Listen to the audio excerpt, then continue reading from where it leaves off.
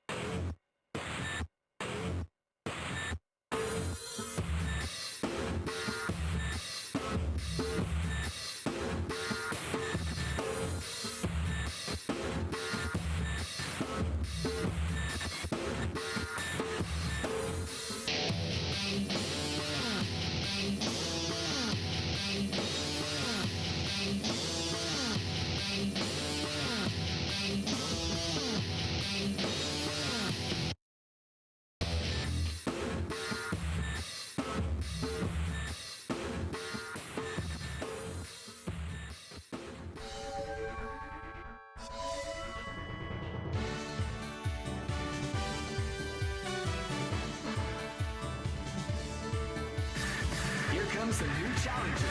You must crush them.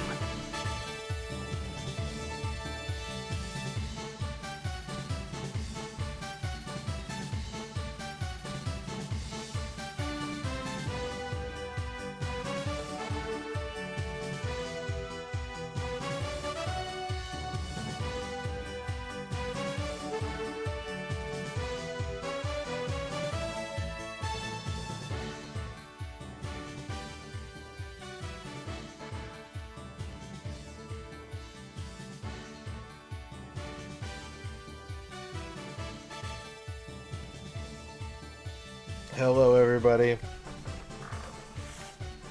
Welcome to the stream. Ern, congratulations on your first. Thank you. Nemo, congratulations on your first. Cycleo, congratulations on your first. Dan Highland, congratulations on your first. Dempsey with the 55-month sub. Thank you very much, Dempsey.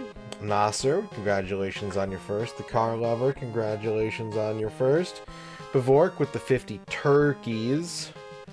Grognak, congratulations on your first. Green Herring, congratulations on your first. Pepperoni Pizza Men, congratulations on your first. Razor with the 100 bits, and congratulations on your first, Razor. Hello as well to young Billiam there.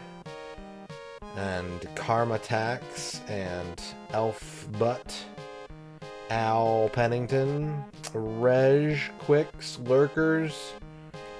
Welcome to a late stream. Apologies for the late start, but I did warn you. I did warn chat in advance that this would happen. So I am absolved of all duties and responsibilities stemming from this late start. Food review time. I like food. I like food. It was all good. It was honestly a pretty banger Thanksgiving in the Radon sphere. I had good family Thanksgiving on Thursday. I had good friend Thanksgiving today. I'm quite full. We have so much leftovers. So I'm going to be eating good. I'm going to be just like blah, blah, blah, blah, blah, blah, blah, blah, blah, blah, blah, blah, blah, blah, blah. That's me. That's me eating all the food. Blah, blah, blah, blah, blah, blah, blah. That's what I do when I eat. What do you do when you eat? What noise do you make when you eat, chat? Type it out using only text in the chat now. Today we are going to be resuming and hopefully concluding BC Racers for the 32X. I'm hopeful that this will be the last stream of this game, though it could not be. It could be difficult to close this out. We'll see. Snarf, crunch, chew, glom, glom, glom, glomp, nom, nom. All good answers. Glorp. Glorp. You get a big corn on the cob and you just go glorp. I get it.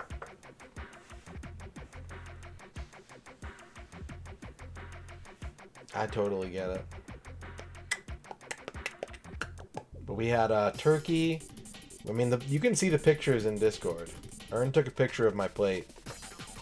Mashed potatoes with gravy, ham, turkey, King's Hawaiian rolls, roasted carrots, stuffing, deviled egg.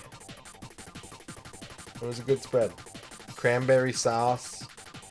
She didn't mention the cranberry sauce. I think it's because it was hiding on my plate. Yeah, you can see it underneath the ham at like 1 o'clock. You can see a little cranberry sauce poking out. Did someone say corn? Hello, Tarathiel. Post up your corn. We're corn posting tonight in chat. Doing some big corn posting. I'm a little sleepy today. I didn't get a ton of sleep today, but that was expected. I was expecting that, so it's expected. Alright, we ready to hit the tracks? We ready to get in our carts?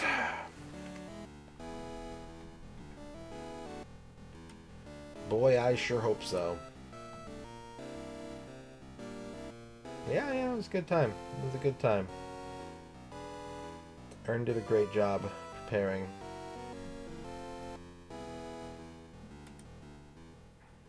Okay, here we go. Let's go back to Caveman Zone. We're entering Cave Town.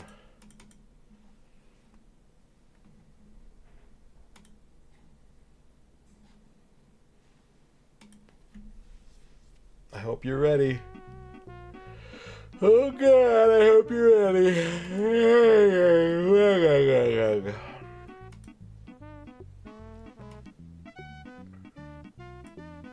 Hello, Chippy. So we have to play on difficult, hard mode. Because last time we finished medium mode. I think. I gotta remind myself.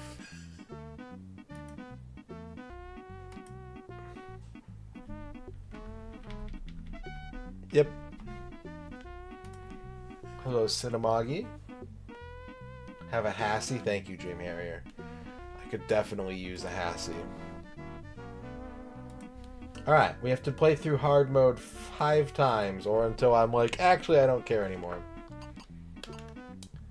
Well, I don't want to speak for Ern, Razor. We both like mushrooms. But if you get into the minutia of it, I like small bites of mushroom. I'm kind of turned off by large chunk, like big, like you ever have like a one of those mushroom burgers where it's like a full mushroom cap on bread? I can't do that. That's too much mushroom for me. Yeah, no portobello burger for me, but like little itty bitty mushrooms, delicious. Love them. So yummy.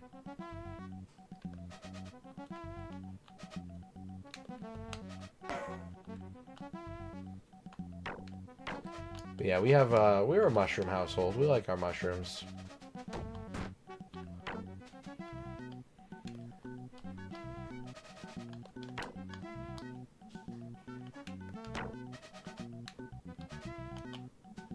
One of Ern's friends made us some like mushroom powder. That's just like you can just sprinkle it on stuff and make it taste like mushrooms. That's really good. It's like a mushroom umami powder, and it's homemade.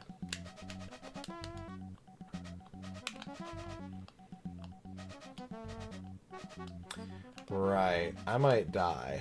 I didn't go to the pit stop. Hi.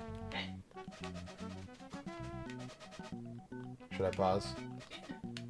Should I mute? No. So, the turkey, when I bought it, with all of the backbone and innards and all of that, was just under 21 pounds. Do you want to guess how much we have left over without all of the bones after 7 people plus leftovers to them and extra to 2 more? 12 pounds. Less. 10 pounds. Less. 8 pounds. 7 pounds of turkey left. 7 pounds, like 2 ounces of turkey. So probably like a third of it. Well, probably because it, like, without all of the bones and stuff. If we're just talking meat. Meat, yeah. Yeah, like probably half of the turkey left. So. Yummy. Yeah. Well, I'm making stock, so you know what's in your future. Turkey soup. Ooh. Thank you, babe. Yeah.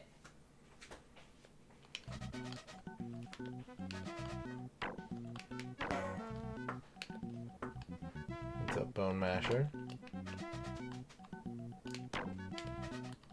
I'm just trying to not die. My health is low. I'm just here so I don't get fined. Oh, yeah, I wrecked. The dono goal of $1,000. You know what? I'll give you a deal on that, Quicks. I'll do it. I'll do it for $825. I'll give you a 12% off. 17? 17% off? I don't know.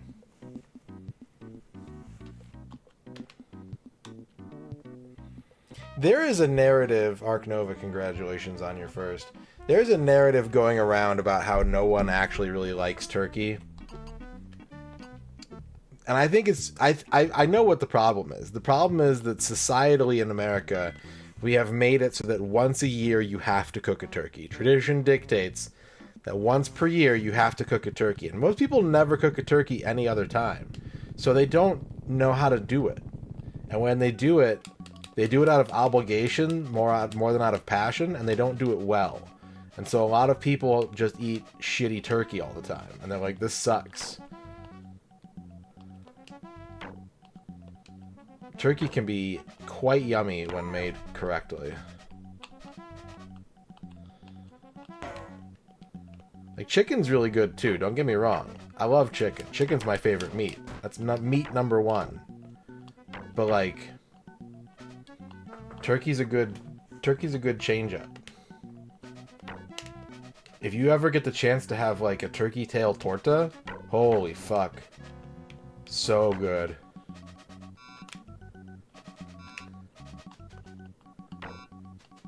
Fantasy Pharmacy.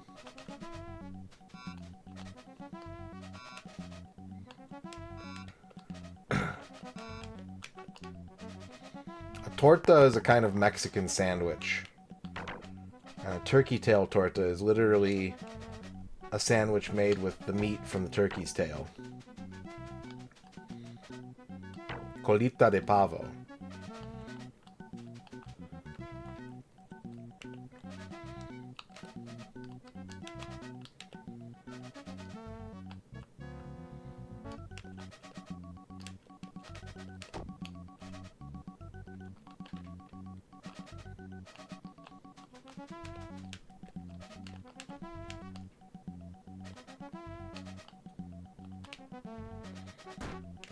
Also, I learned in Japanese class last night that the Japanese word for turkey is shichimencho, which means seven-faced bird.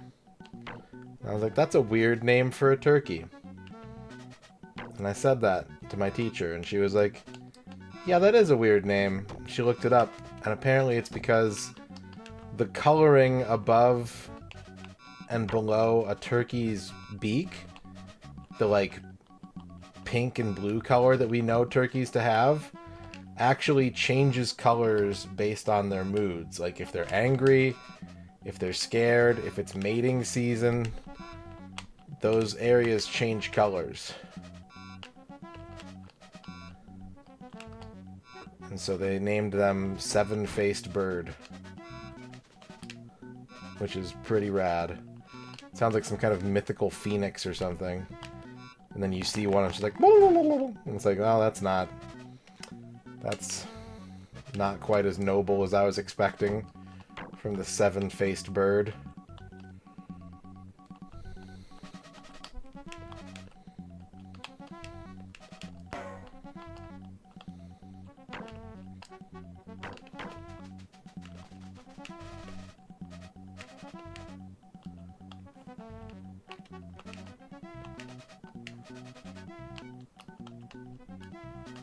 Oh, god damn it.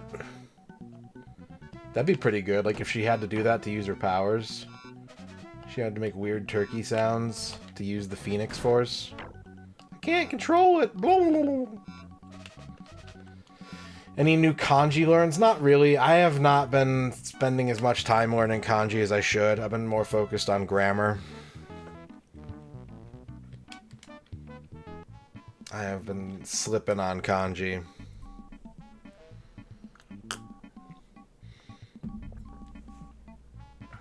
In turkey culture, there are 7 masks.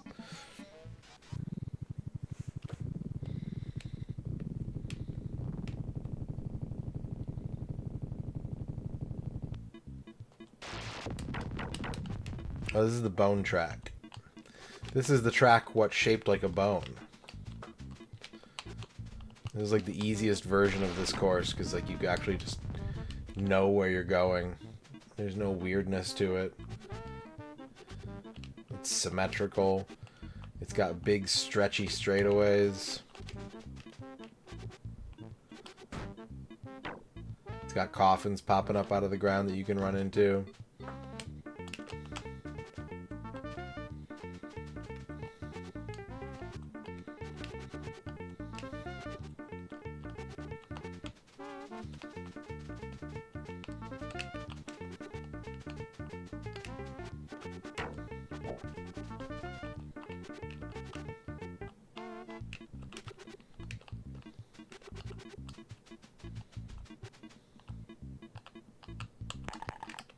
Oop, did not get as much meat as I would have liked to have.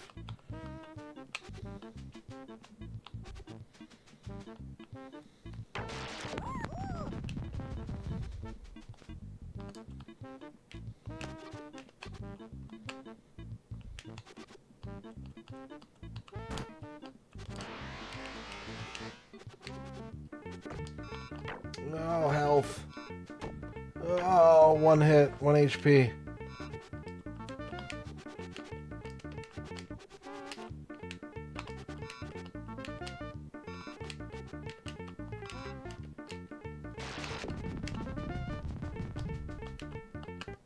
Meat.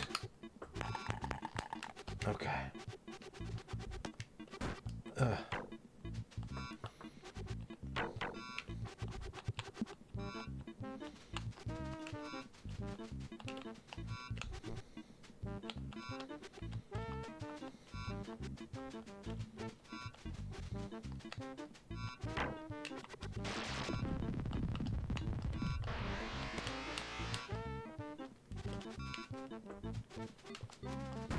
Ooh. I'm dead. I'm so dead. Yep.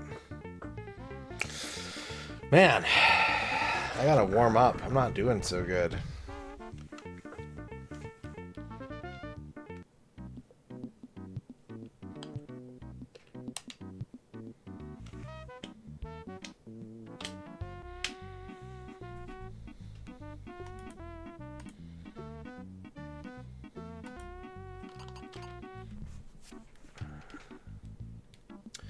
The Bone Zone.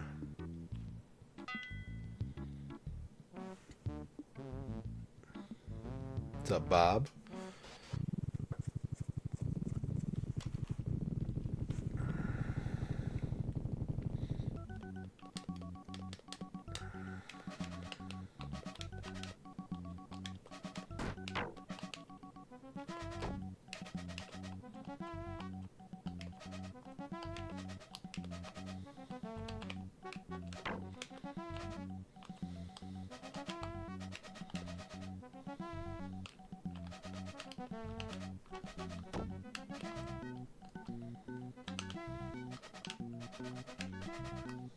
Gotta get used to controlling these carts again. I kind of had it down last time.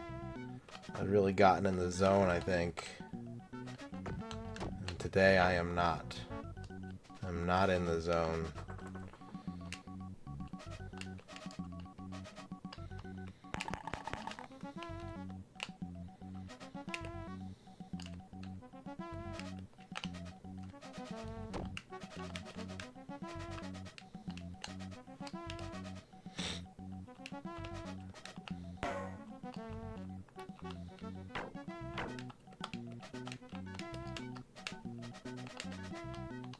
I think the key is to remember that this game, like if you look at the mini-map, I'm kind of whipping ass right now, right?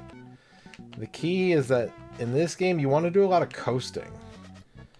This is maybe a unique racing game for me. I can't remember a racing game where I've wanted to coast this much. But coasting is very helpful in this game.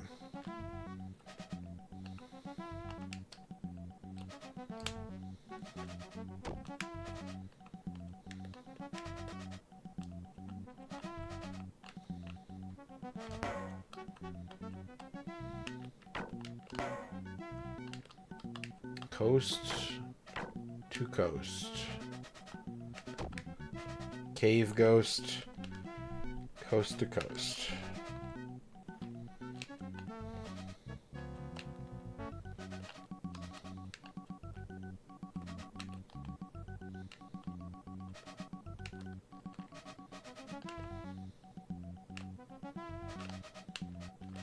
Like, I feel like my accelerator usage in this game that I'm doing right now to like play well is closer to how you drive in like Gran Turismo than it is in like any kart racing game I can think of, or even like arcade racers.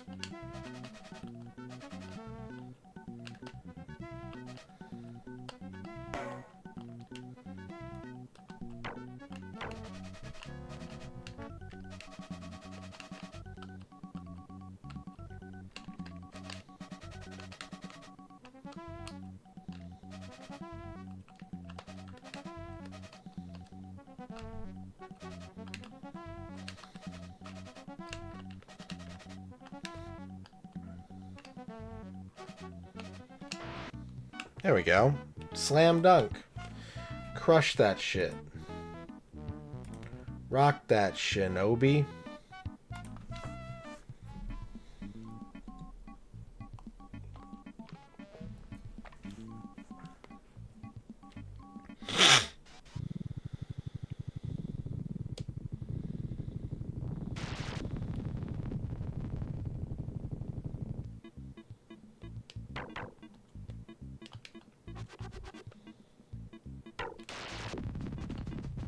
Because racers. Why are we going so fast?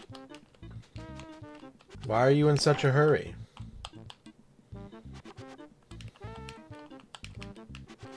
Like, I'm coasting and passing people. Sega Nick with the raid. What's going on, Sega Nick? Thank you for the shout out. What were you up to today? Come on now, Afterburner. Come on. Yeah, there we go. All right, release the clamp. Here we go. This is the one. Were you clamp gaming? I was recently clamp gaming. Were you doing clamp gaming too? Thank you for the raid. Welcome in everybody from Sega Nick's channel. My name is MisterRadon. And one of the things that I do on this channel is try to complete every Sega 32X game ever made. All 40 of them. And this is the halfway point. If we can clear this game, we're halfway done. Which is very exciting.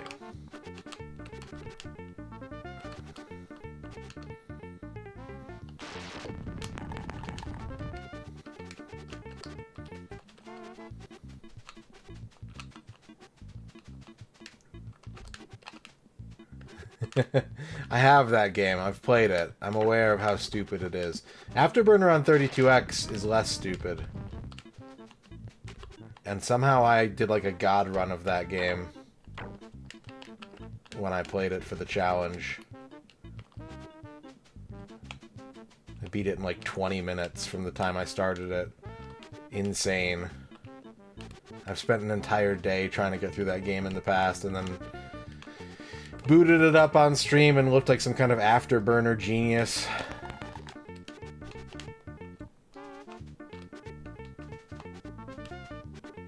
Right now we're playing BC Racers. I believe this is our last racing game for the console.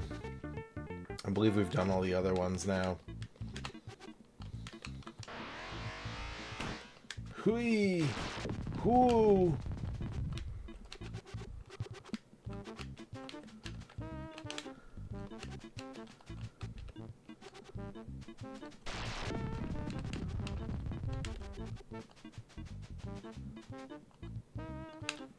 Turkey and dumpling soup. I'm down.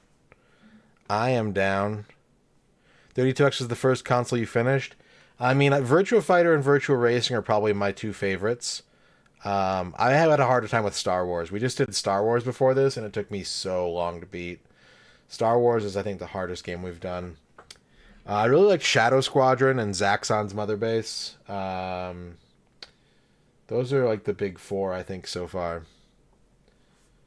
I think.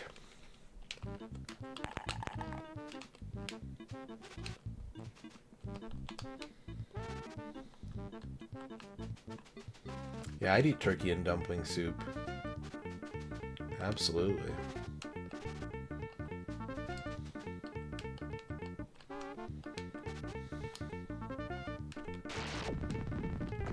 Bonk.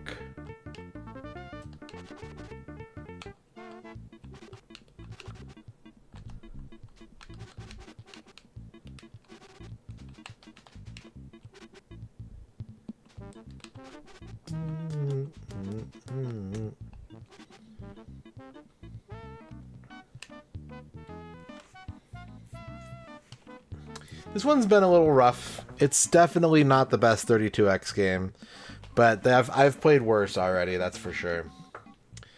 Definitely played worse than this.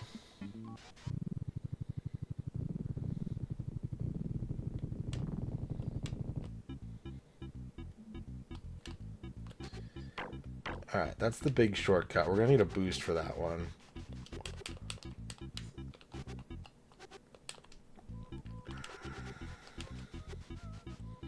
That's a tree. Don't run into those. It's not good for your health.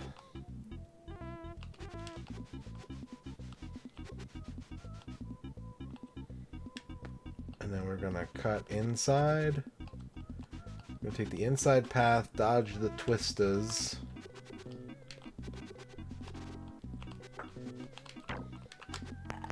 Get our meat on. Where's the ramp? There it is. Wow! Oh gosh! Alright, get some good sleep. Thank you for the raid. Take care of yourself. Get some rest. Good job streaming today. I'll take it from here. We got a late start tonight, so we're probably going to go pretty late. Probably going to be a pretty late stream. Okay, Chuck's dead for the second time this circuit. He's having a real rough go of it.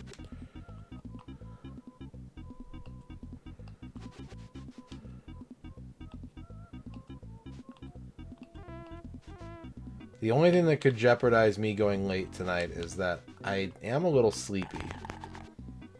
Because I didn't get a ton of sleep today. But other than that, I think the full expectation is that we will still do a 5-hour stream, despite starting an hour and a half late.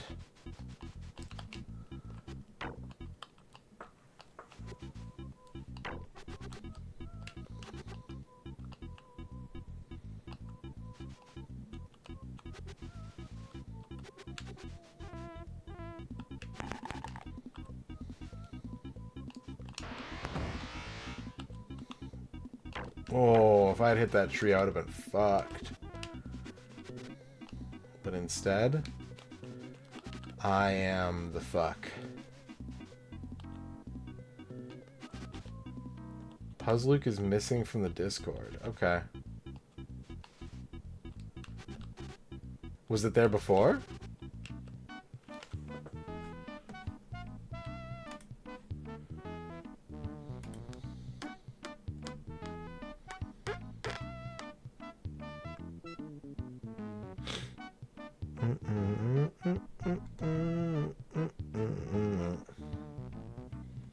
That's weird.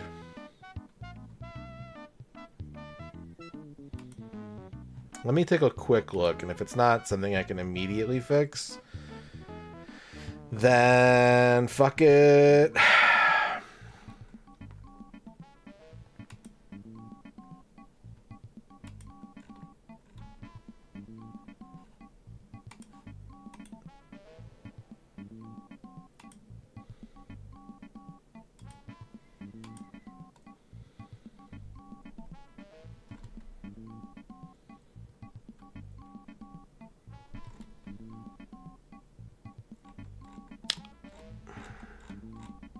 It looks like a lot of them went missing. Maybe when I shuffled everything around, it got all fucked up.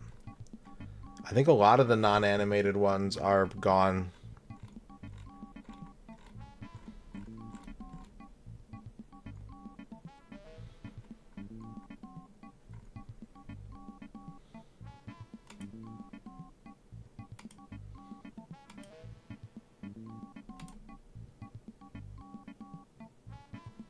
Okay, I hit the sync button on the emotes. We'll see if that fixes it.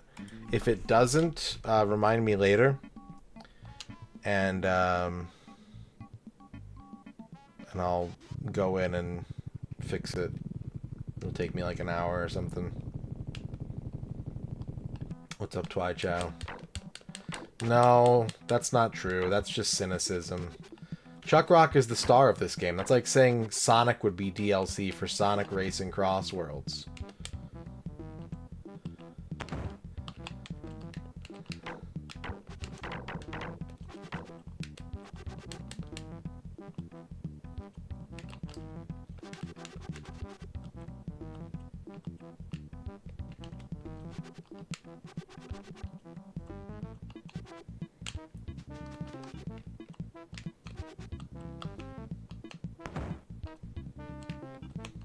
That's a different Sonic.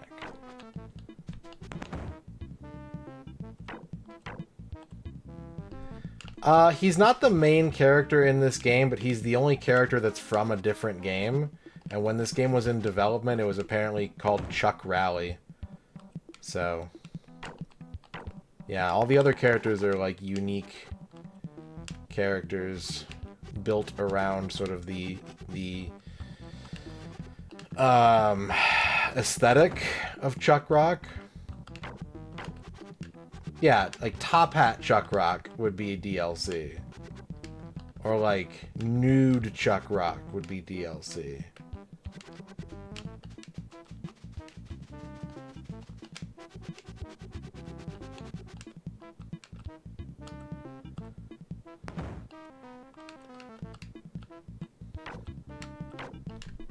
Or Chuck Rock dressed like Jigsaw from the Saw movies.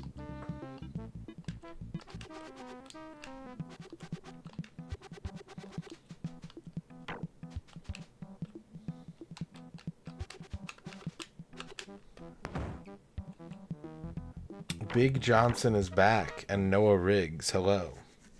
Yeah, it's like how Bentley Bear is the only classic Atari character, yeah. They're like, we made a game about Atari.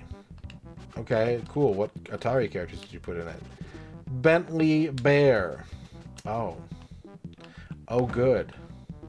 Is there a Clax track? No. Okay, then. Thank you, Atari. Bentley Bear is the main character from Crystal Castles, a rather fun trackball arcade game that is a 3D isometric dot eater. I enjoy that game. They could have put fucking like Paperboy in Atari cards. Like, they had options and they just neglected all of them. They're like, nope. Bentley Bear. That's what'll sell the game. That's what everyone's clamoring for. Give us Bentley. He isn't even driving a Bentley. 11 Bentley Bear educational games on Atari ST. Now that I didn't know. That I did not know. I know about Fatty Bear. I know about Sticky Bear. I didn't know that Bentley Bear taught the children.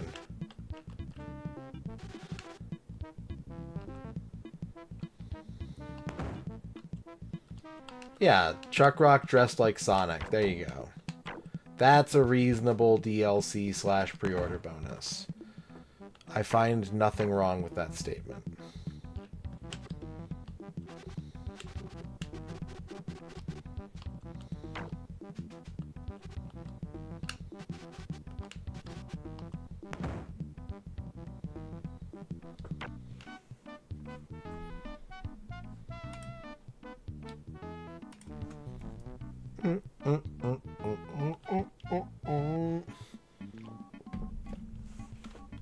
Oh, because it's a bit emote? Yeah. Yeah, that probably wouldn't... Oh. That could be it. I mean, I could still, like, upload it to Discord. Because I did that with the bit emotes last time. But... it would have to be its own separate individual upload.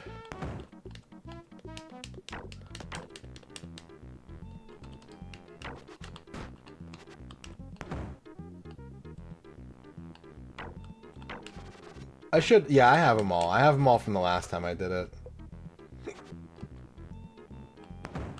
God damn it.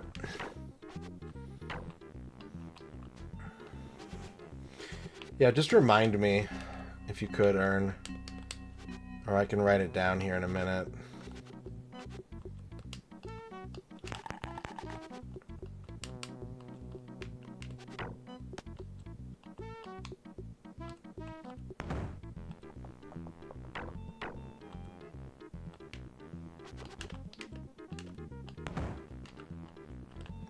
Magnus Prada, congratulations on your first. I gotta stop looking at chat on that bridge. I keep going like, okay, I'm lined up on the bridge.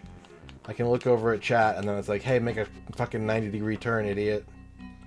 And then I gotta do it.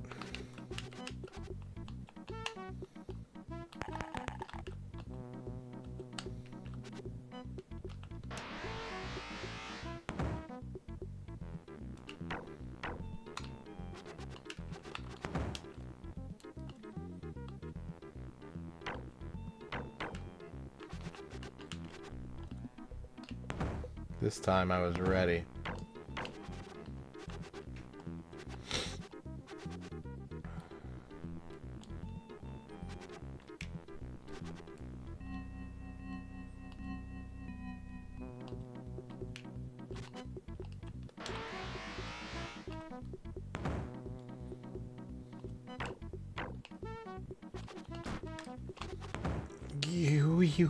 Wee.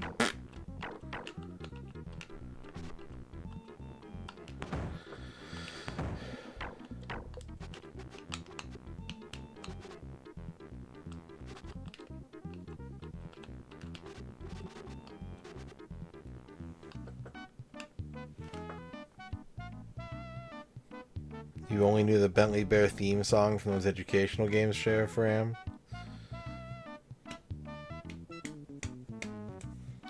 Alright, let me write this down real quick before I forget.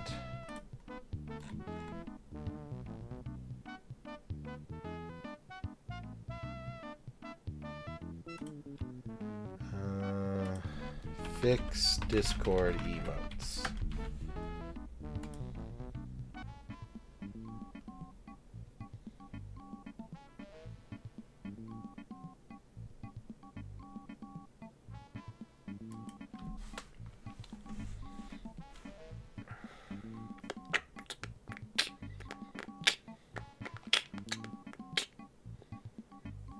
Where's Chuck Jazz? Chuck Mangione.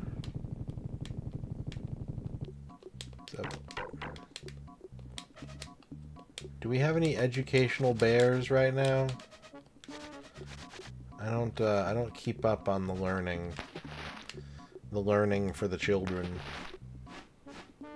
There's got to be some like Coco Melon Bear or something, right? There's no way there's not.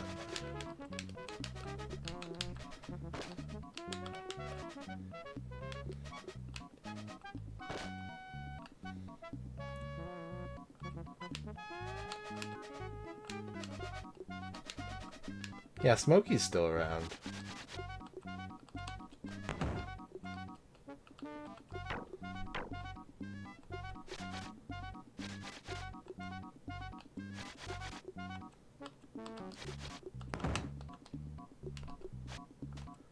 Smokey's still here to teach kids that fire is cool.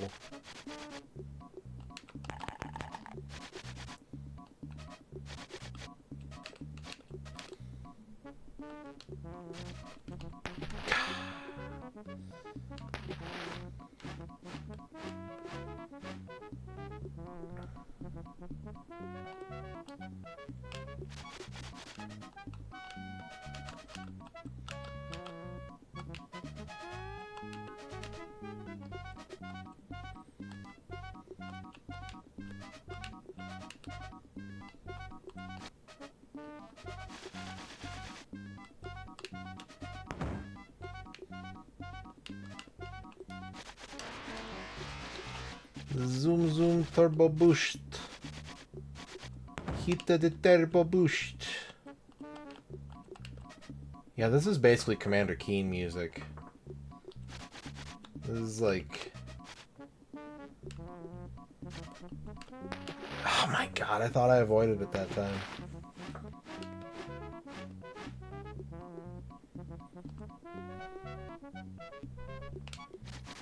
This is like prototype Commander Keen music.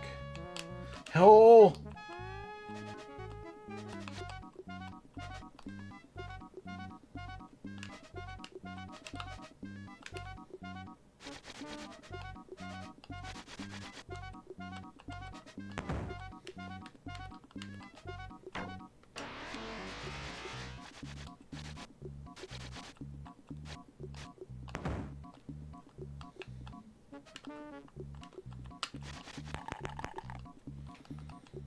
Okay, can I, for once, this course, not fall into the water?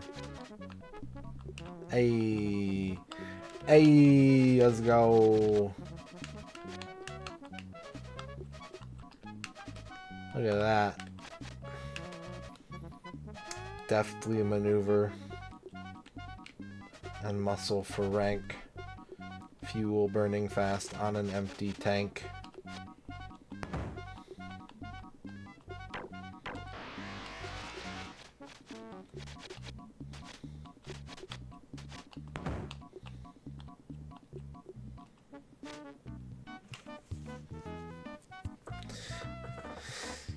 Is Harold the Giraffe a thing? I don't know if I'm familiar with Harold the Giraffe.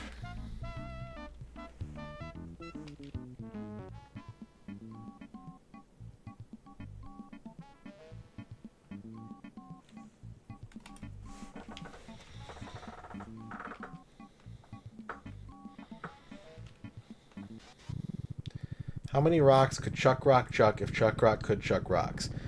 Chuck Rock can chuck rocks. Chuck Rock can chuck one rock at a time.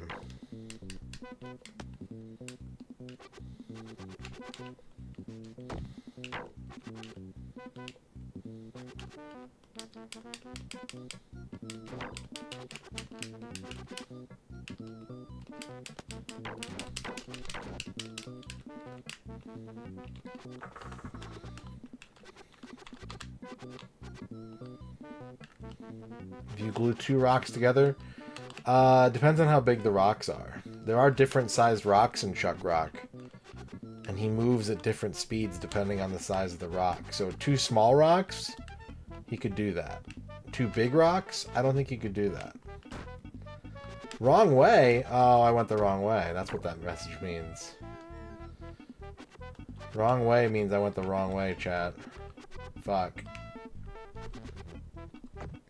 I'm learning so much.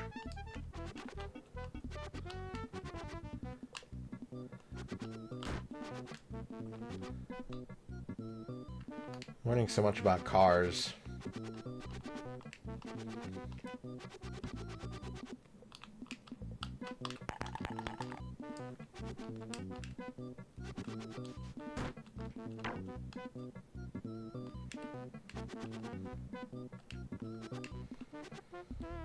Can you play as the dino? You cannot, actually. The dinos are only for the CPU. I wonder if there's like a Game Genie code you could put in. But no, they're not selectable.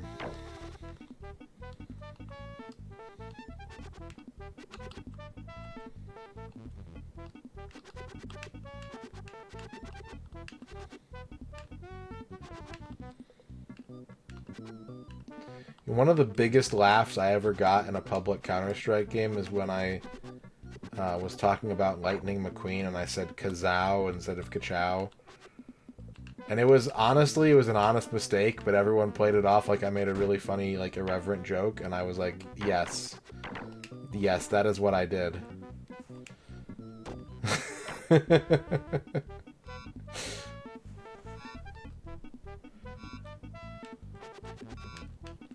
Thank you, I did that.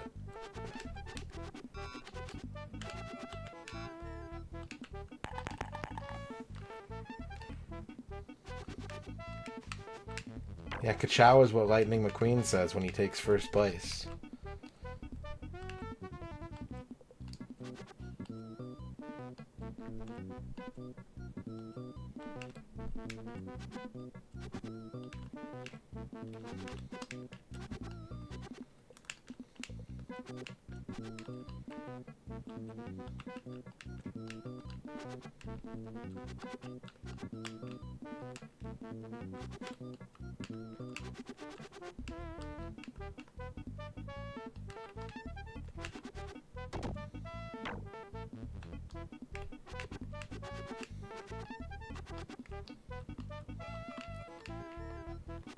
You know, I don't know when to boost, and I think I probably shouldn't. I could do it at the top here.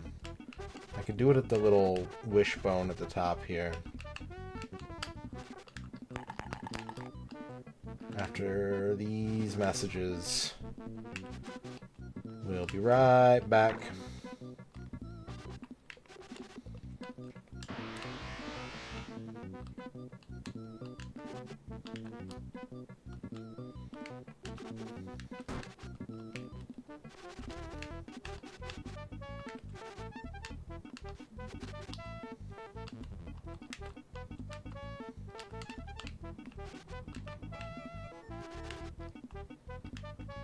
If I just don't go the wrong way this time.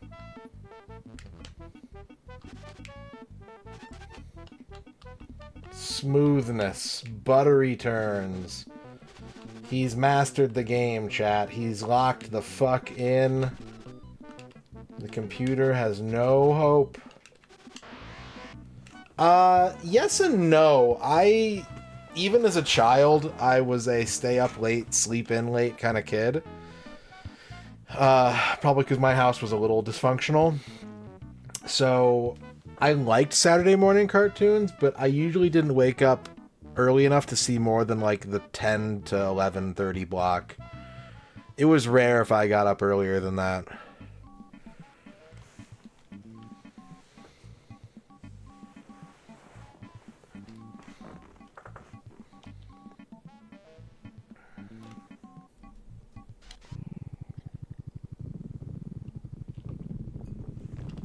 You went 3 and 5 at the tournament, Mike?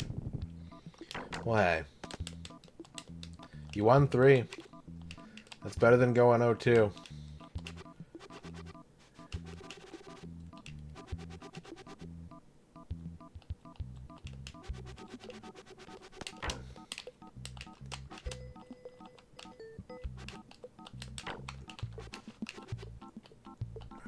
You were an early bird kid? Yeah, I've never...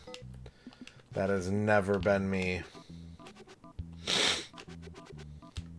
Like, I like waking up early as an adult. As a kid, fucking absolutely not.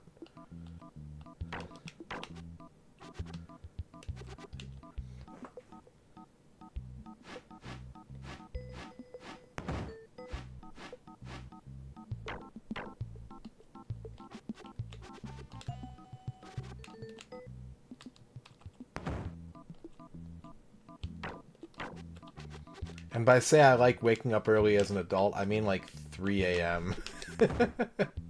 1 to 3 a.m. wake up time is like extreme productivity radon mode. I get so much shit done. It's like I'm some kind of super powered, hyper aware version of myself, and then like 12 hours later I'm passed out. I can't keep my eyes open. I just touch the mattress and fall asleep.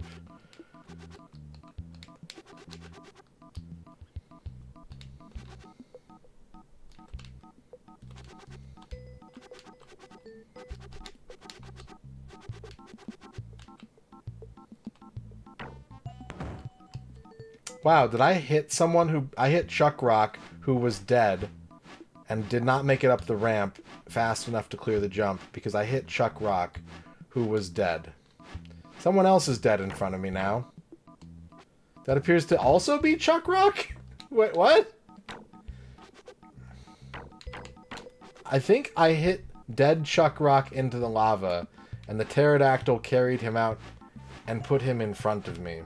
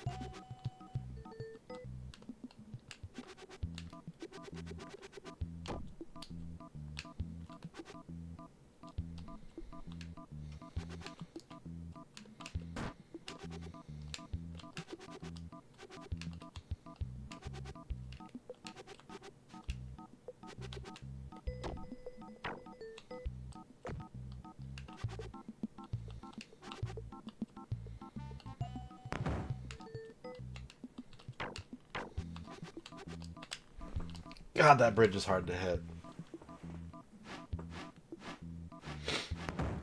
Your entire family are night owls?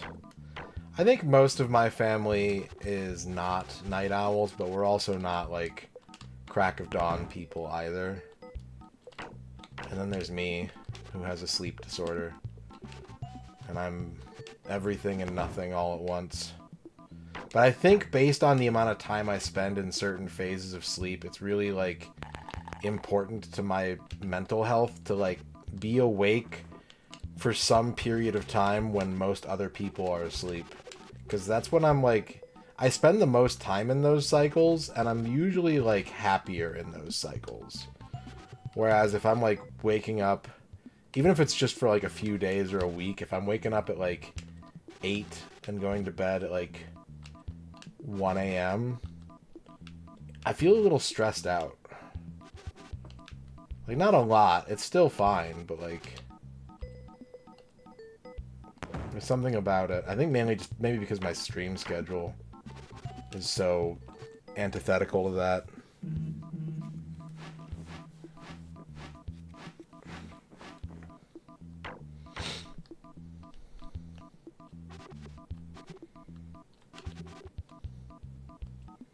I'm kind of jealous of people who, like, stream in the morning. Like, they wake up, maybe they eat breakfast and go to the gym and then do a stream.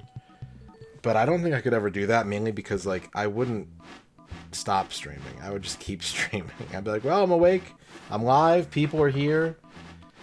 I do it, but it's like the dysfunctional version. It's like I force myself out of bed and I shower for 5 minutes and I hurry in front of the camera and hit the go live button. Like, it's very like, oh shit, oh shit, oh shit, and then I'm live.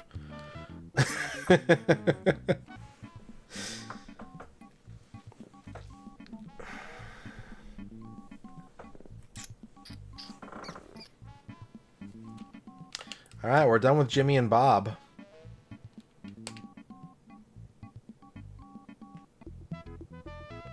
Special Jimmy and Bob stand animation, and I'll see, based on how these look, I'm gonna make a decision about if I want to go through them all or not.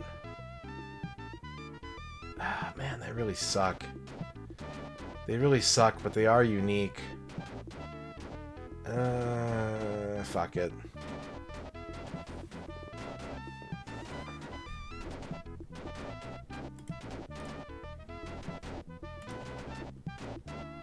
Yeah, 1 second.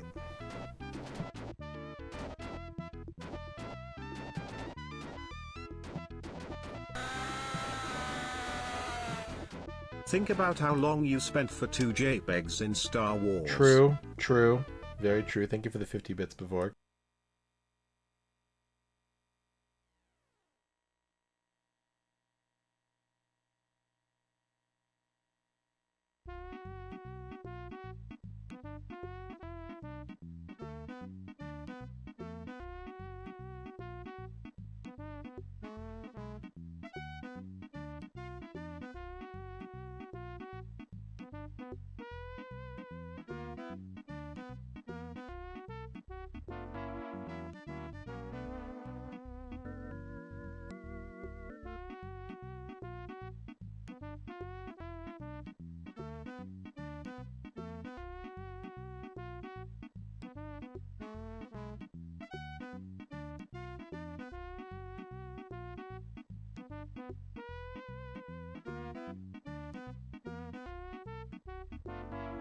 Okay.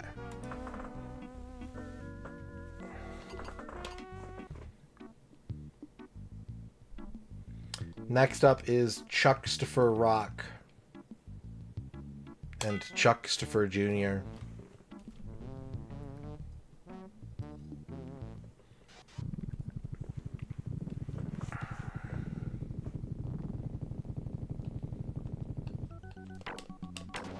He of the mighty acceleration.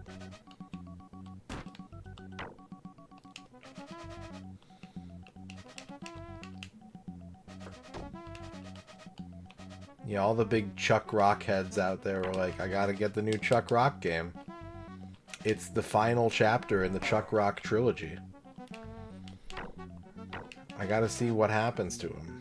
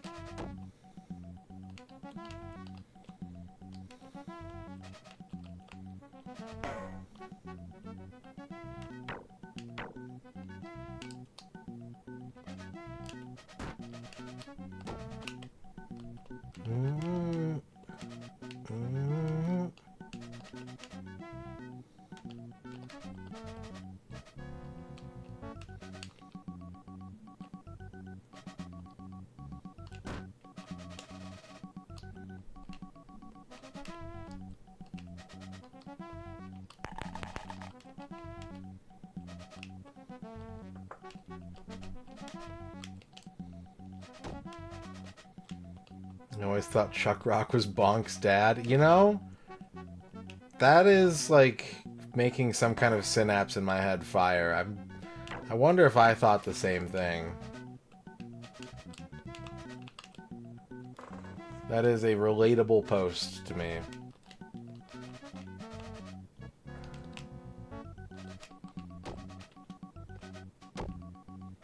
The neuron activates.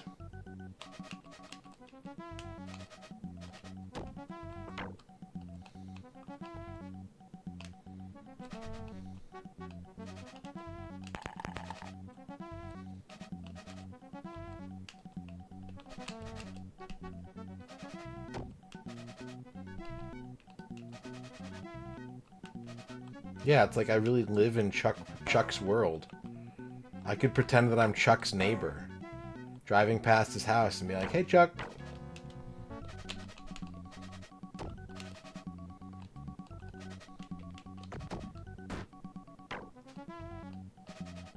Hey, me too, paused. You're describing my life. If days were like 26 hours long, I would be a normal functioning person, I think. Who goes to bed and wakes up at the same time every day.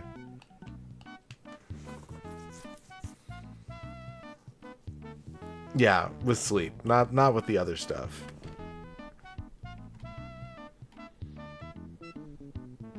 Nope, this is the last Chuck Rock game that I'm aware of, Ragadam.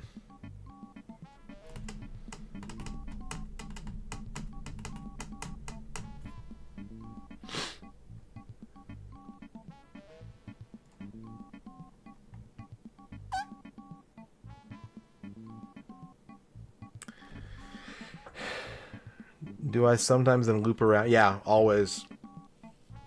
Yep.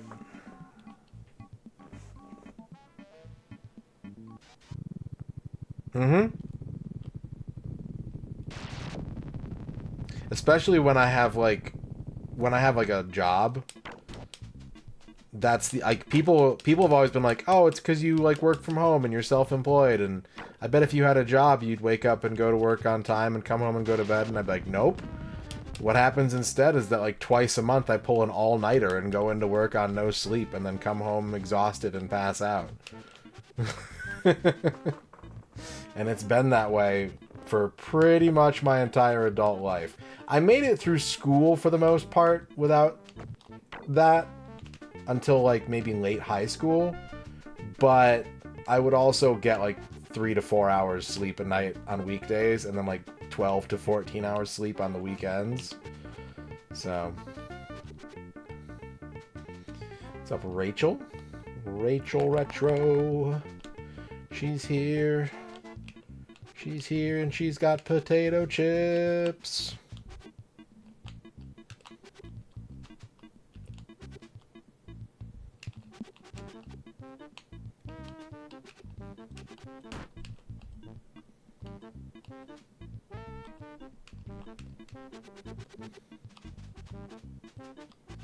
Yeah, we're playing as Chuck Rock and his son Chuck Jr.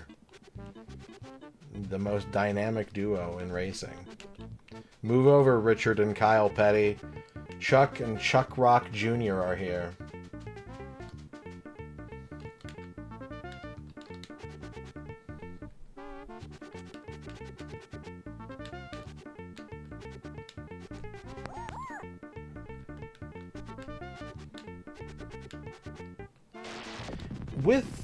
Depending on what time of day it is, there are like a week or two where I can like lock in and keep a sleep schedule.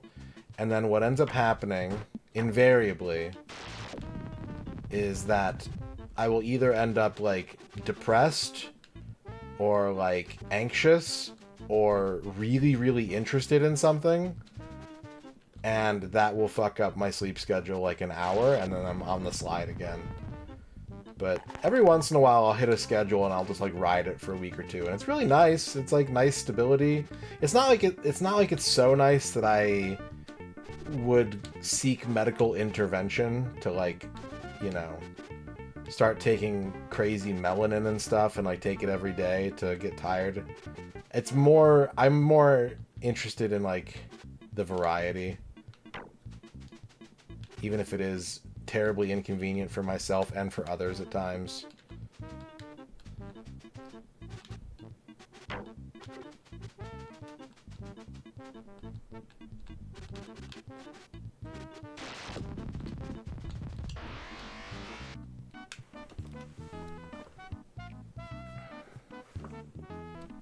I'm playing on hard mode with each of the characters, and then we're done with it. Razor. Gotta flip my sleep schedule. Yeah. Yep.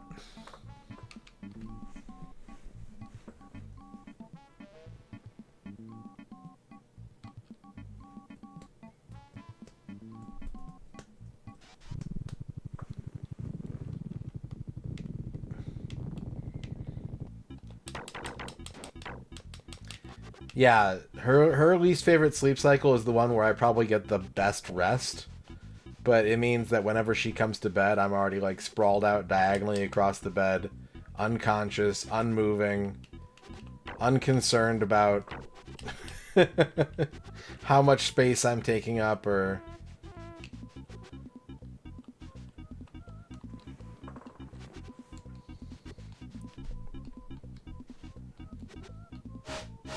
Woo, I hit the twister. I hit the Helen Hunt. I actually wish my friends were better at understanding my sleep schedule. Because what I want people to take away from it is that all you have to do is ask. I've had people be like, I don't know when to get a hold of you, or like, I don't know when you're available. And it's like, literally just ask me the day before, and I'll tell you. And it'll be 95% accurate. Like, it doesn't change so much from day to day that if you just kind of know generally where I'm at, you'll know where I'll be tomorrow.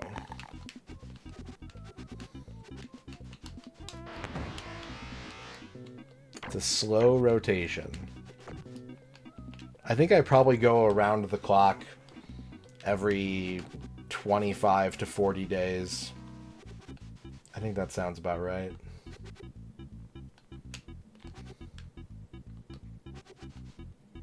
But yeah, just ask. Now, the one thing that I do that is unfair to people is sometimes people message me while I'm asleep, and like my first response to them is very grumpy, just because I'm kind of grumpy when I wake up in the morning. So sometimes people will message me at a perfectly reasonable time of day, like say 4 p.m.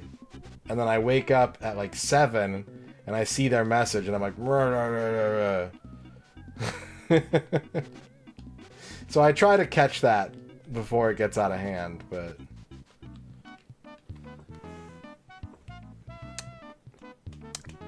no, I think my friends know that I get a lot of sleep, but that they think that I'm like always asleep, maybe? I don't know. It's hard to say. It's hard to say.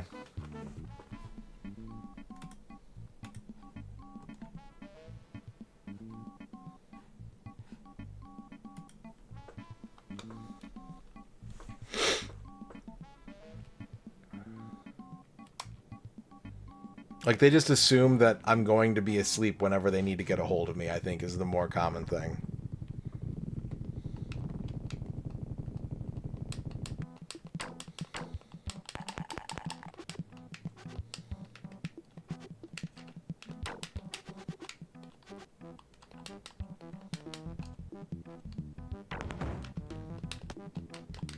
Damn, do you see that air shot? I hit Cliff with my club in midair. That was like that scene from that movie where the two people jump at each other and they like lock arms and they're spinning in midair. What movie was that? What movie am I thinking of? Is that a Mission Impossible? Or is that a James Bond movie? There's a movie called Gravity? I don't think it was Crouching Tiger. It might have been Matrix. It might have been Matrix.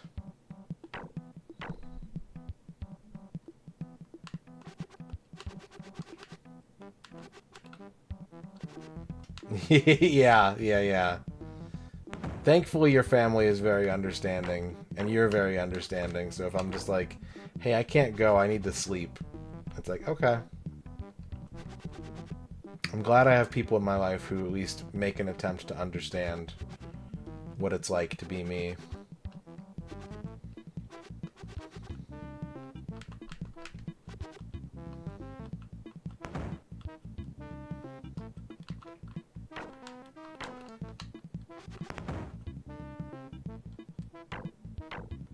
Gravity is the Sandra Bullock astronaut movie. Was there a fight scene in that movie?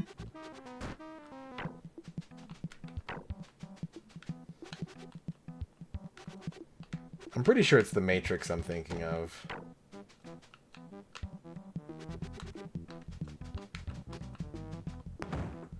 $1 Million Baby was Hilary Swank, right?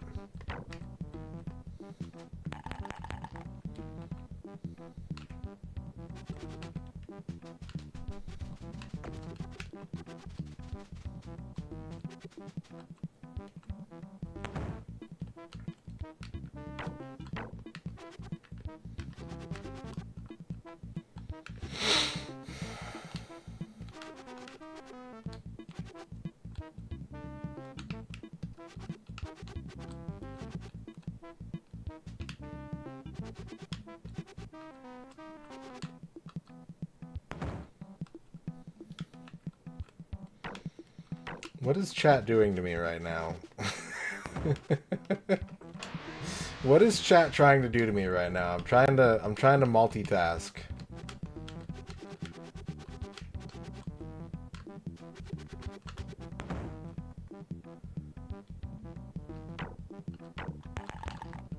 Well, not just wife.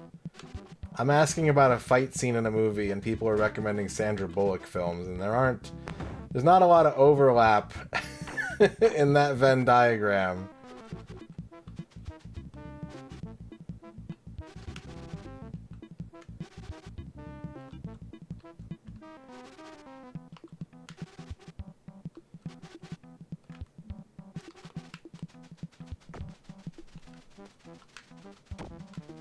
Oh boy. Look what you made me do.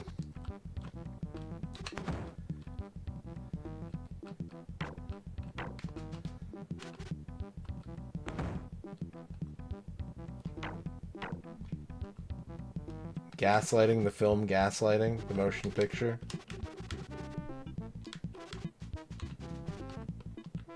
That's the heroin movie, right? With the baby.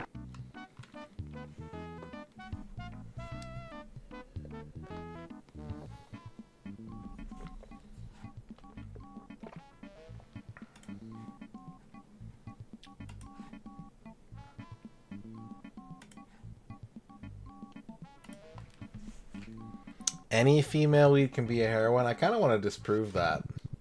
I kind of want to think of a character who only plays female villains.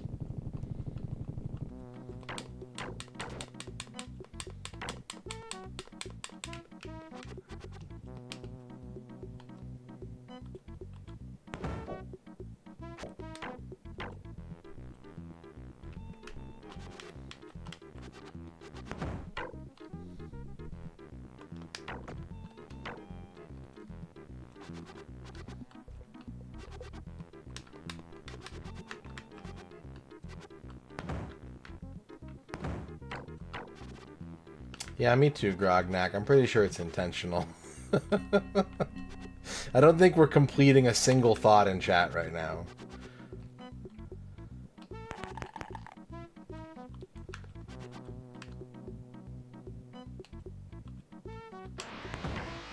Oh, God.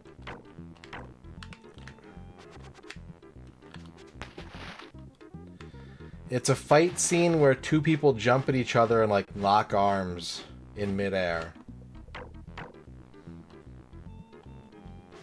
I think it's the Matrix. I think it's Neo and Agent Smith. Matrix 2.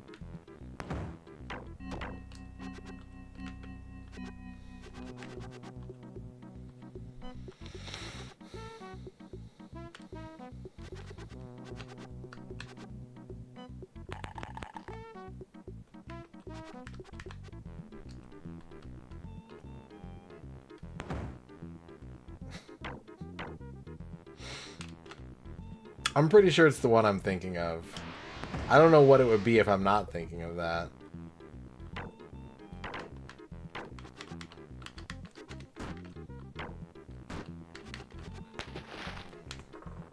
Yeah, I was gonna say, this is maybe the least helpful chat's ever been. In 15 years, this conversation might have actually been the least helpful moment.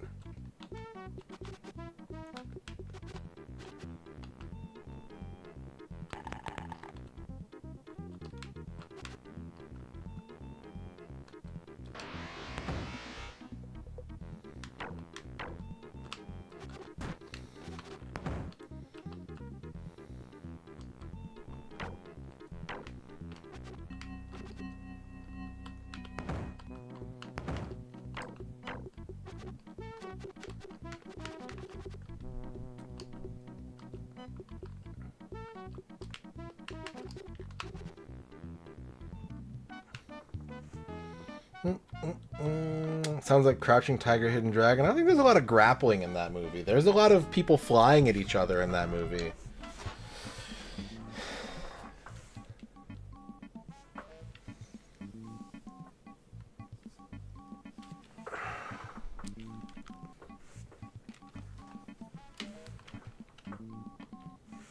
Matrix Reloaded. Is that the internet or is that Google AI?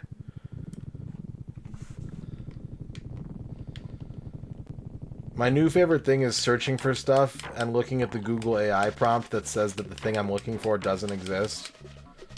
And then like scrolling down to the second result and it's like, oh yeah, this thing.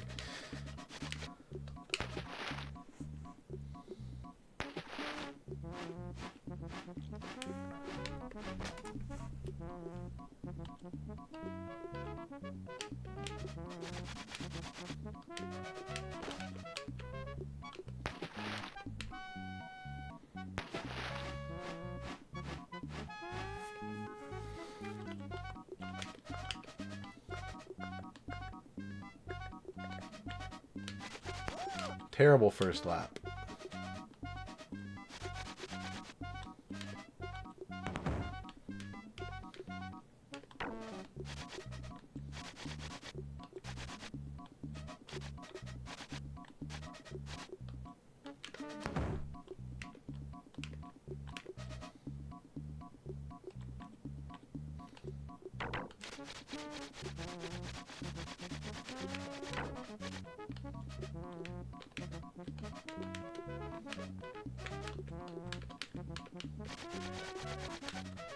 Ooh, but the second lap is looking smooth. Oh, Fit Penguin, I'm sorry.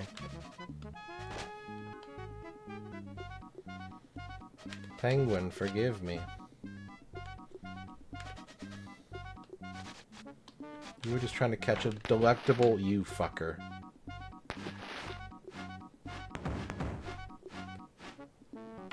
Dark Cloud was a lot of fun, but I also got really lucky. I streamed that game many years ago, and I was on the fucking struggle bus for like 4 hours, maybe 5 or 6. And then the game just like took pity on me and dropped a god weapon randomly, and then I beat the whole game. It was great.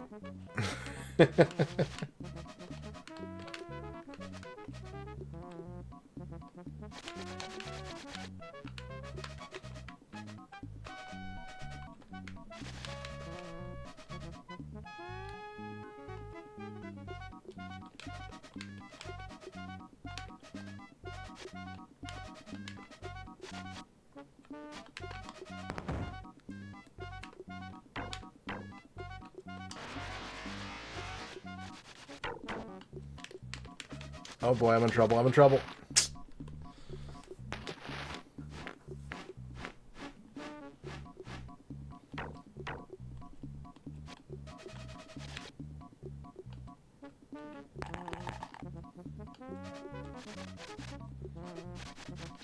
That's right, every game is someone's favorite game. So you must treat them with respect. You never know when the game you're saying is like the biggest doo-doo dog shit is actually the person you're talking to's most beloved and cherished software title. Please try to keep that in mind at all times.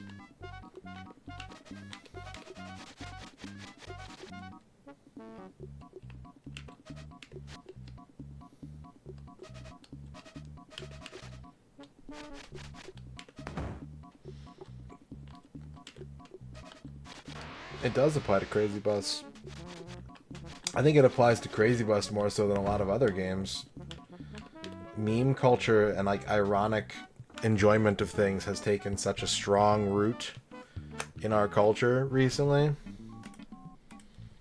that I am unhesitating in saying that someone's favorite game is Crazy Bus.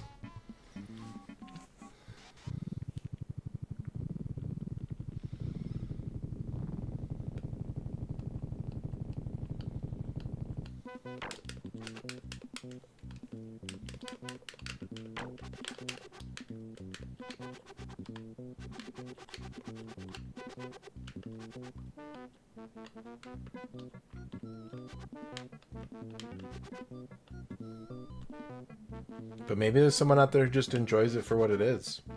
See, what I said right there was judgmental and prejudiced. I need to check myself. Because there could be legit Crazy Bus fans out there who are just like, yeah, I like looking at the buses. I like watching them move across the screen.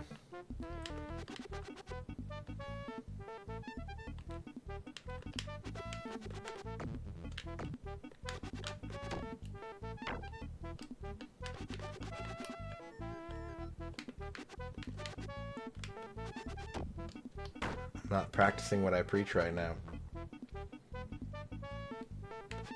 By insisting that the only way someone could like that game is ironically, as opposed to authentically.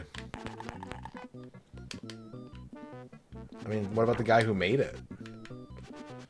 The guy who made it probably was like, yeah, this is my shit.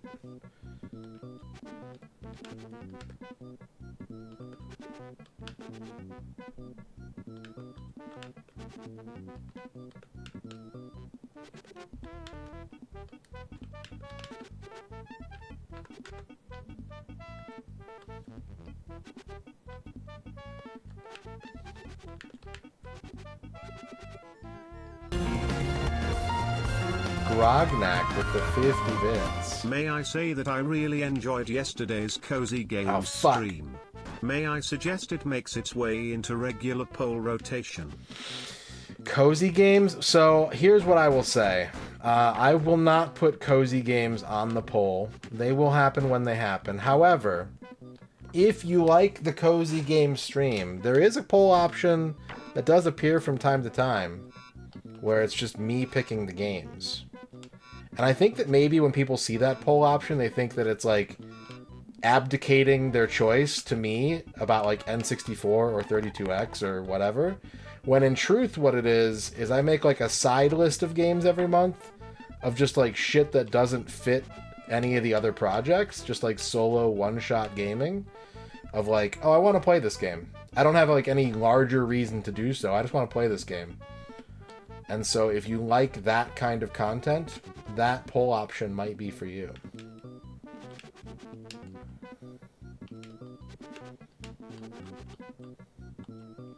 But no, there is a time and a place for the Cozy Game stream. And it's usually because I need it. Generally speaking, I tend to bounce off of a lot of streams that are more built around like dabbling and sampling lots of games. Like, you'll notice that when I do a Cozy Game stream, I try to beat all the games that I load up.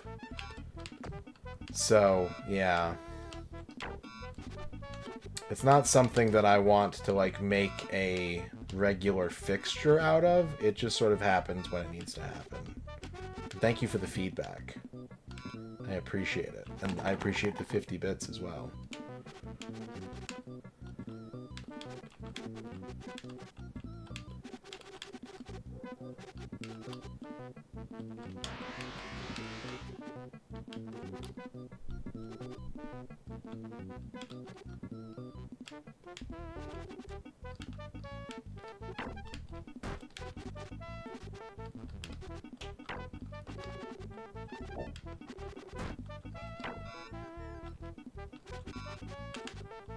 And there's no guarantee that if I pick the game, if you vote for Radon Picks Games, there's no guarantee that the game that I will be playing will be chill in any way, shape, or form.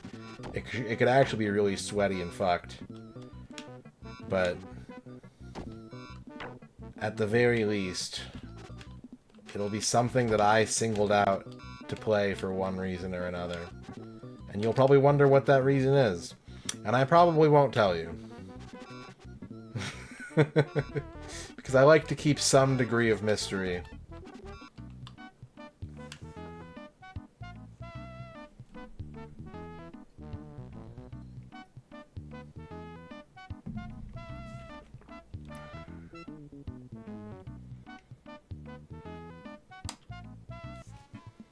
I mean, you have to admit, Ern, that I sort of straddle the line of not explaining shit and explaining things too excitedly to let them be mysterious. Those are my two modes. Is don't ask about the man behind the curtain and let me tell you all about the man behind the curtain even though he's not coming out for 8 months.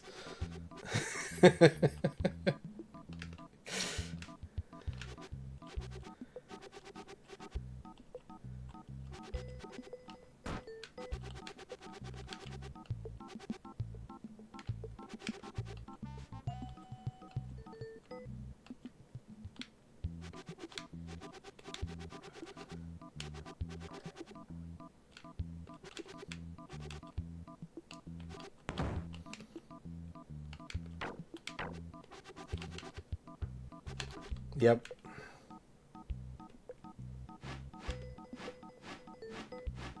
I don't think you need to worry about that, Dan. I think there's a lot of streamers, a lot of them in our community, and a lot of them who are very successful at what they do, who do not commit to full playthroughs. That's not their vibe. There's nothing wrong with that. It's the diversity is the most important thing. Like, you will find an audience that fits what it is you're trying to do. Now, there are certain lanes that have more traffic. That's just a rule of how people watch and are entertained and all that sort of thing. But I've seen so many people burn out because they try to do something that they're not equipped to do. And, like, you can do that to a point. You can push yourself. You can challenge yourself.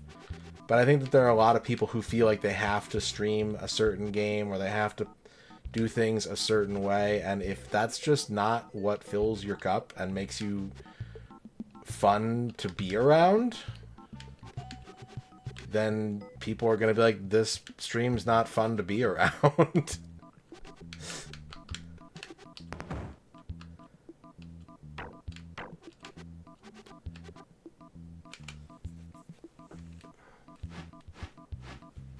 Maybe, Nemo. But I only get so many characters to type in those polls. I'm very limited on what I can put in there. I don't even know if I could fit what you put in there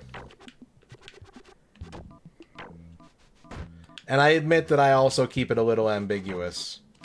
Like, I'm explaining it now because it sort of came up. I'm explaining it now in response to other feedback. But I'd rather not.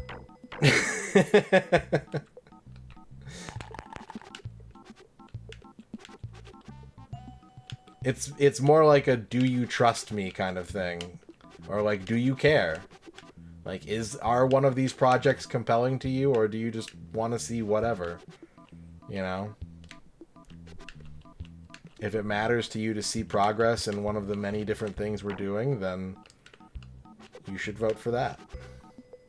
I worry that if I make it too clear, or maybe not clear enough, that, like, these are games that I've chosen to play myself, people will think they're, quote, doing me a favor by voting for them, and, like, that is, A, not necessarily the case, and B, I really think maybe 100% of the time that chat does something because they think they're doing me a favor, it's actually not having the intended effect. Like, when people are like, you look frustrated, I'm gonna make you do this channel point redeem. I'm just like, but I was gonna keep doing the thing. I was gonna get it next time. It's more important that people just do the thing when they want to do the thing as opposed to doing it for my sake. I think everyone's happier that way.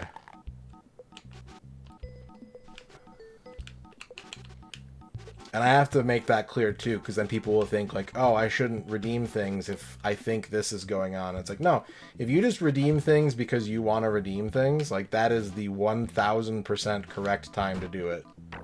If you try to assign some other meaning to it, that's usually when it goes awry.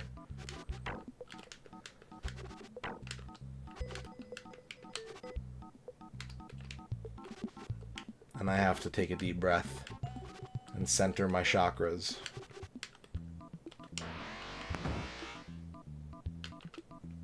Oh, that was a bad choice. Yeah, I could probably reword it better, but I'll have to think about how to do that within the very limited space that they give me.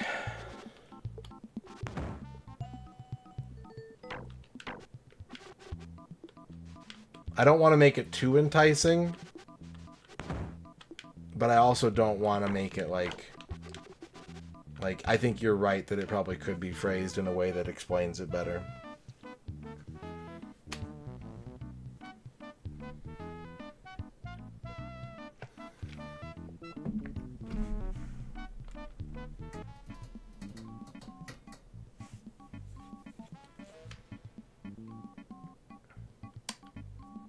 Oh, I knocked someone out, apparently. Alright, let's see Chuck win. Let's see Chuck celebrating with his son. Parent-son bonding.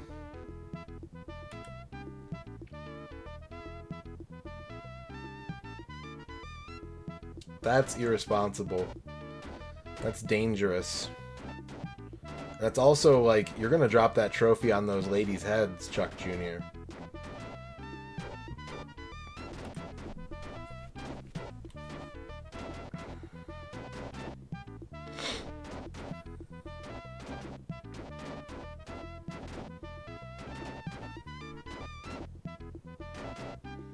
I don't know. I assume we see Mrs. Rock in the first game. Maybe. I don't know. I don't have Chuck knowledge.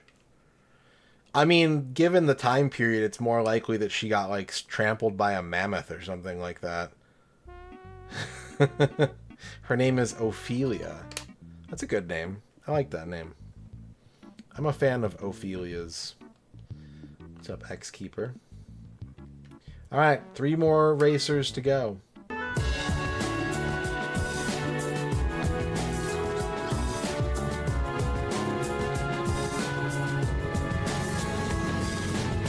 Things of your mind. Thank you for the 250 bits. We have level 1 channel point redemptions open.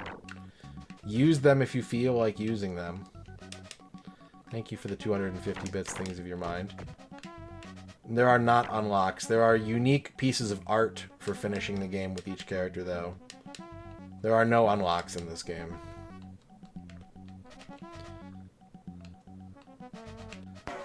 And no, you don't have to apologize, Zargert. You can take your time with that. You can even just be like, nah, I can't do that right now.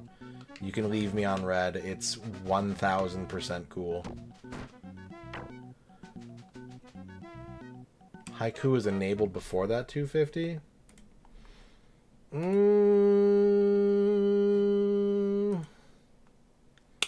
Well, it shouldn't have been. Maybe something's broken on the bot side of things. If it was, I would have just declined it.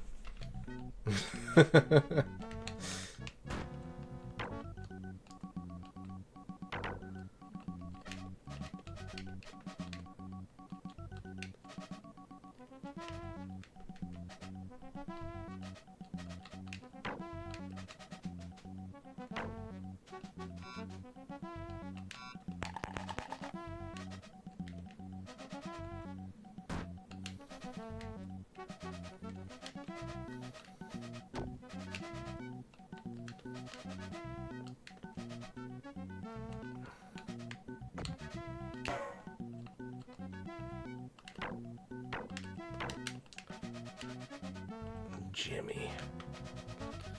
What is it with video game Jimmies?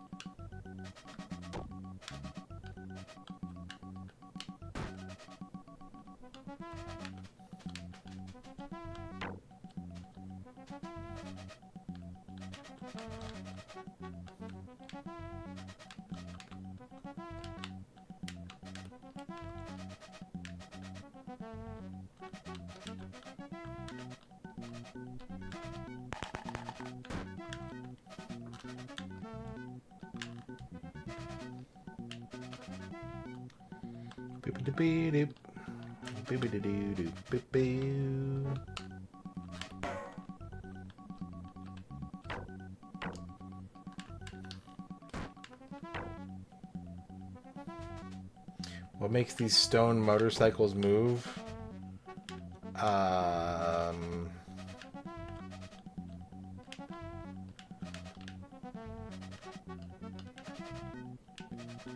don't know.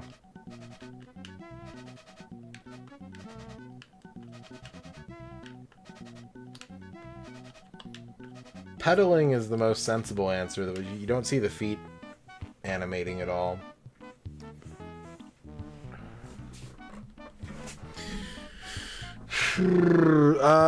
Things of your mind wants a legitimate fear of the day.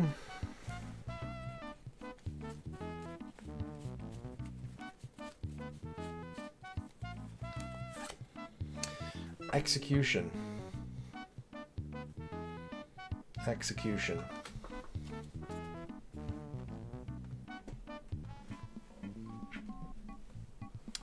Twai Chow wants a Steam Key slot machine. Ka-chunk.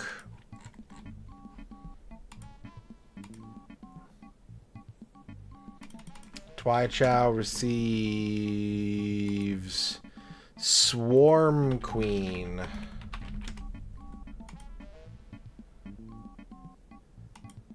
Swarm Queen is a quick-to-learn but tactical and challenging tug-of-war strategy game about insectoid aliens trying to murder each other. Swarm Queen.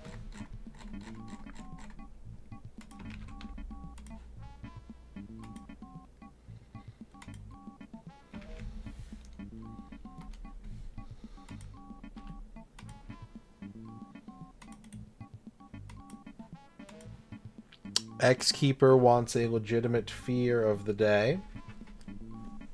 And a horoscope.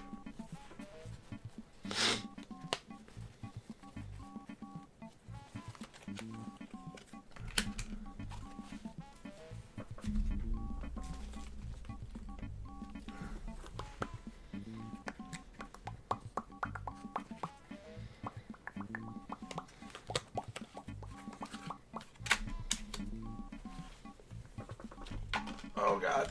Cards. Okay. X-Keeper's legitimate fear of the day is Bouncer. Bouncer. And your horoscope is Flood. Flood. If you're trying to, like, find refuge from flooding and you get thrown out of the refuge by a big buff guy, that's no good. That's no good. Glace Gwyneth wants a legitimate fear of the day. Glace Gwyneth, your legitimate fear today is Trebuchet. Trebuchet. Rej wants a haiku about what makes these stone motorcycles move. You would think that it's pedaling, but their feet don't move. So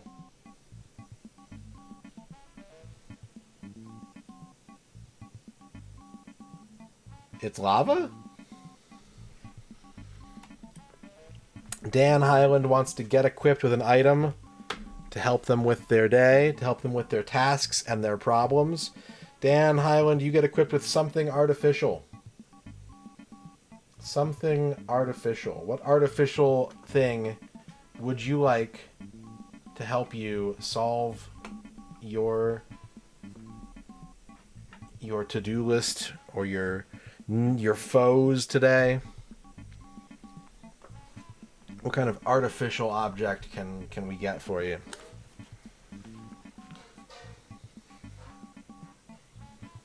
An artificially flavored soda. Yum. I love those. Those are delicious. Enjoy your soda. Ozzy Dahaka wants a horoscope. Ozzy, you get 1942 Willard Street. It's a double money house, but it requires no pollution. So if you clean up, you do some cleaning in your house today, you tackle that big chore list, or maybe you pick up some trash outside and beautify your local area, then perhaps the double money will be yours. Beatles wants a horoscope fear combo. Going for the 2-piece combo.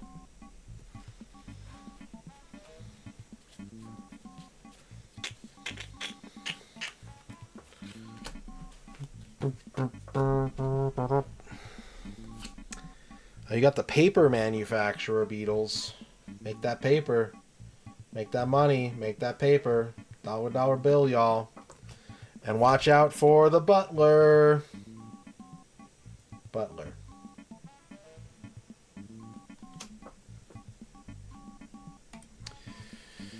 Dan Highland wants a horoscope fear combo with their soda. Butler did it. Shout out to Who Done It.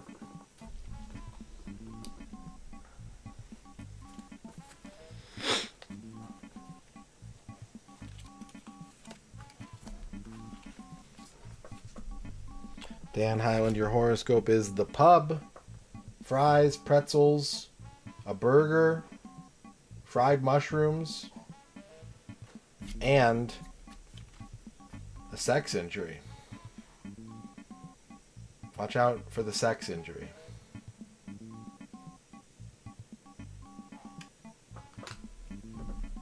I think you'll be fine with your soda, yeah. Sheriff Ram wants a horoscope.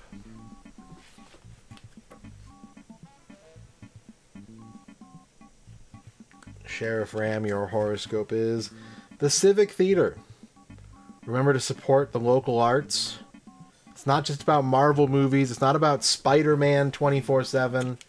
There's people in your community This is going to be interesting. that are making valuable art or poorly acted David Mamet plays, and they need your support. Or maybe your own creativity needs an outlet, and you could join like an improv team or something like that.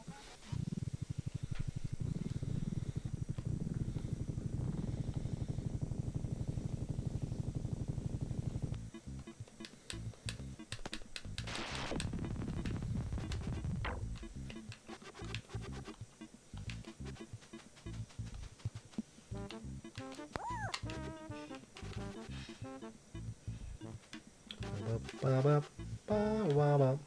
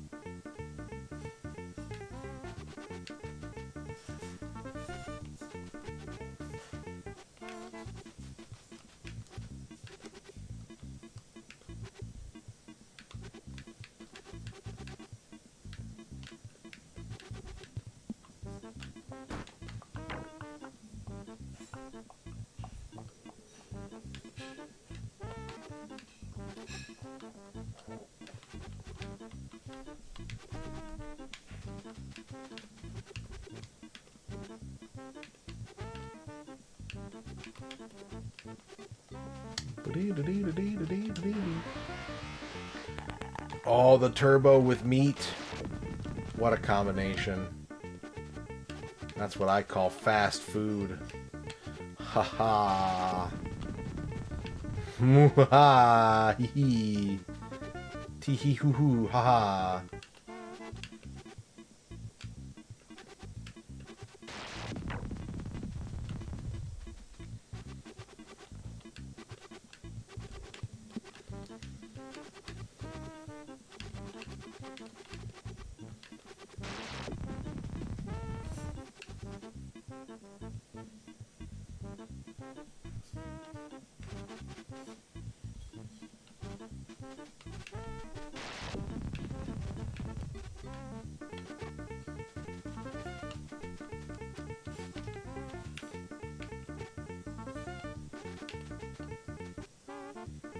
Ow.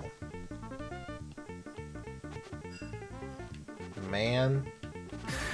Here comes the new challenger. Razor. Crush them.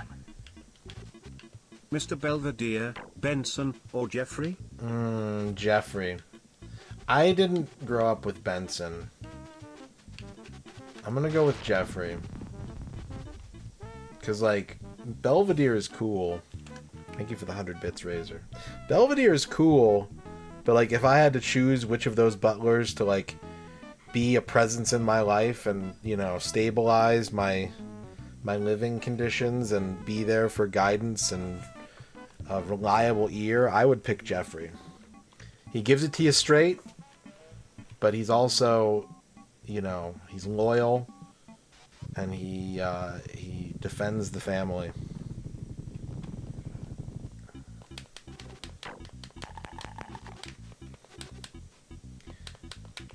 I could even do it by theme songs, but again, Fresh Prince theme song I think is a little bit better than the Mr. Belvedere theme song.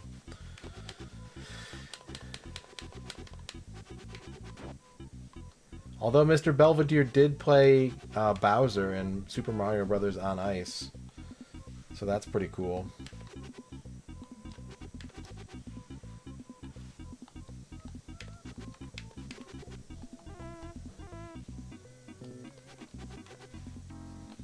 Yeah, it's on YouTube. You can watch it.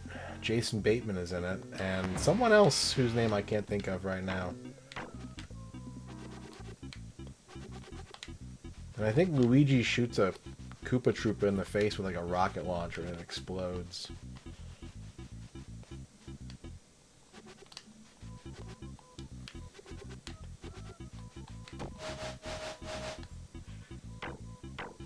There's worse ways to spend your time than watching Super Mario Bros. On Ice on YouTube.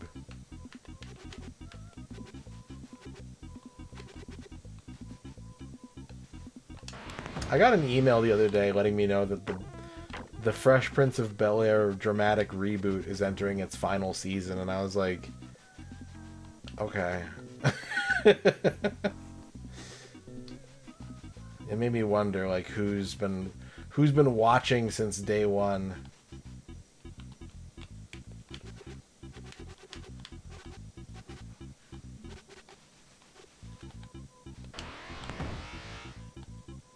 Yeah, it's called Bel-Air. I think it's like season 5 or season 6 that it's on right now.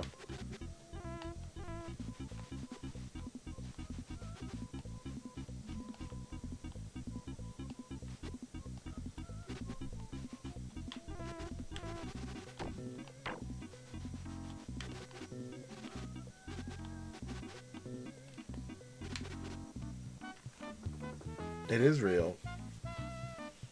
No, I never went to any on ice shows. I never went to a hockey game.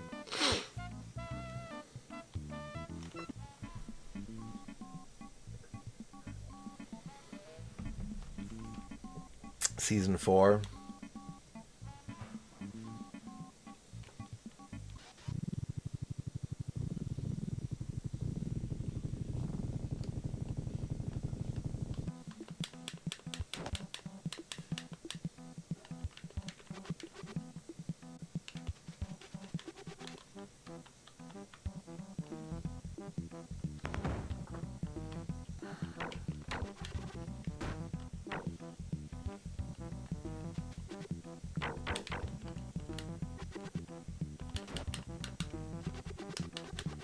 Hit the shove button.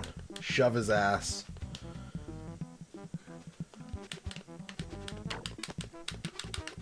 Got him. Cliff defeated. Give me my bonus point, please. I'm very dangerous and violent. And I say please when I ask for my bonus points.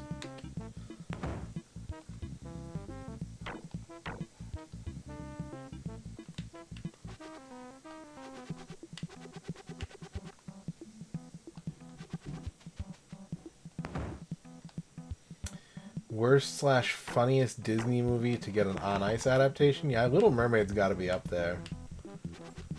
Finding Nemo's good. Maybe Up? There wouldn't really be a lot of skating in Up, right?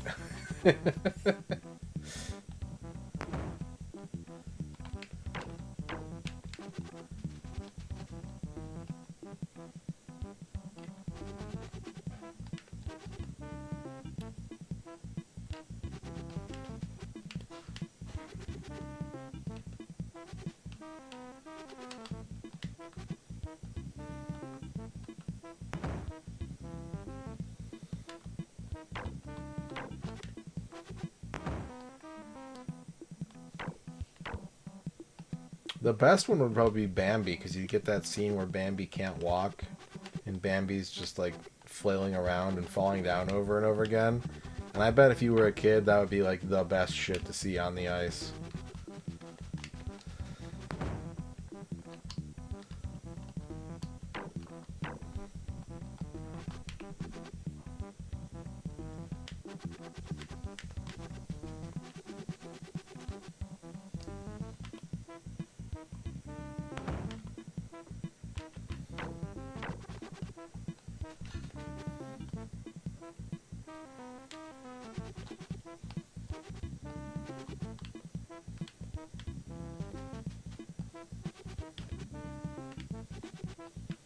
I'd like to change my answer to Air Bud.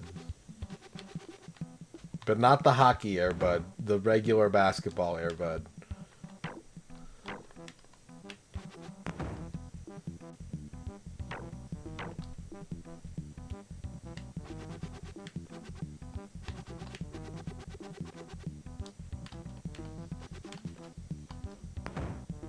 There are 14 Air Bud movies. One of them has got to be hockey.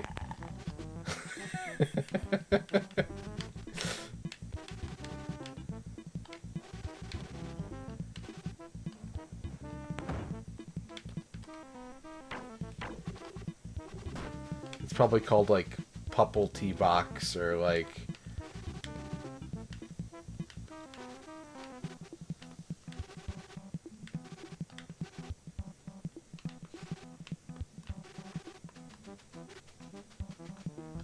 Pupper Play or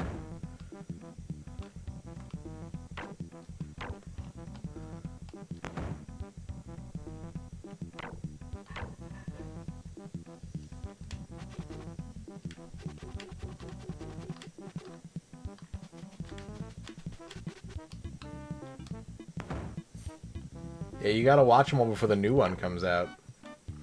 Speaking of reboots,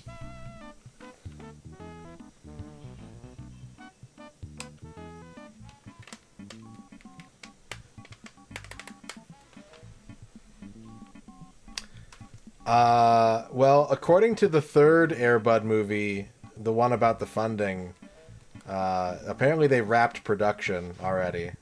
They've already wrapped filming, so they have some funding at least.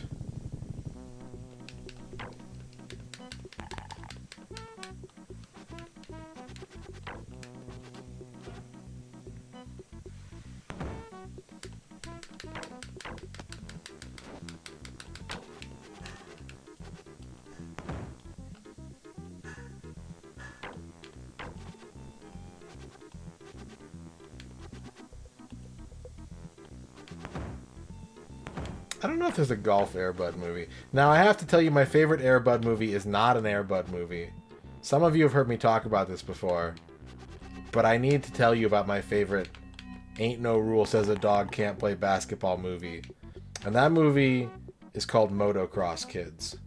It's a movie about a chimpanzee that rides motocross on a team with some kids. And the adults in the movie...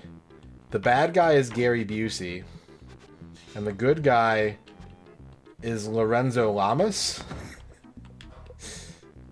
And it's about this this motocross team that is losing to, you know, the rich kid super team run by Gary Busey until they get their secret weapon, which is a motocross riding chimpanzee who they dress up in a little motocross suit so that no one realizes it's a chimp. I saw this movie while I was at work, And I was like, am I dreaming? Like, did I actually come to work today, or am I still in bed? Because this is insane.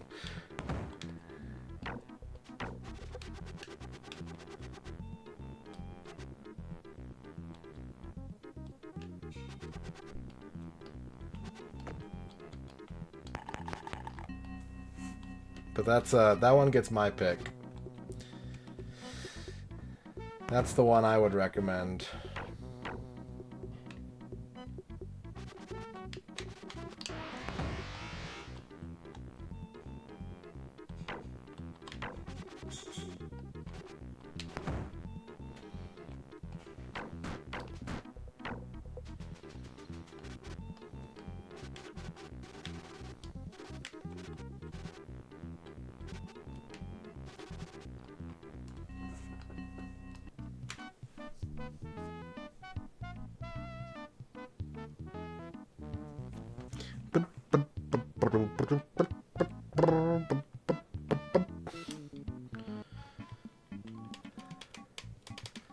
Basketball, American football, baseball, volleyball.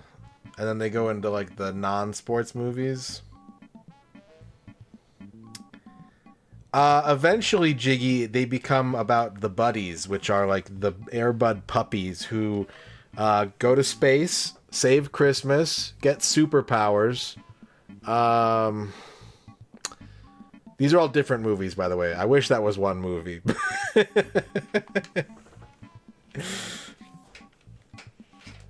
They eventually gave up on the sports premise and were just like, what if we made a movie with like 6 Labrador puppies? Or golden retrievers. I think they have to be golden retrievers.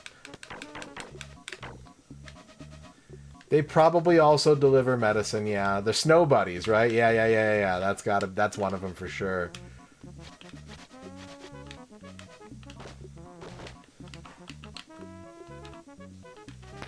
Oh my god. There's a Spooky Buddies. I wonder what that one's about.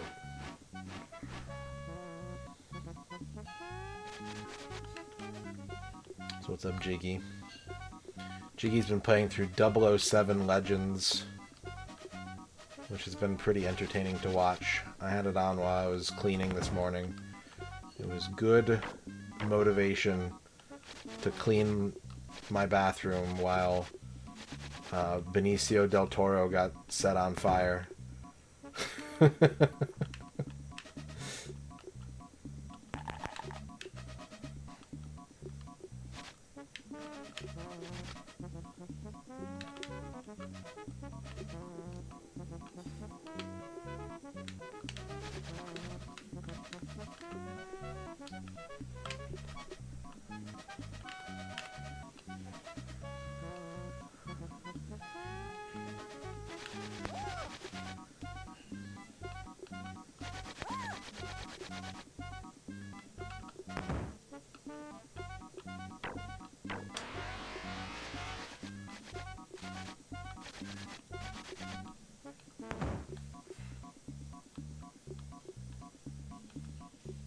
Yeah, it looks a lot better than the reviews would suggest, for sure.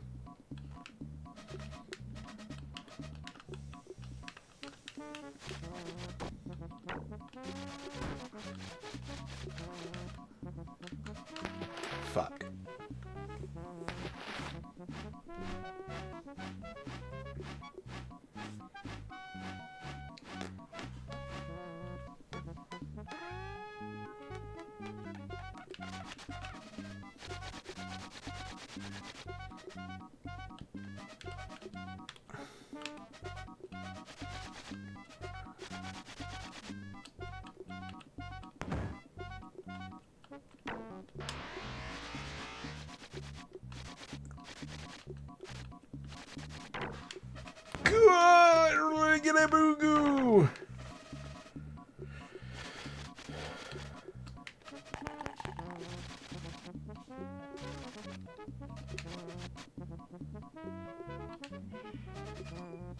Yeah, I took that turn too fast.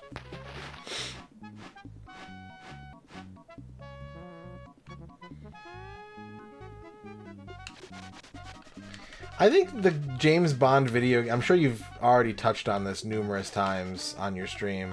But I think it's so interesting that the James Bond video games are constantly like, we should revisit GoldenEye. When, like, I bet if you asked someone to name, like, their 5 favorite Bond movies, they probably wouldn't think of GoldenEye. It's such an interesting situation where, like, they're adapting it because of the game's history and not because of the movie's history.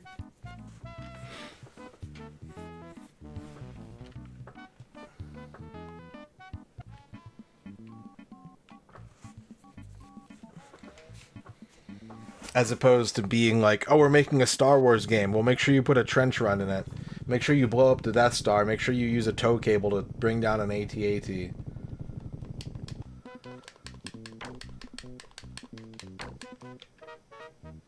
sorry, I forget if you said yes or no to keeping the cranberry sauce. No. Thank you.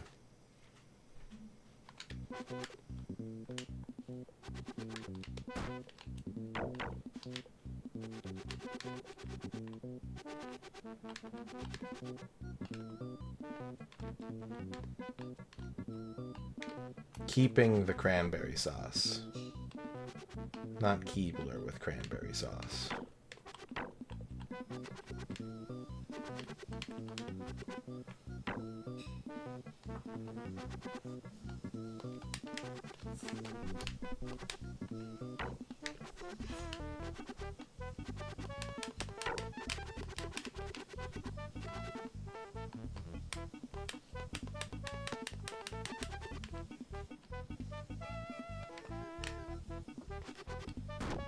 Oof.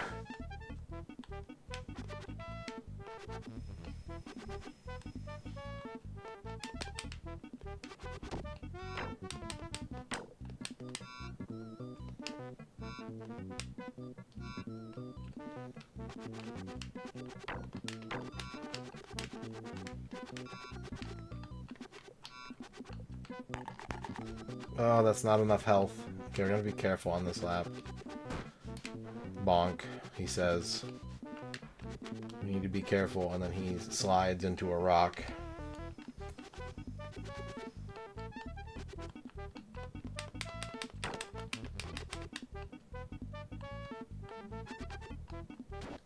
Ow.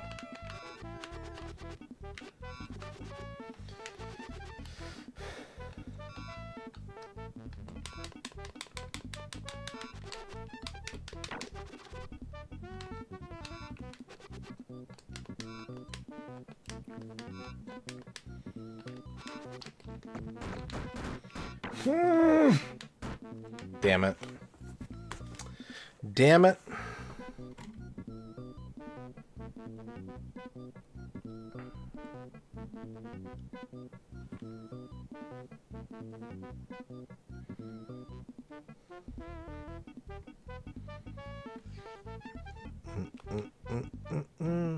Yeah, I've had a lot of homemade cranberry sauce, and it is good. I'm not a huge cranberry sauce guy, but I'll have a little bit. Like, I don't dislike it. But I think the problem is that the homemade stuff is usually, like, only a small degree of magnitude better than, like, the open the can and plop it out stuff. So it just doesn't feel like it's worth the effort.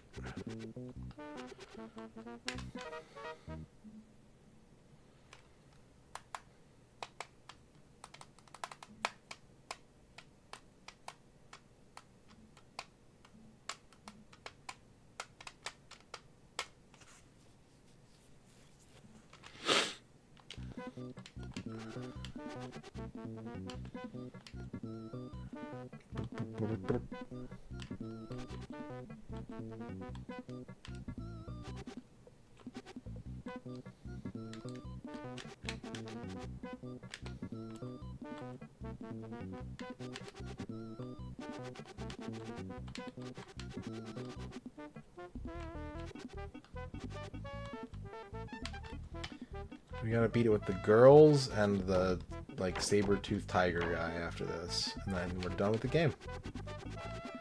And we're all done. Isn't that exciting?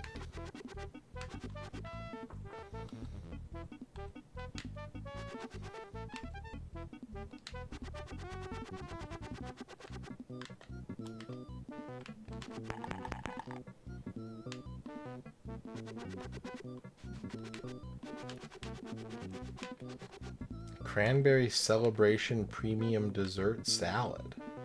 That's a lot of syllables. AD Racers. That's called Jimmy Johnson's Anything with an Engine.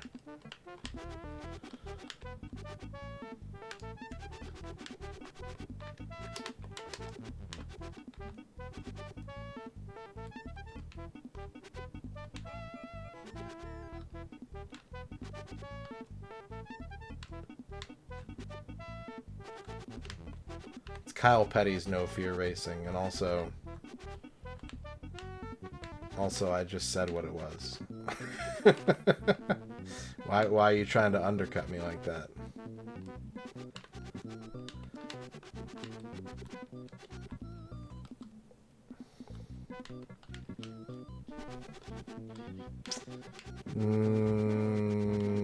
I don't know if there's a Jeff Gordon licensed racing game, actually. He's on the cover of a lot of racing games.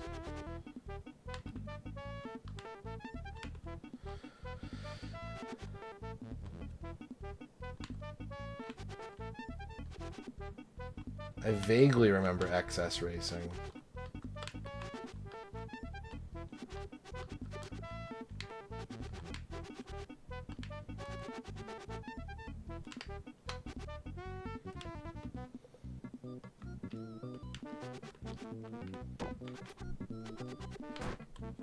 Maybe because he has no fear.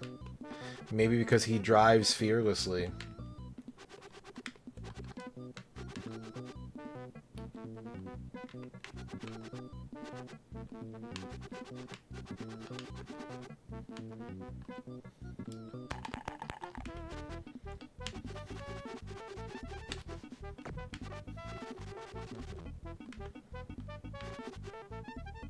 That Kyle Petty game on Super Nintendo is actually kind of sick, though.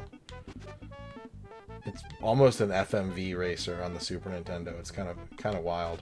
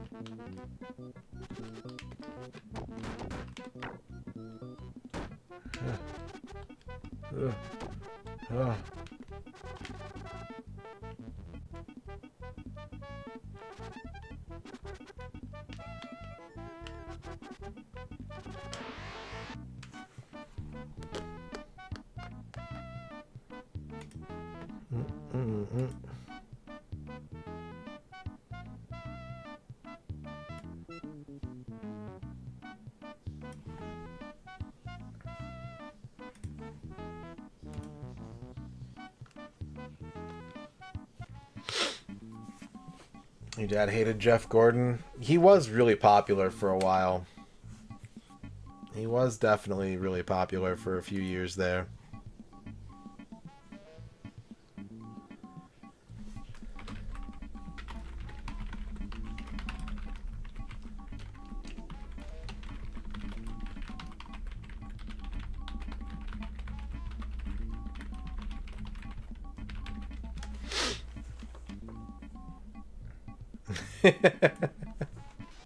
Yeah.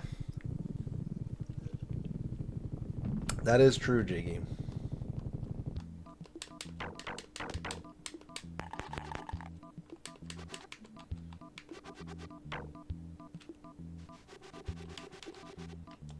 You're like, hey, can we use your picture again? He's like, yeah, sure. Are you going to name the game after me? No. But Bill Elliott got a game. Kyle Petty got a game. Why can't I have a game?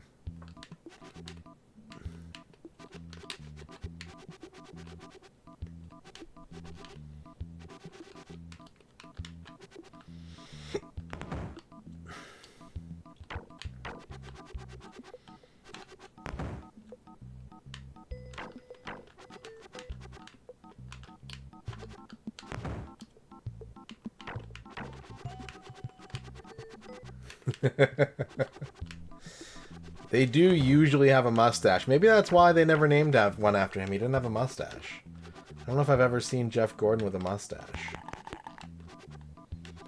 Maybe that's the problem.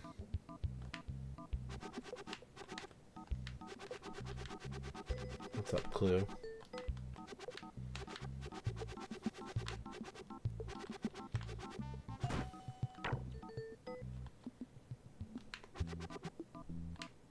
I think he was on the cover of a game posthumously, I want to say.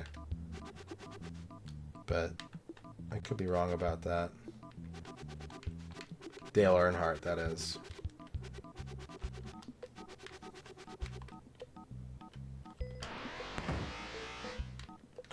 Oh, I picked the wrong spot to boost. Oh, I fucking saved it.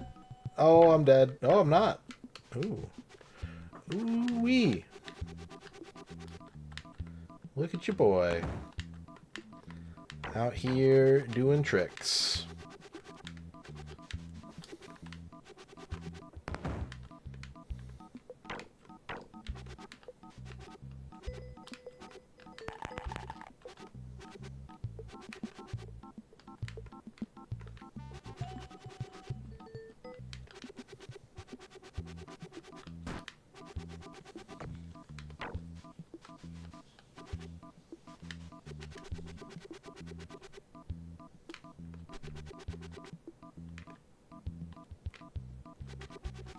Blessed by Baming.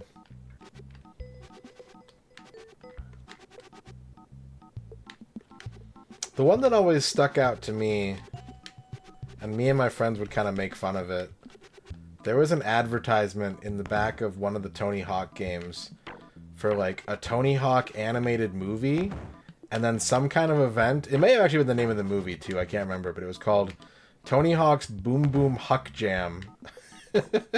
And for whatever reason, we thought that was like the funniest shit.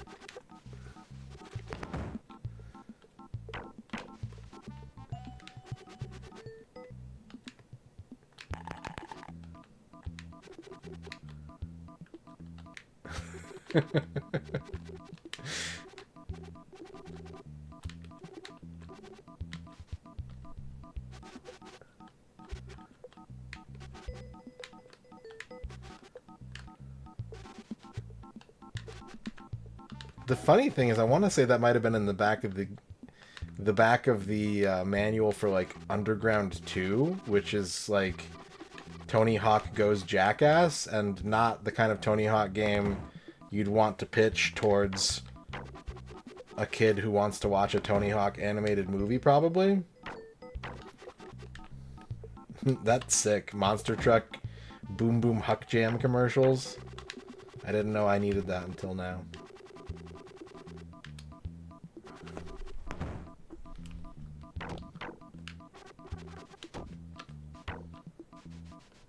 I played a little bit of Dave Mirra on the Game Boy, and it was fun.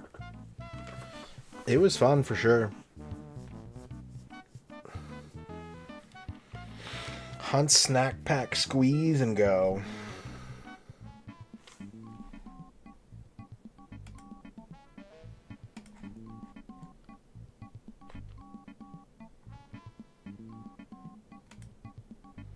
Bloop, bloop.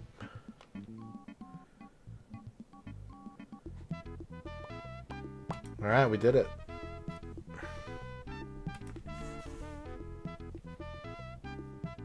We got, that guy. I forget his name.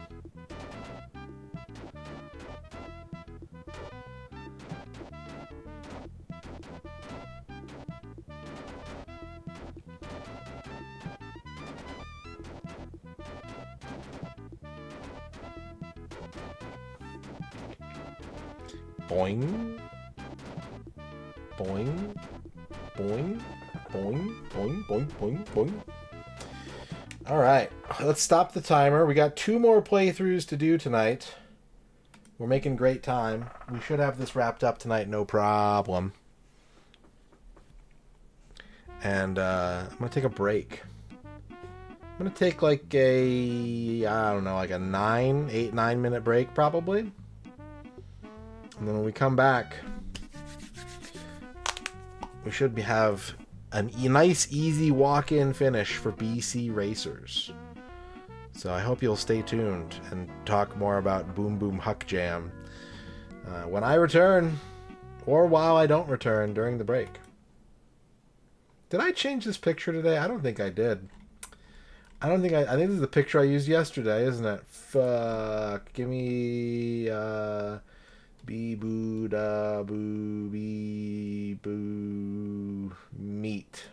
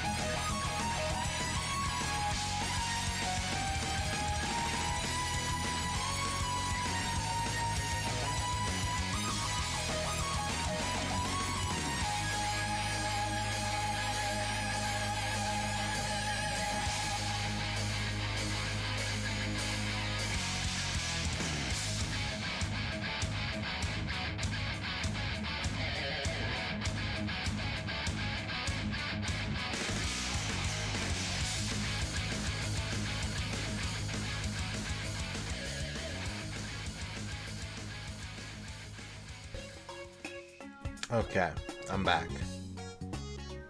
Thank you for waiting.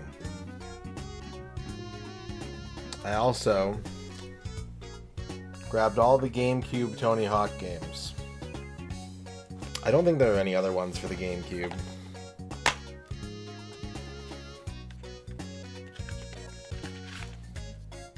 It's not Tony Hawk 3.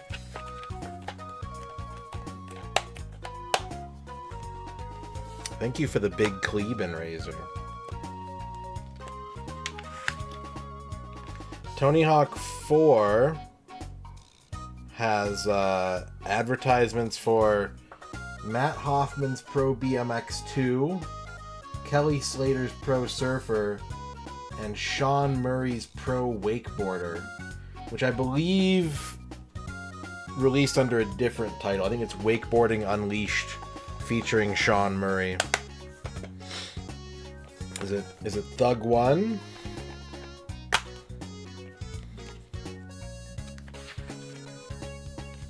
Thug 1 has an ad for MTX Moto Tracks, which was the last Activision O2 game, and I think one that only released up on the PSP. I think all the other versions of this game got canceled, and it's like a PSP exclusive. Was I right? Was it Thug 2? Was it Thug 2 with the Boom Boom Huck Jam advertisement? Thug 2 has Call of Duty Finest Hour on the back page. Maybe it was on like the... You know what? Oh shit, these are rad. Holy fuck. These ads are so cool. Look at this shit. It's not Thug 2, I was wrong, but these ads are fucking sick. It's a Jeep thing. You wouldn't understand.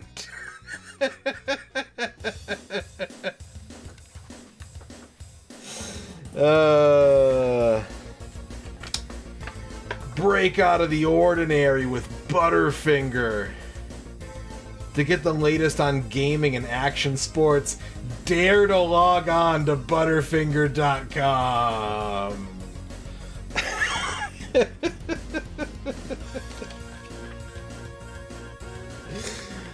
So be yourself. With Sobe Courage and Ryan Sheckler. Napster.com legalized it. With Napster, you can download 750,000 plus tracks. Get 2 weeks of Napster for free. That is a Napster Wu-Tang logo, folks. I want the camera to focus so you can see this incredible Napster Wu-Tang logo.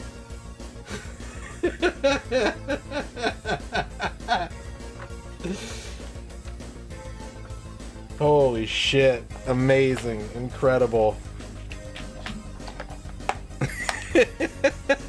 New Tang.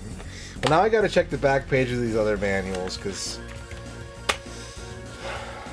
I didn't find the Boom Boom Huck Jam, and, well,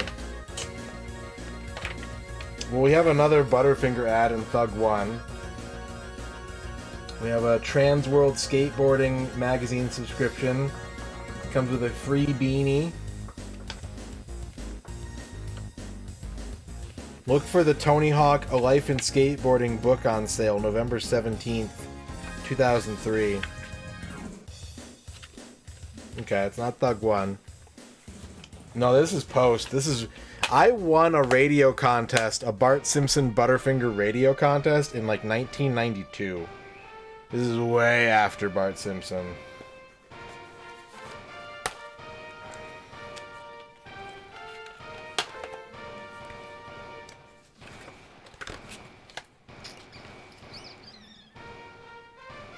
Redline Entertainment.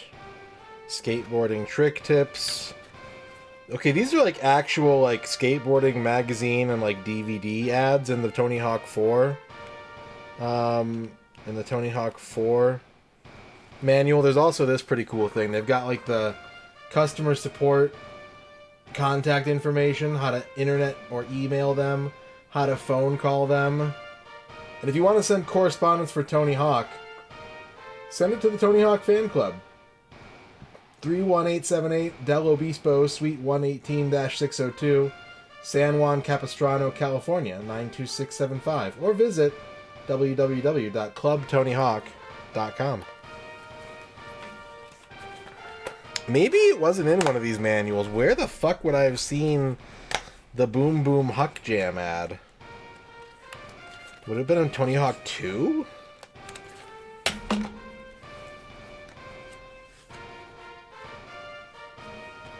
Quicksilver. Music from and inspired by Tony Hawk's Pro Skater 3 plus bonus CD-ROM.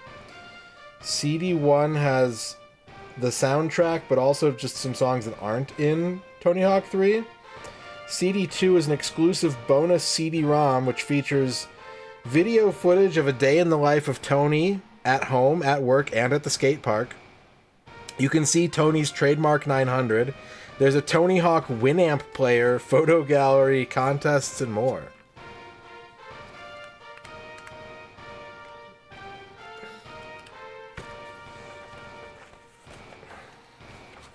Isn't the skate park work? Never work a day in your life if you can do a 900. It cannot be in the case for Tony Hawk's American Wasteland, but we're here, we might as well. We might as well. Oh, I got the Target exclusive unlock code. Ooh. Use the code _Condor to unlock the secret playable character Matt Hoffman.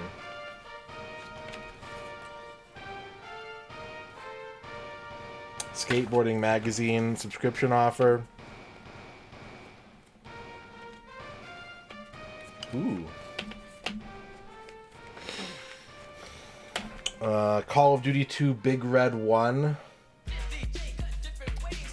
It's still a Jeep thing, but now you would understand. They got rid of the you wouldn't understand. Now it's just a Jeep thing. Faction presents Tony Hawk's Demolition Radio on Sirius. Find out more about Tony's weekly radio show. Ooh. Powerade Advance. Hydration with a boost. Made with Wait, I don't remember this at all. Powerade with caffeine, taurine, and a good source of B vitamins? I don't remember energy Powerade at all. Well, the mystery continues. I don't know where we saw the Boom Boom Huck Jam ad, but it's a real thing. It's a real thing.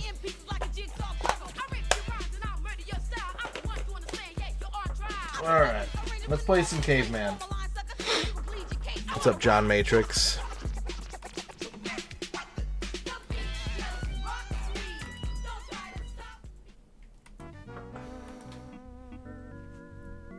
Now people understand. People can finally comprehend a Jeep. By the time Tony Hawk's American Wasteland came out, people were no longer mystified by Jeeps. Let's start the timer. 9.5 hours.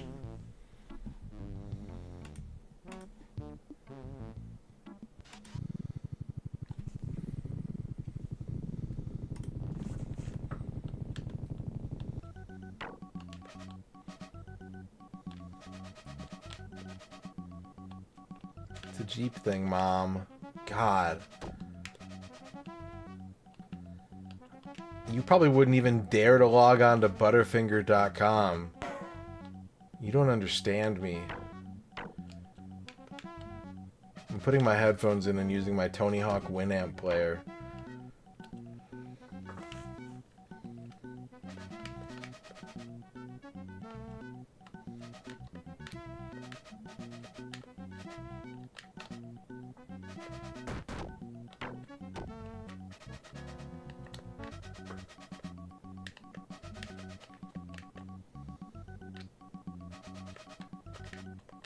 That's true.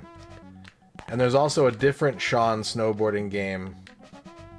Sean Palmer Snowboarding, which is part of the Tony Hawk lineage.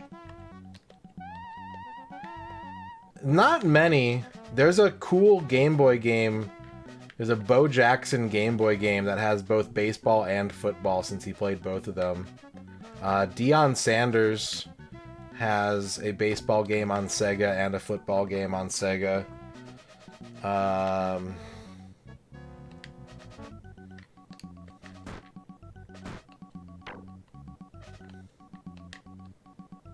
Michael Jordan has Jordan vs. Bird and Chaos in the Windy City. If you can consider bashing robots and mutants a sport.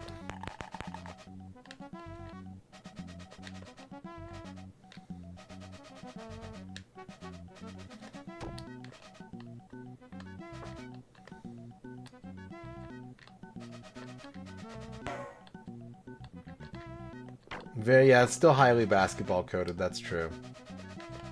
That is true.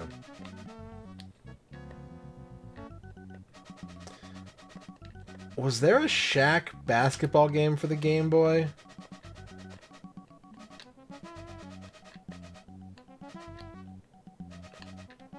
Carol Vorderman. I've never seen Carol Vorderman's Active Health. That's pretty good.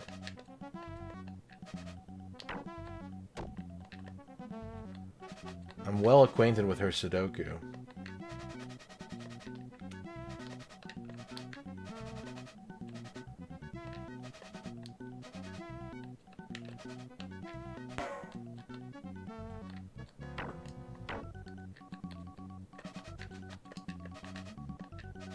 Shaun White is in Sean Palmer's Pro Snowboarding. Man, just can't make a snowboarding game without that guy. Or a skateboarding game, apparently.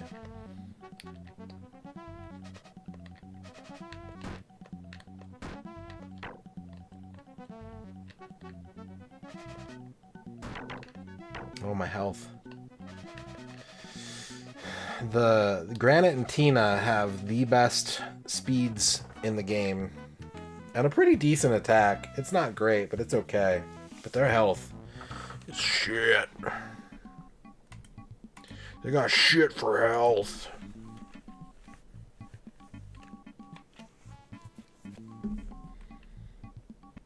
Jeepsters. You found a McDonald's Boom Boom Huck Jam ad on YouTube. Excellent.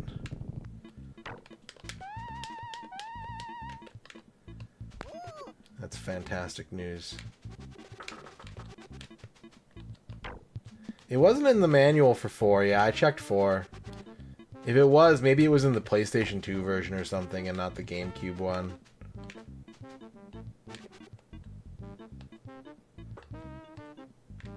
Could have been Tony Hawk's Downhill Jam. I should have checked that one too. But I was like, I'll just grab the GameCube ones rather than dig through all my shit for every Tony Hawk game I own.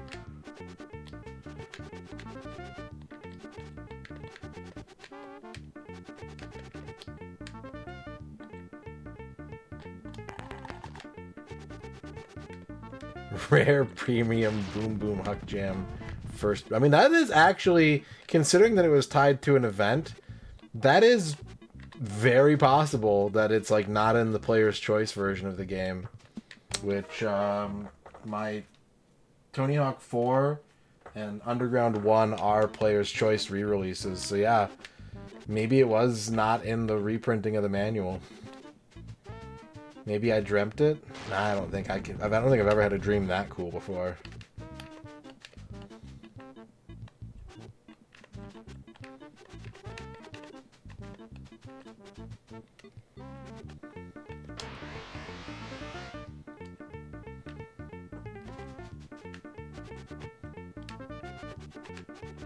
I've only ever played the demo for Sean Palmer's Pro Snowboarding. It had a really cool multiplayer mode on it, where you do tricks.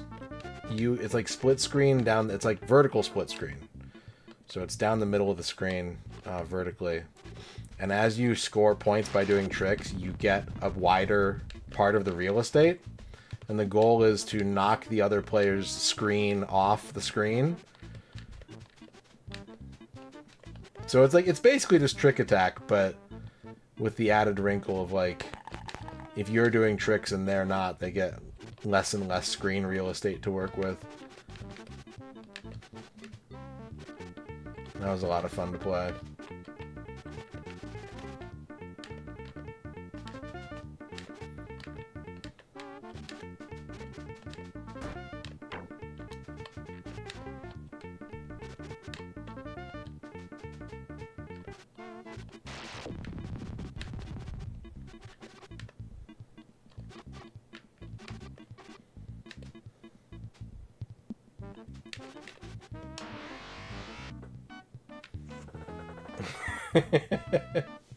Went to the Boom Boom Huck Jam, saw the motocross chimp.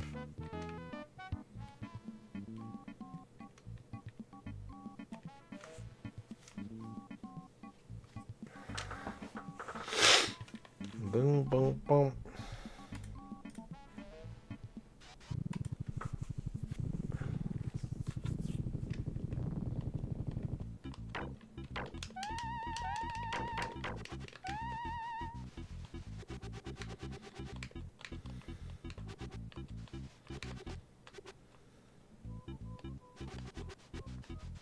Whoop. That's never happened. That's a new and unique way. What are you doing? Pterodactyl, you're not helping, guy. You think you're helping? You're not helping.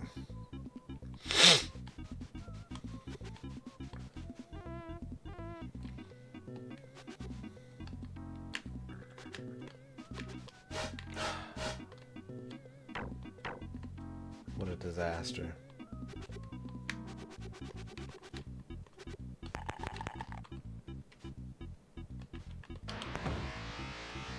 Anyways, I'm in 6th now, 5th, 3rd.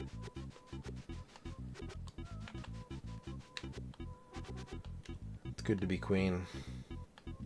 Queen of the race.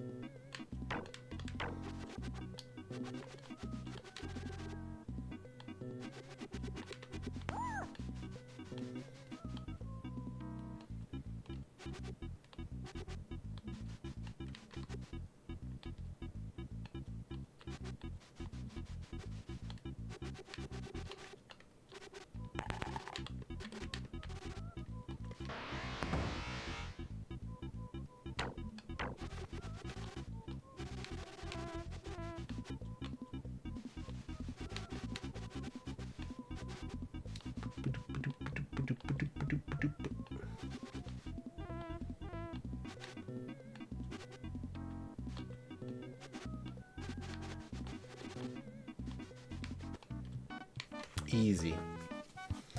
Easums cheesums.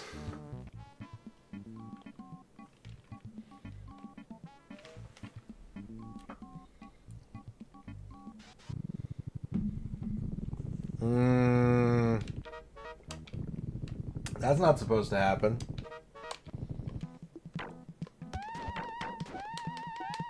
Chat, look away. Don't hurt your eyes. Avert your eyes for this race.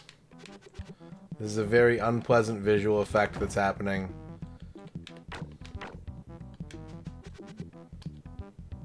Please do not risk retinal damage by watching me play this race for the 9th time.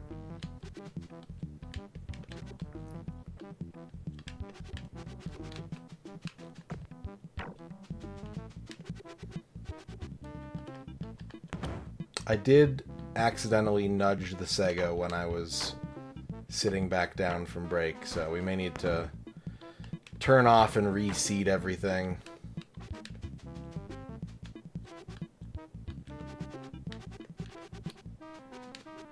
Thank you for the big flashy Magnus.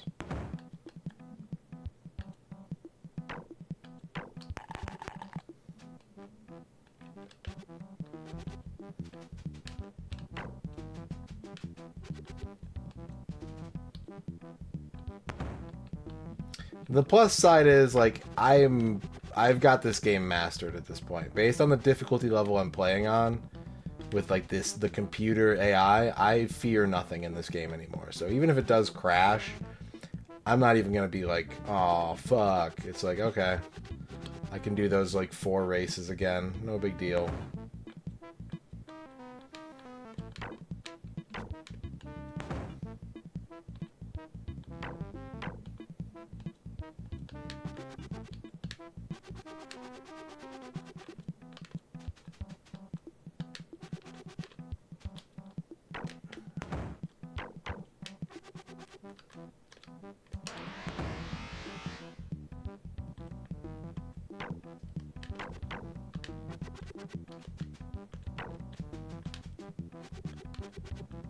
This game is not worth it. Don't look at the video right now. I cannot iterate that strongly enough.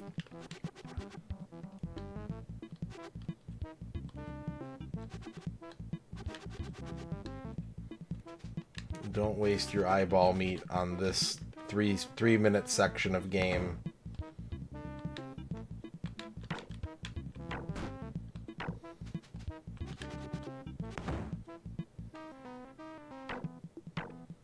I watched a video on YouTube the other day about, it might have been last night, about an episode of Chopped where they let internet fans vote for which ingredients would go in each of the baskets for each round.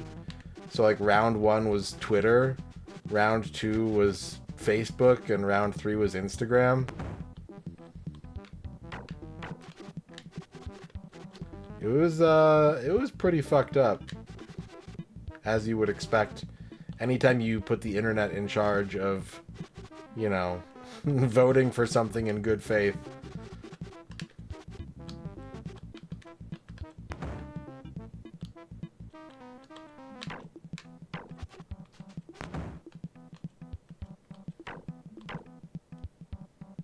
Alright, we get around this turn, we hit the ramp, and this track is over.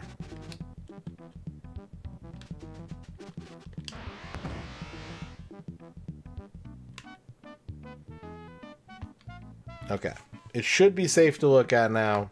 And if the next race is flashy too... God, I don't know. Do we just suck it up? Or do we reset? I think this is fine.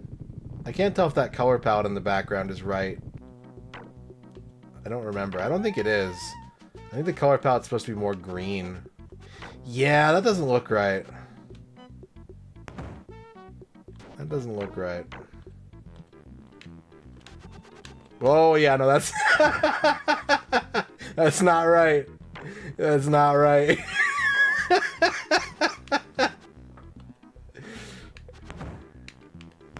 Blue hole, sun.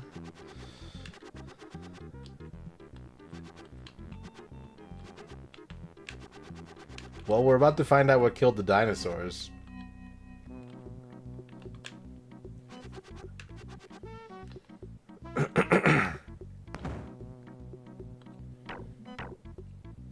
Blue sun at day, sailors hooray. That's good.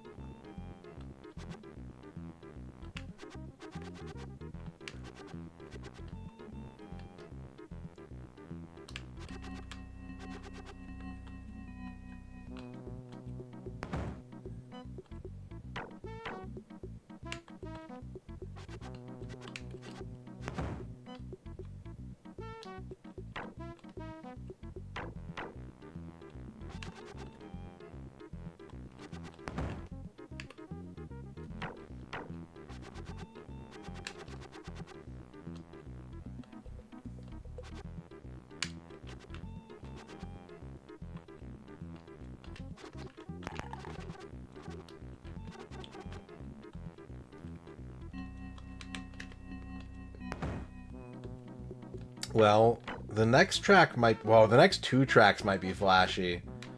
The cave and the lava zone probably have animated backgrounds, depending on the color palette they opt for with this glitch. It could be pretty unpleasant. We'll have to wait and see. But it might be a good time to, like, you know, alphabetize your magic cards. Do they feel good now that I've got them down? I don't really appreciate the way this game wants you to play it, but I can at least appreciate that there is consistency in handling it.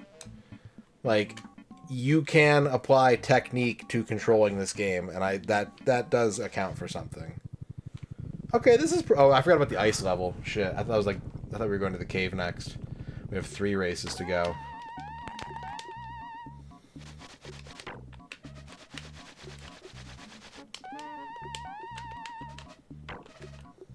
I might even say the controls of this are sort of vaguely Kirby's Air Ride-esque, and I am not a big fan of that game. So that's not a compliment.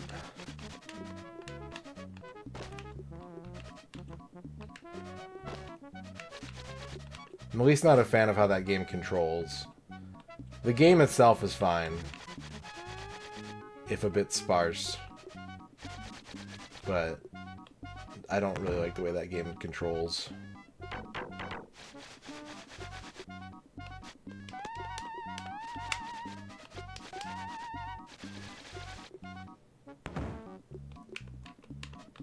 Yeah, fine game aside from playing it.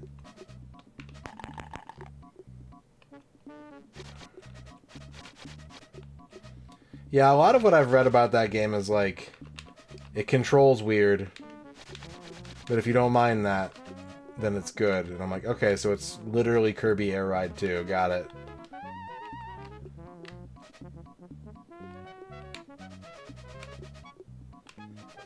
Although I apparently saw that Nintendo is having to take down custom-made vehicles from the servers because of people putting Kirby in a bikini or something like that.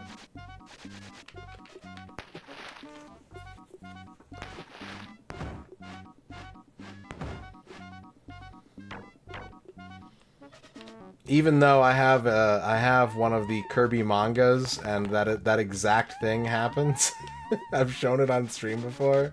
I've shown the panel of Kirby wearing, like, French-made lingerie. So, you know, double standard much.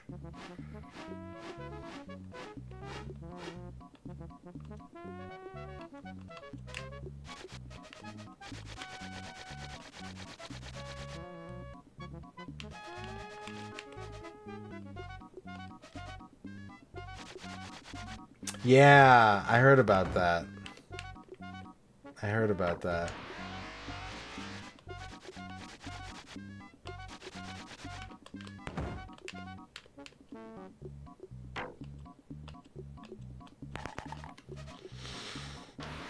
Oh, I didn't mean to do that. I pushed the wrong button. Ooh, this is gonna be bad.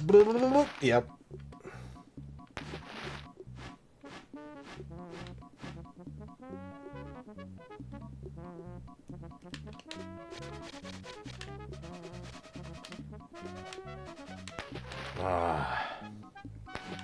Might lose this race.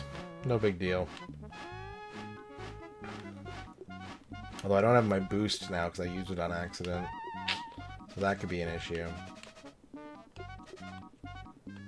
But I should be able to protect third at least.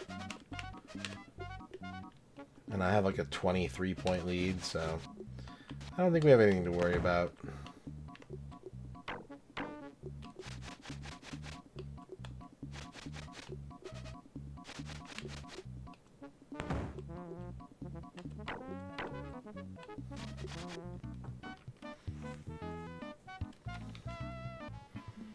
Okay, are we going to have a nightmare background for this next level? Let's find out. No, this is actually correct. This is actually the correct palette.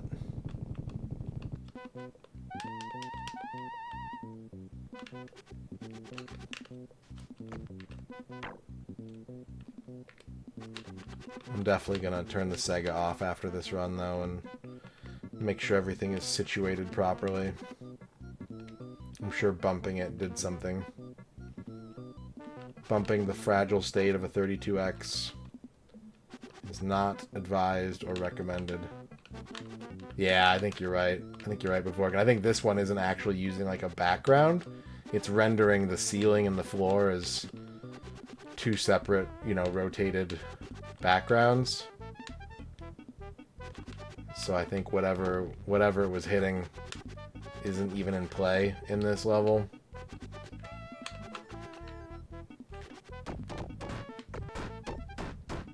Look at my health. What the fuck? Holy shit. That was like full Amiga skeletonization. That was like Dizzy touched a fucking water droplet. Holy fuck.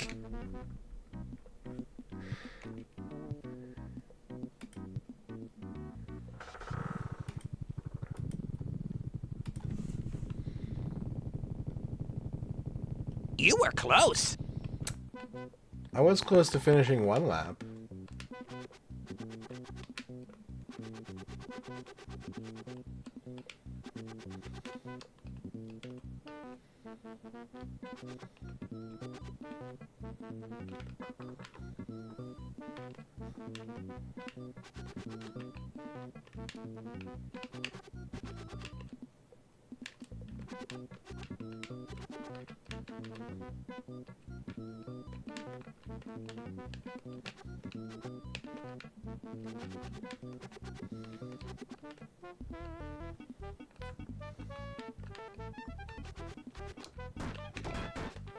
Not again, not again, not again.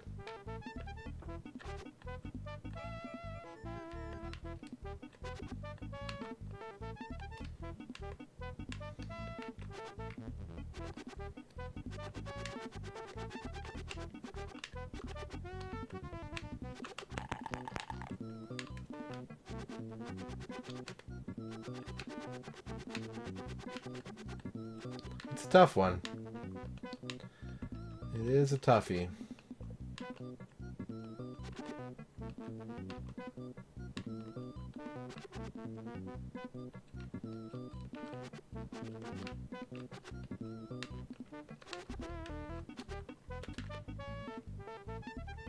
Boop, boop, boop, boop, boop, boop, boop.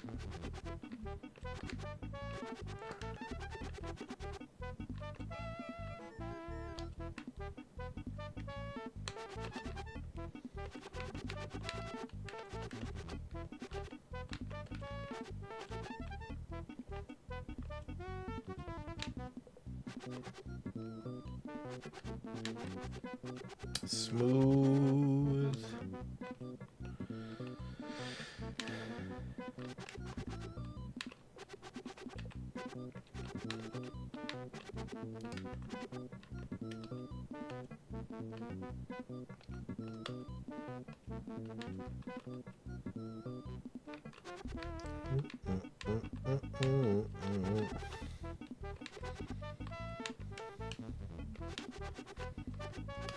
Oh, like a chariot race? That would be an interesting theory. And they just like don't show the dinosaurs because that would make this run like 8 times worse.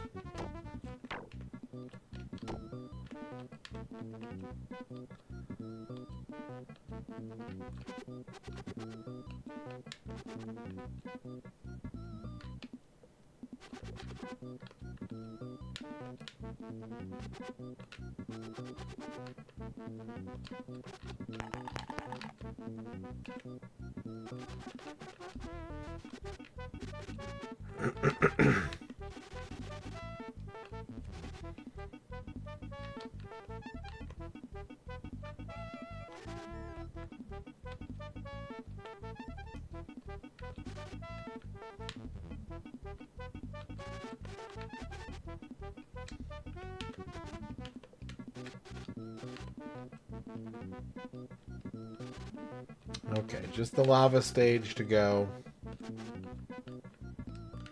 And then we're down to the final character, who's probably the worst character based on how it felt to play them on medium. So it could take a couple tries, we'll see. But I did not like the way they played when we got their medium ending artwork.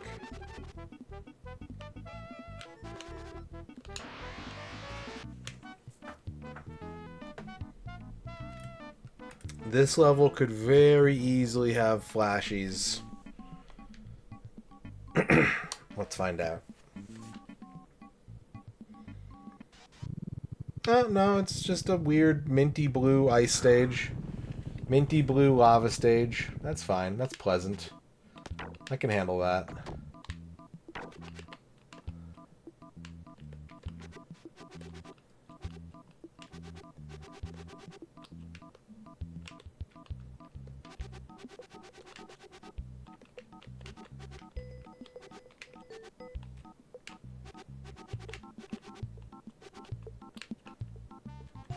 Arctic Fire Island.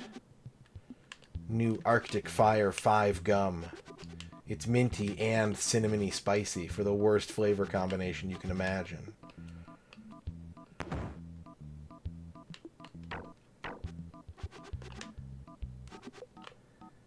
Oh, okay.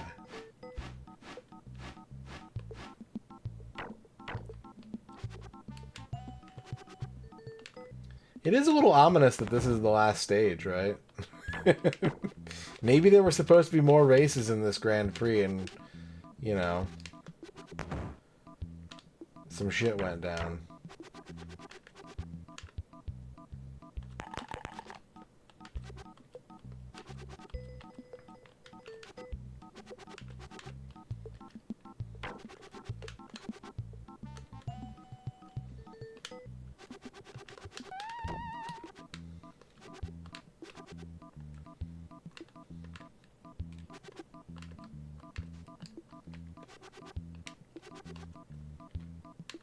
The manual does mention that we're supposed to win like some kind of souped up motorbike if we win the tournament, and there is no visuals representing that whatsoever in the game. I've got this game figured out, Adam. I would say though I don't think very highly of this game. I've been trying to like think about the other games we've played on the 32X so far. And this doesn't hold up especially well, I would say, against the rest of the library so far. But we still have 20 more games to go after this, so who knows? Maybe those all suck. And this is actually like a above average game.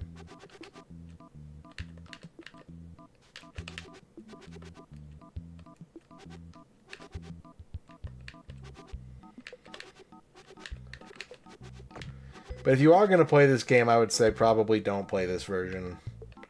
It sounds like every other version of this game might be better, or at least the same quality. For some reason, this version has unique issues.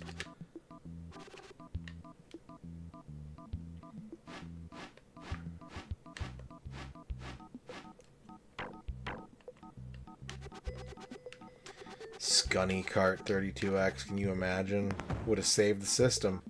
We'd still be playing new 32X games today if that was a reality.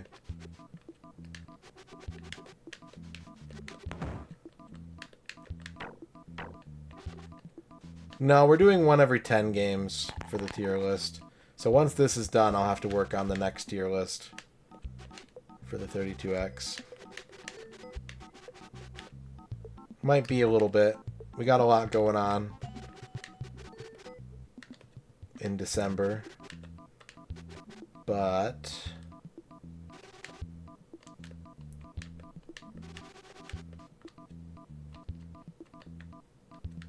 I will work on it. And like, I only have to rate 10 games against 10 other games, so I don't imagine it'll take too long. No, I don't. I know, like, is it the Simpsons one? That was the last Fortnite thing I saw, was the Simpsons crossover. And then Bart spray painted over the O so it said Fart Night. And I said, that rules.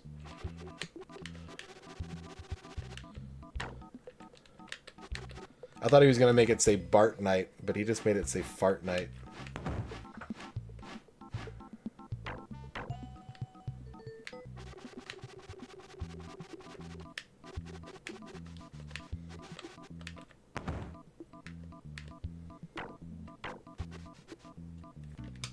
Okay.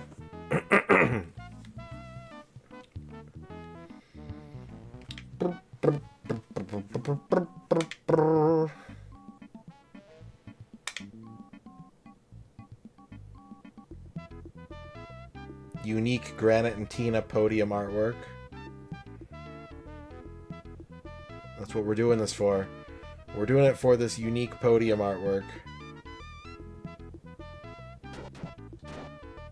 Yeah, that's nice. They're supporting each other. Good for them. Sisters gotta stick together.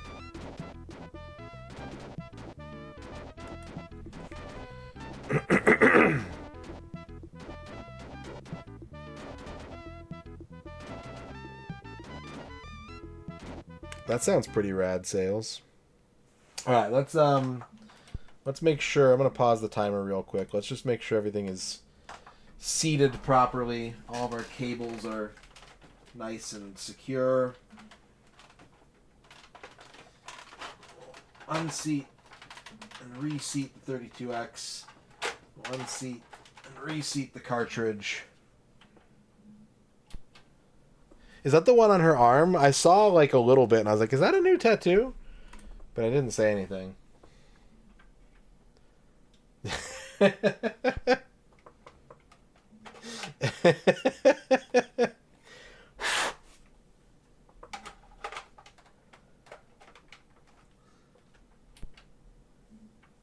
You never know.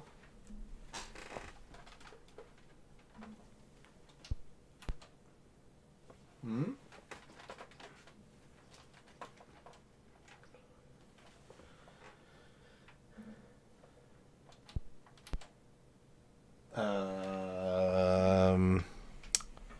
Please hold while we answer your call.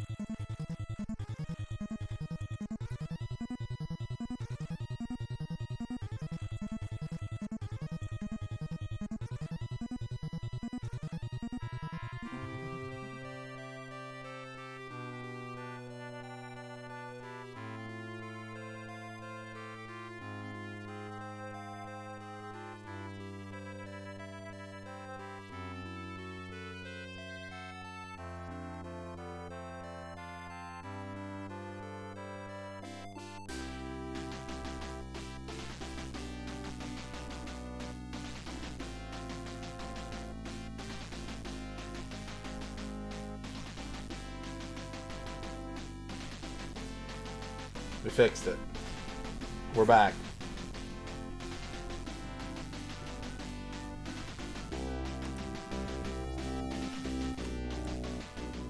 We fixed it.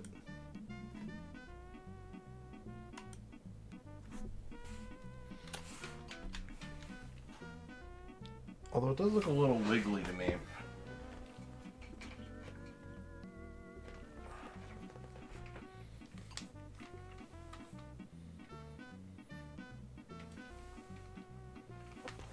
Let me just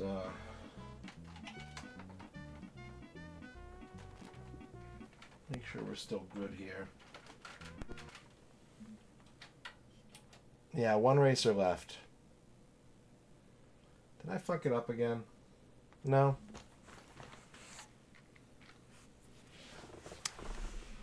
One racer left.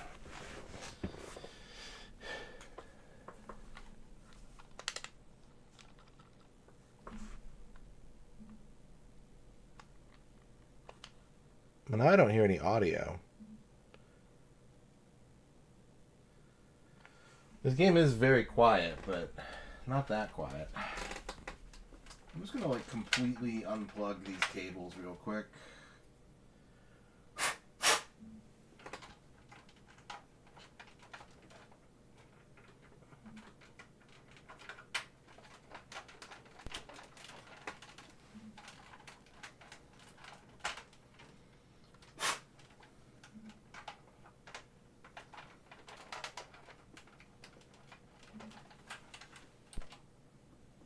Okay, this is looking promising. I think we got it.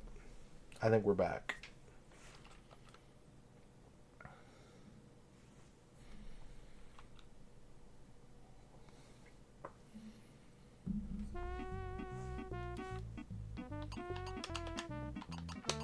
There we go.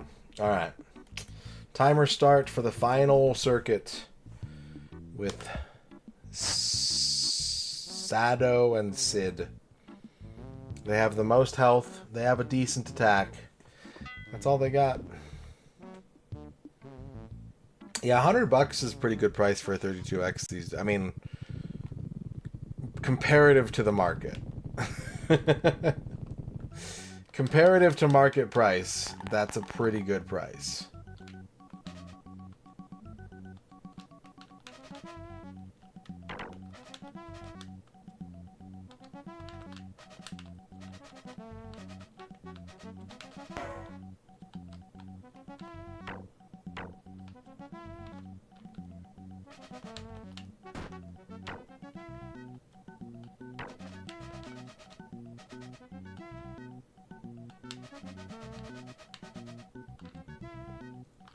I don't know, and I would like to know because there are some import games I have to play. There's four non-North American release games, so I don't really know how that works.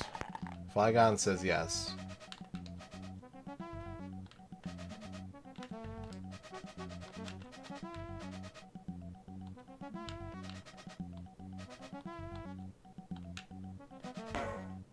Good morning, Flygon.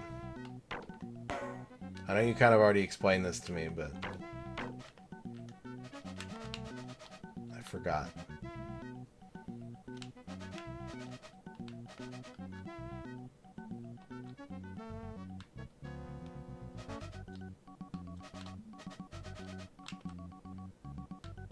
The 32X won't gen lock outside of its native refresh rate without a mod that unlocks that feature for both 50 and 60 Hz. So does that mean that an American 32X can play Japanese 32X cards?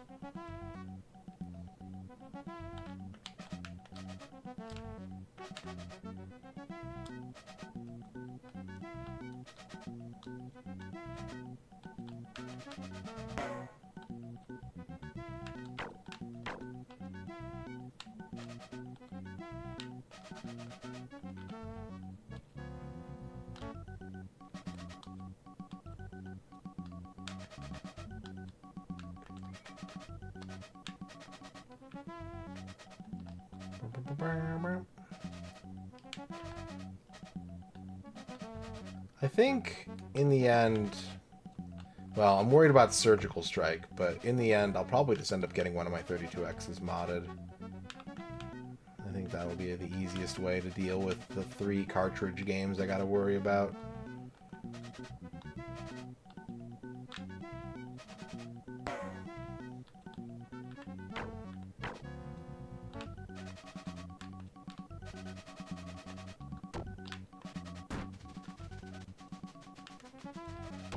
But when you add the Sega CD into the mix, that's a genetic freak, and your odds of winning dramatically go down.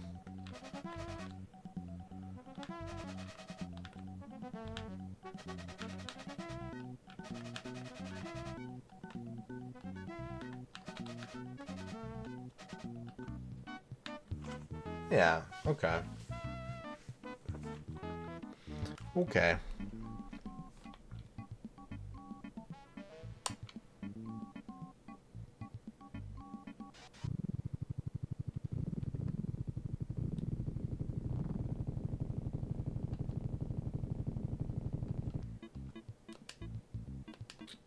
I forget if my capture card does PAL.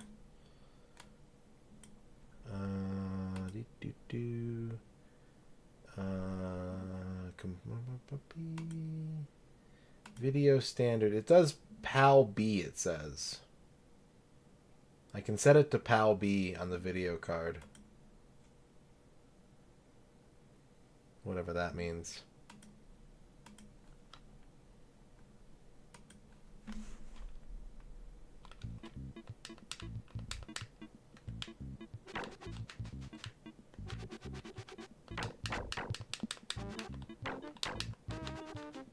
I say video card, I meant capture card.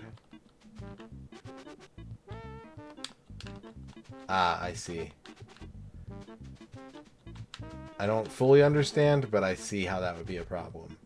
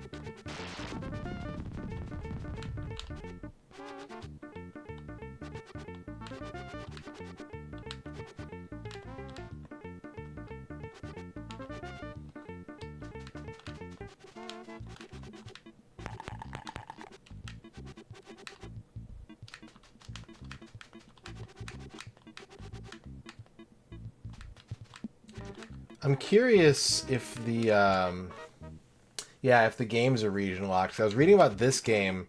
If you boot this game on a Japanese 32X, it does like remove a trademark logo in the intro. But I think it runs otherwise the same.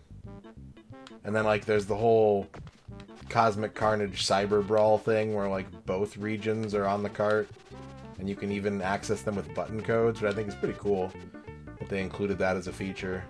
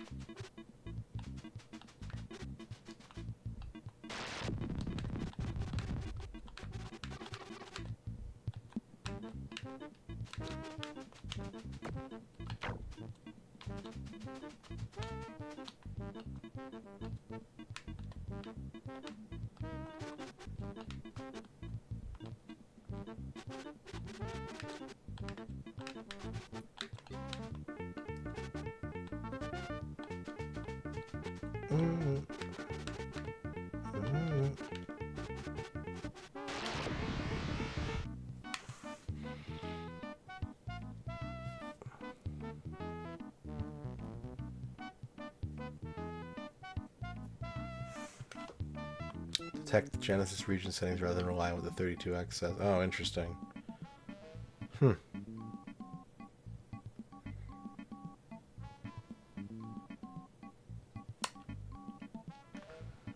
Very interesting. Well, I will preface this by saying that all of the 32X import games are actually quite expensive. The ones that don't have a corresponding American release, so I probably don't need to worry about it for a while. But it's good to be aware that preparations will need to be made.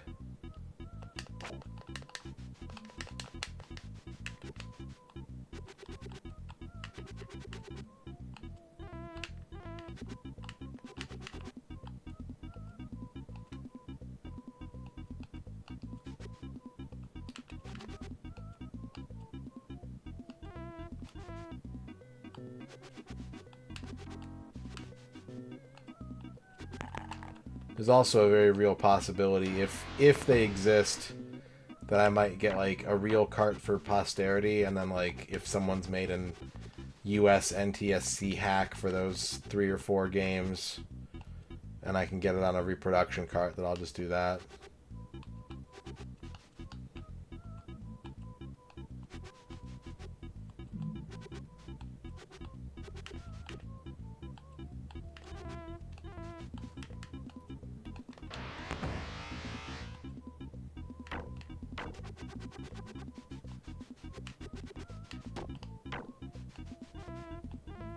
This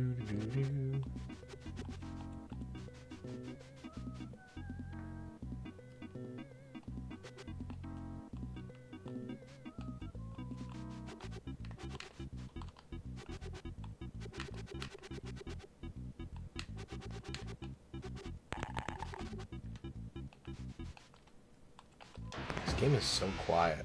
It's so weird.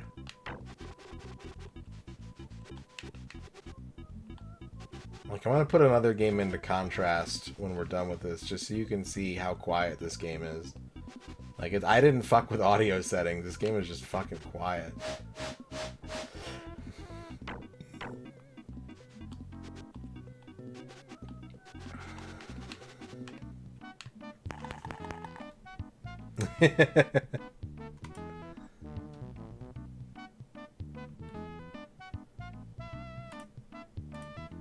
Yeah, if you don't want to fuck with the 32X, it's a pretty safe out. To just be like, yeah, you know what? I'll sit this one out.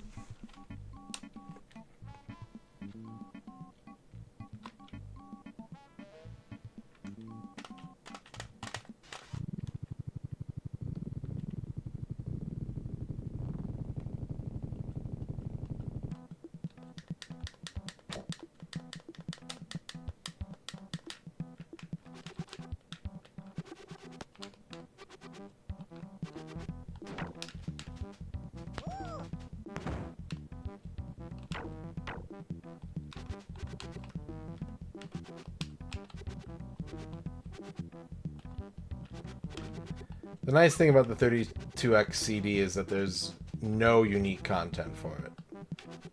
Like, you can have a prettier looking Fahrenheit and a prettier looking Surgical Strike. Although, I want to say there might be a version of Is there a Surgical Strike for the Saturn at some point? Everything else you can get higher fidelity than Sega CD and probably Sega 32X CD video on a different platform. So, there wasn't? Okay.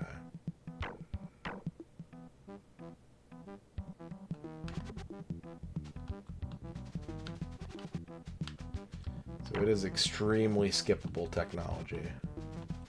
The 32X you can make an argument for, because emulation is still a little weird. But...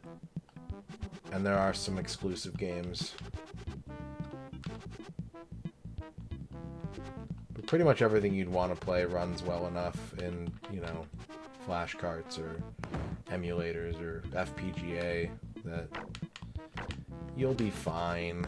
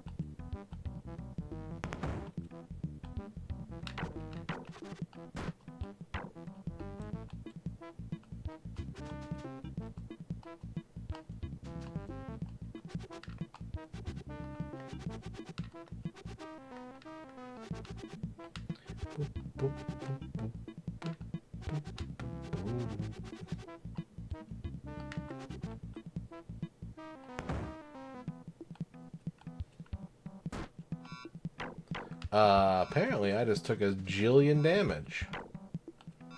And I might be in trouble.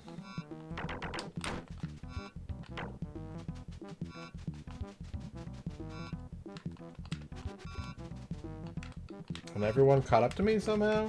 I'm not sure what happened there. There's meat ahead. And I will be picking it up. I will collect the meat.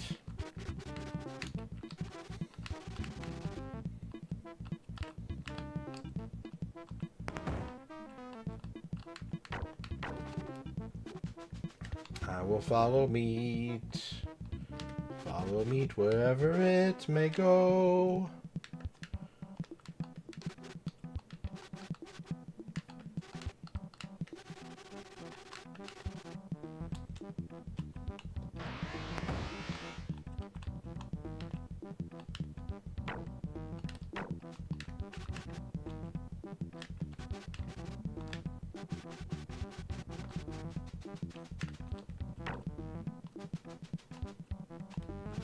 come the meat getter.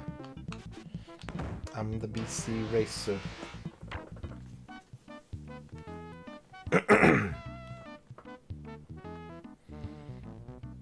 Famicom and an N64.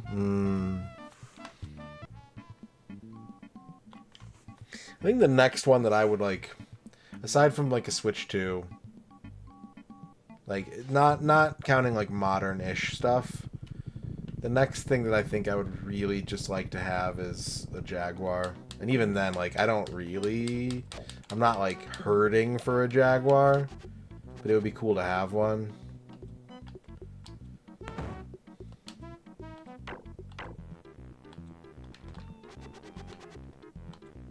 I'm not like, oh man, I wish I had a Jaguar. I am very uninterested in the Lynx in general. I have played a few Lynx games and have been largely unimpressed. Which, the same can be said for the Jaguar, but I don't like handhelds. I think they have great game libraries, and I wish that I could just play them on a console that was hooked up to a TV instead. So, like, any desire to play the Lynx would need to be on, like, something with a video out. Which is just an extra step.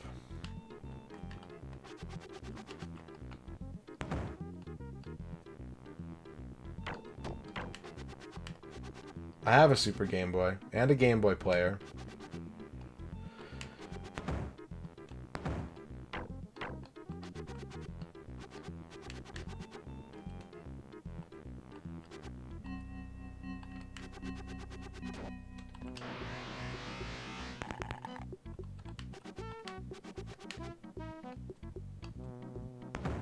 Super Game Boys are still pretty cheap, I think. They don't usually go for more than 20 or 30 bucks, I want to say.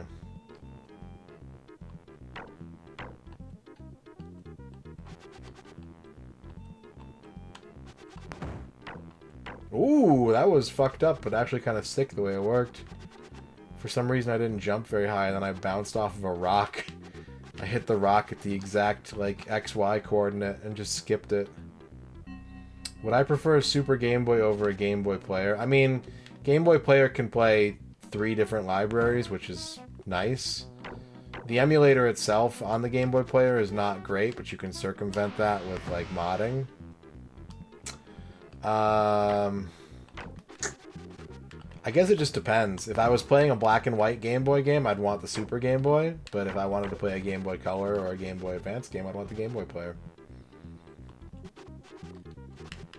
Game Boy Players are way fucking more expensive than the Super Game Boy, though. Especially if you don't mod it and you need the player disc.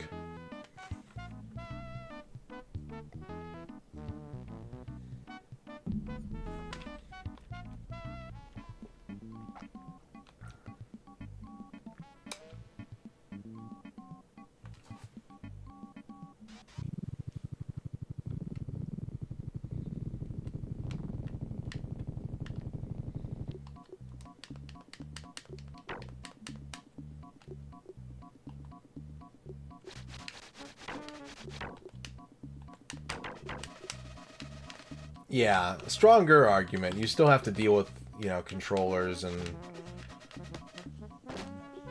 weird memory cards and all that shenanigans.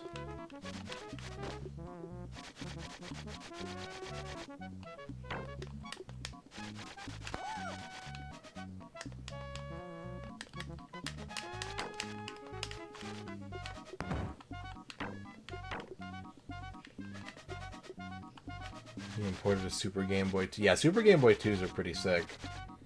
Super Game Boy 2s do make the regular Super Game Boy, I think, fully obsolete, I want to say. I don't think there's anything on there that, like, is weird and fucky that messes up specifically on an SGB2.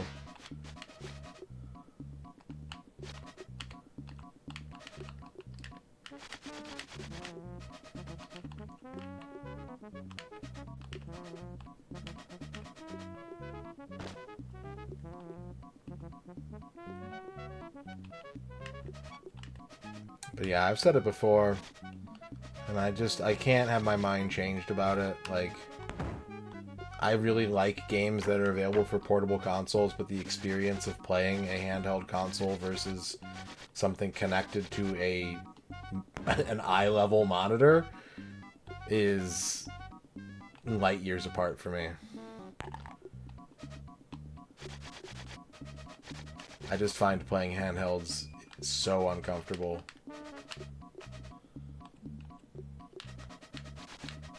It's absolutely nothing against the games themselves.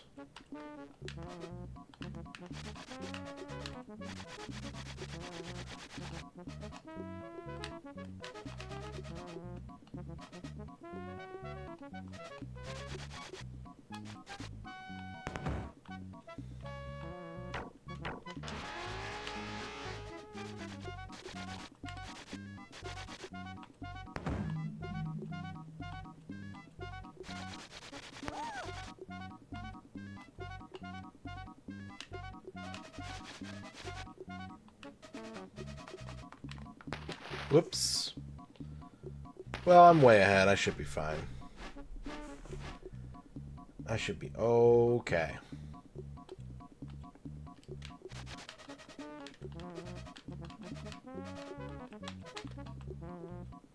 We did a lot of work for a lot of, like, still images of all the characters, and eagle-eyed viewers might note that I might not have gone to these lengths on an N64 title, and you're correct.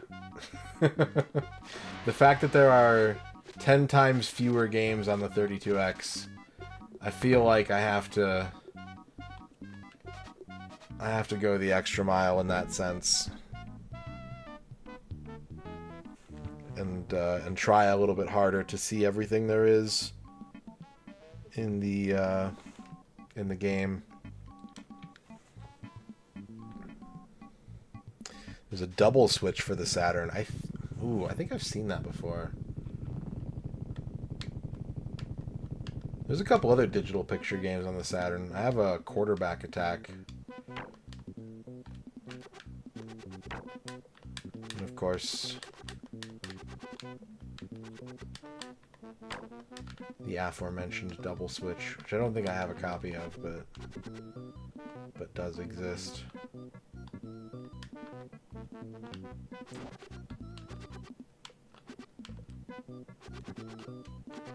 Yeah, the cost sucks. I have like a more like personal.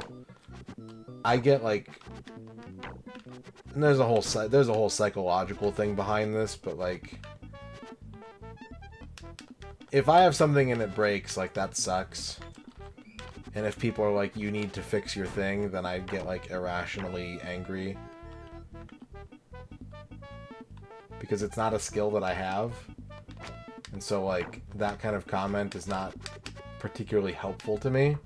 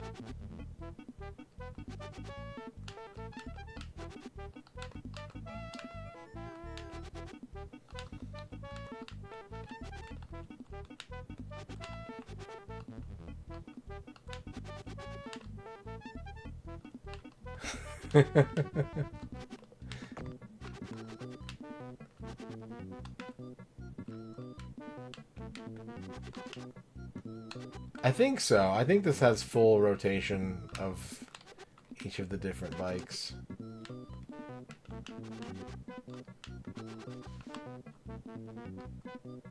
Damn, I thought that was the last lap for some reason. That was lap 2.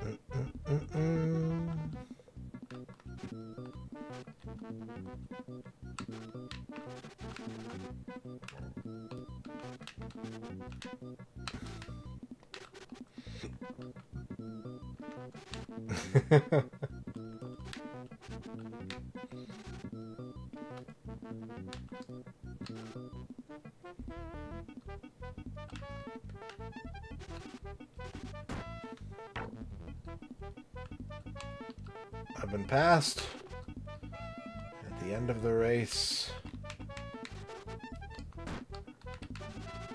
Gotta make my move. Gotta make my move. Bow.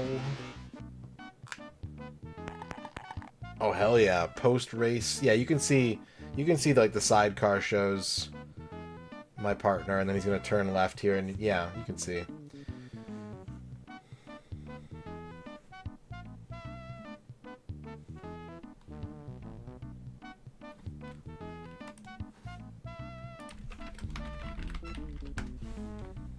Post-race meat eating. All right, this is the last race. What's up?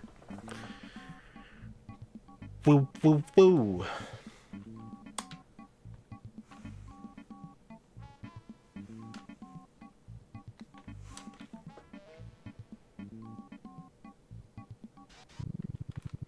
Final race of the game.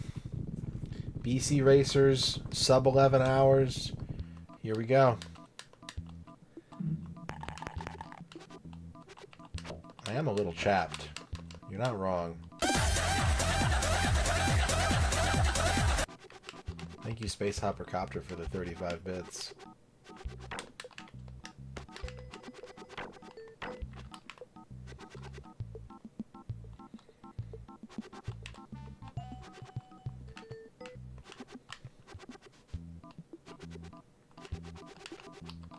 Alright, trade on. Have a good night.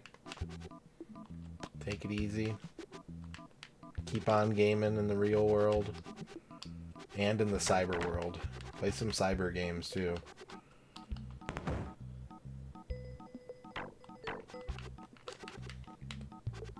There were, I don't know if it was this course, but on one of the fire courses, I think it was the rock hard one, there was actually a path that was just a dead end that led into, like, a lava pit.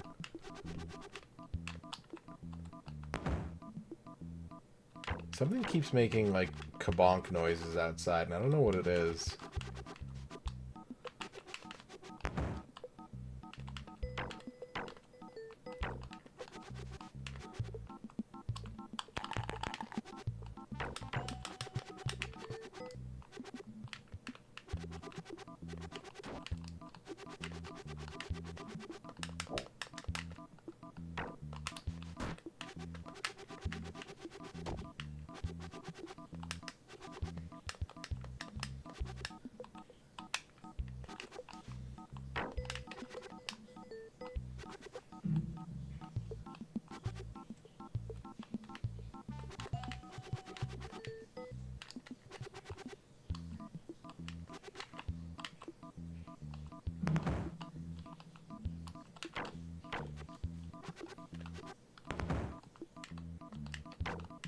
No, not kabong, kabonk.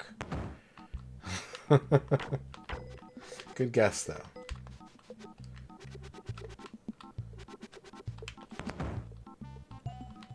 Baba Booey, Baba Booey.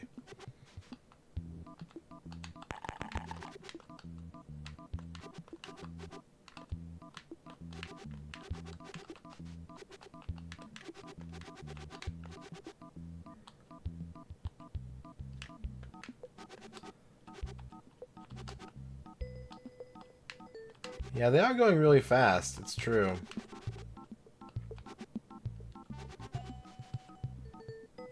I'm catching up, though.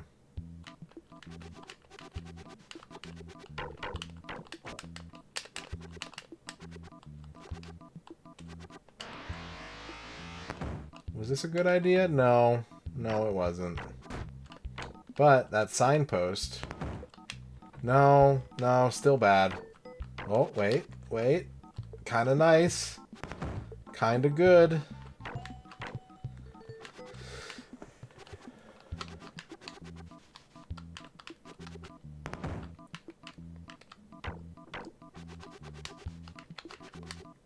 Final lap. Oh, he blocked my meat. Alright, just don't take a lot of damage then. No big deal, right? Just don't fuck up, and you'll be fine.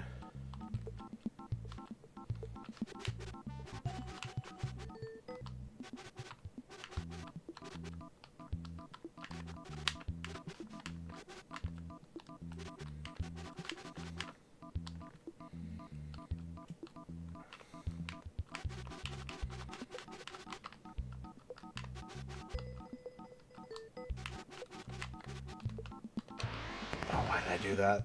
Why did I do that? The setup, though.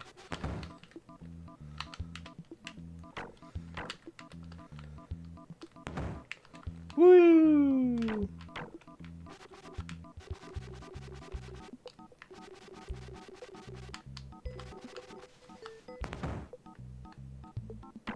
I think this game would be harder, like, obviously, if you turned up the difficulty on the CPU.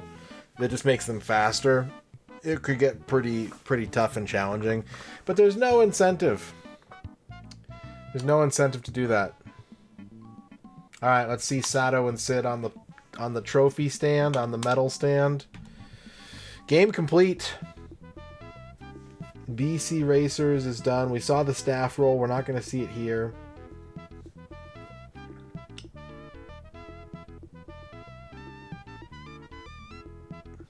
What? Oh, he captured him. He captured the beast and tied him down instead of getting eaten by him. That's interesting. That's an interesting quirk.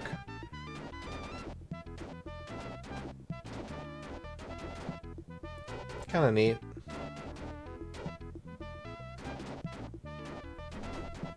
He gets eaten by the beast on the game over screen. And on this screen, he ties him down. The hunter becomes the hunted. Okay, stop the timer. 10 hours, 39 minutes, 41 seconds. That is BC Racers. It was not great. I was thinking about a specific sort of contextual relation of this game. I was like, well, how would I rate this game? Right? And the thing that I ended up kind of thinking about was, do I think this game does anything better than its peers? Like, do any of this game's system mechanics make this a standout title? And unless you're like super married to Road Rash Combat and you don't want to play one of the other ports of this game for some reason, like if you just had a 32X and not a Sega CD, I don't know. It's pretty much the only thing I can really think of. It's not, the physics don't feel good, the frame rate's bad, the presentation's bad, the combat's weirdly nerfed, the control scheme is nerfed from the original version. You know, the track selection is fine,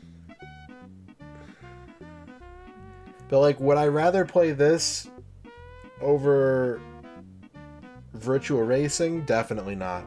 Would I rather play this over Motocross Championship? That's a little close. I think that this game was probably less frustrating than Motocross Championship can be. They're both kind of messy, though. It's not really a good spot to be in to be compared in that regard. So I will give it some thought. The 32X tier list version 2 will be prepared soon, and we will add another 10 games to the list. If you want to see tier list number 1, I got you covered. After game 10, this was our ranking.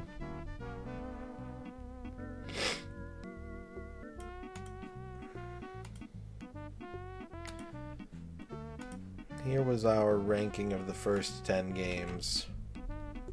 Is that gonna work? Yeah. Yeah. So we're gonna have to add 10 more. We're gonna have to add Golf Magazine presents 36 Great Holes starring Fred Couples, NBA Jam Tournament Edition, NFL Quarterback Club, Star Trek Starfleet Academy Starship Bridge Simulator, Virtua Racing Deluxe, Mortal Kombat 2, WWF WrestleMania the arcade game, Tempo, Star Wars Arcade, and BC Racers. Are all going to have to be added to the tier list. Probably sometime next month. Maybe tomorrow if I'm like a super busy beaver. But I kind of doubt it. And we're halfway done. We've reached the halfway point of the 32X Complete Works chat. 20 down, 20 to go. Just like that. Bam. Oh yeah, I want to show you how quiet this game is. You hear the audio of this game right now? Alright, now I'm going to put in Metalhead. Because it's sitting right next to me.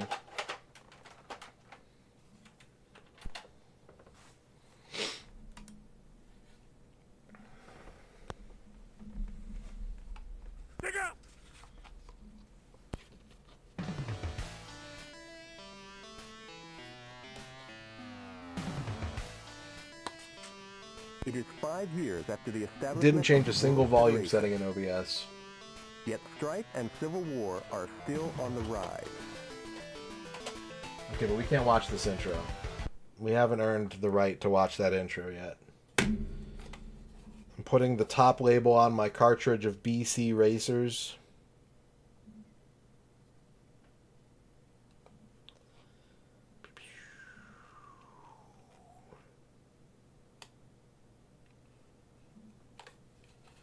Boom. There we go.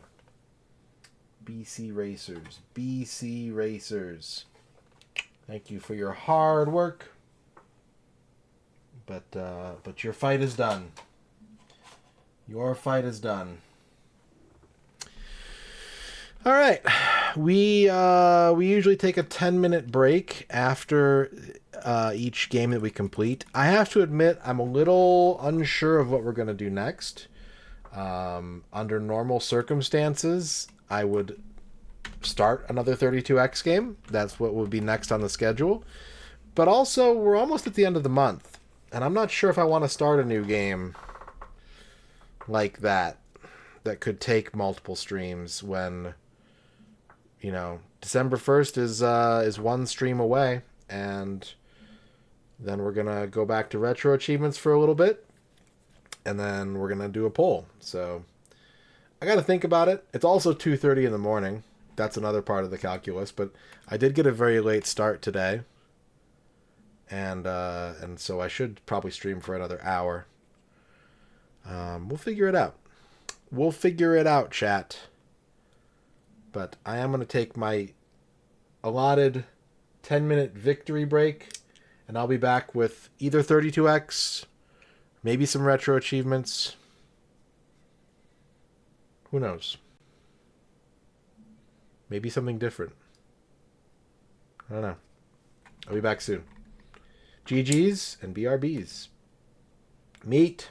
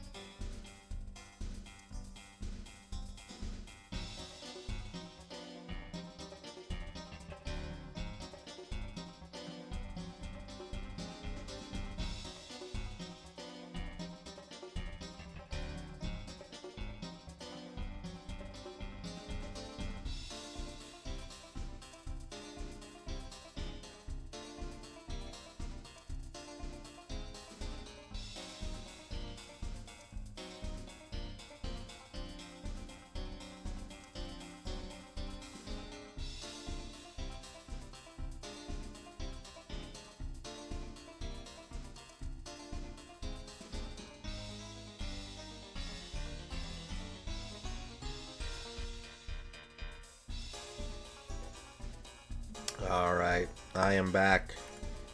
Thank you for waiting. I think Dan Highland is right. I only really have about 40 minutes before I'm going to head out tonight, so rather than get into a whole big, deep completion game, maybe we squeeze in a raffle or two before the night's over. How's that sound? Dvork wants a horoscope and a fear of the day.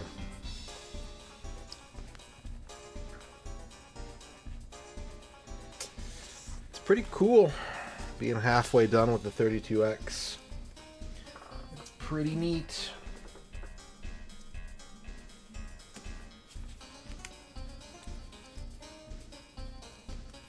It's going to be an interesting back half, that's for sure. It's going to be a very interesting back half of the challenge.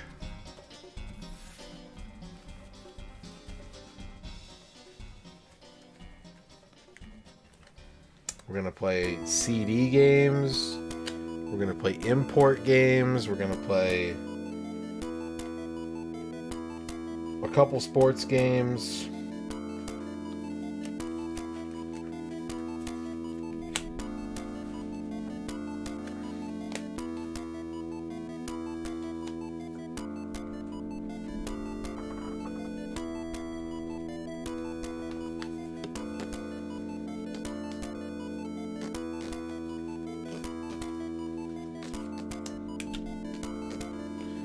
We're going to play some games I've never played before in my life.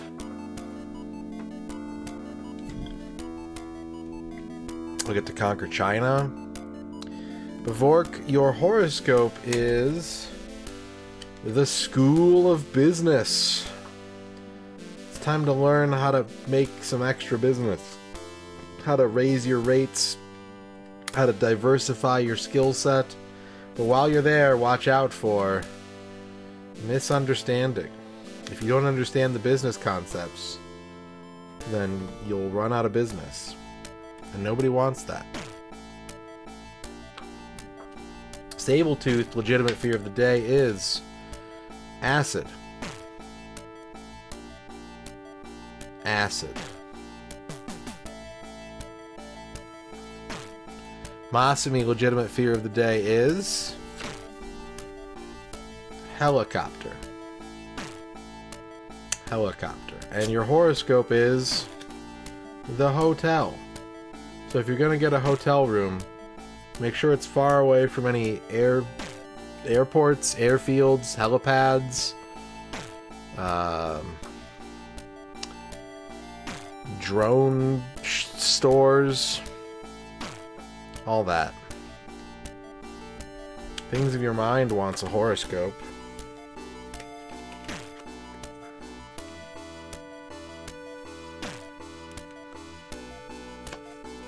You got the florist, Things of Your Mind.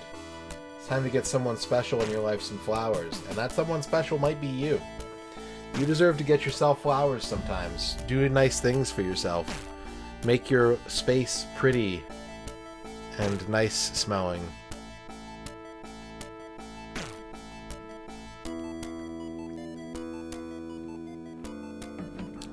Alright. Alright.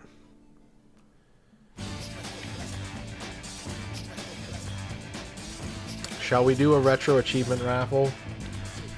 Like I said, I only got about 40-ish minutes. Exclamation point join if you want to pick a game. One lucky winner will get to pick a game, and I will play their game, and I'll get 3 achievements. And yeah, or time will run out. One of those two things will happen.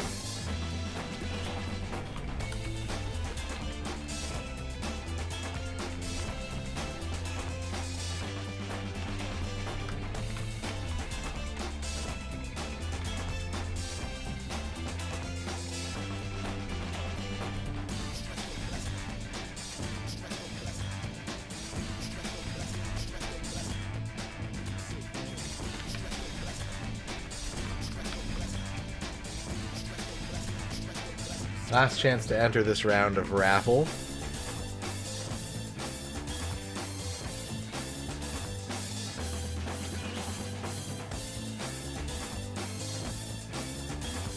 And our winner is Razor2257.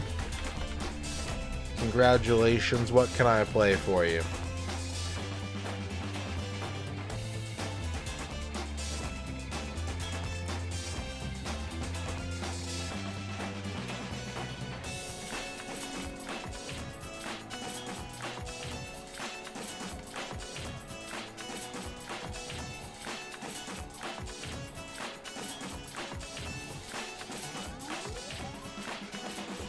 Pitfall 2 for the Atari 2600. Okay. I had Pitfall as a kid. I don't think I ever played Pitfall 2.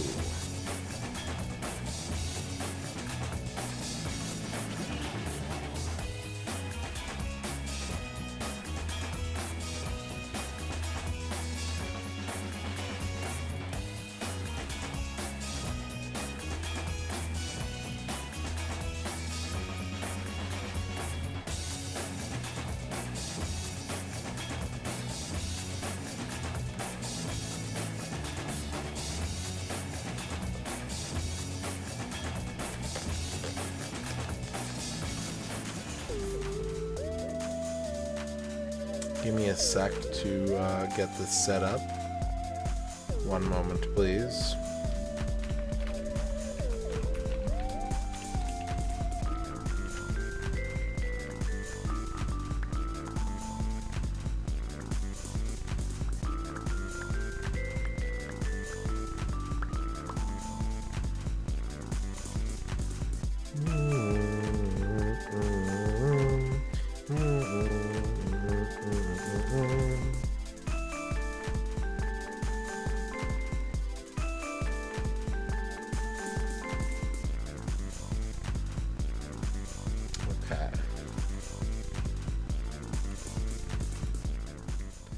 Load up the Biz Hawk. Give me that Biz. Biz. That was a Bomberman Hero. It does kind of sound like Viewpoint, though. You're not wrong. You're not wrong, kid.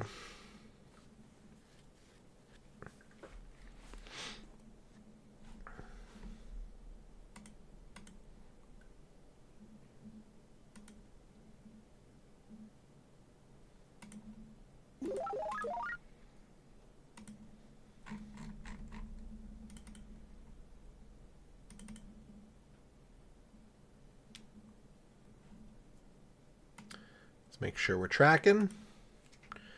We are tracking. This game has 12 achievements.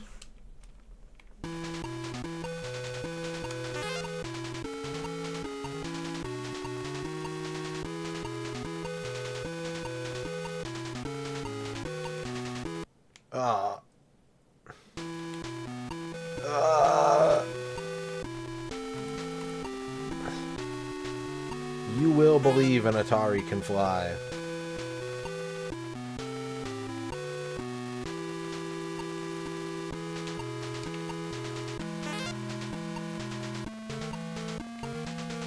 There's the little grabber.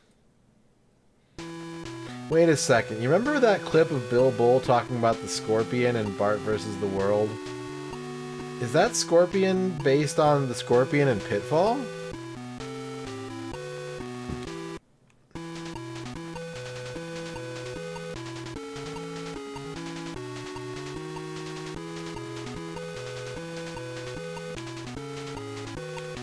Ugh.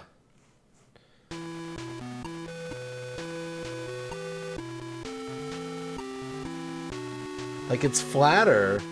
The same-ish group of folks, yeah. It's a flatter Scorpion and Bart, but it still has the little grabby pincer. The one pixel grabber. Although I guess both of them... Wait, hang on. This Scorpion is bigger, more interesting looking, and better animated than the one in Bart versus the World.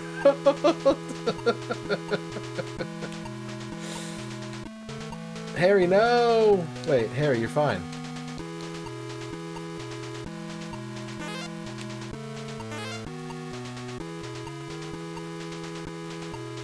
Gold. Harry. Ugh.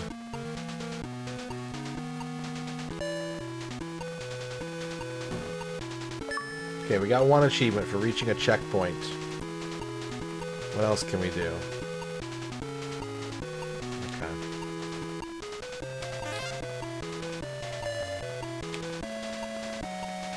I need to figure out how to get on the ladder. I think I have to jump into the center of the hole. No? No? Oh, come on.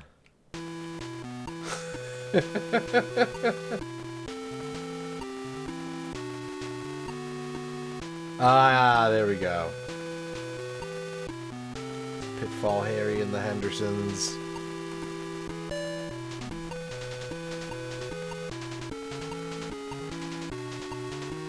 Shiny butter.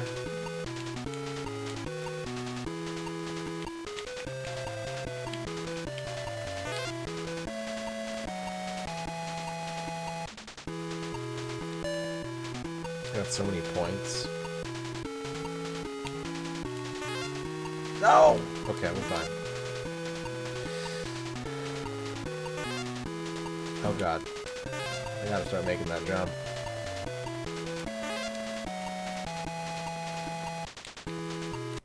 For fuck's sake.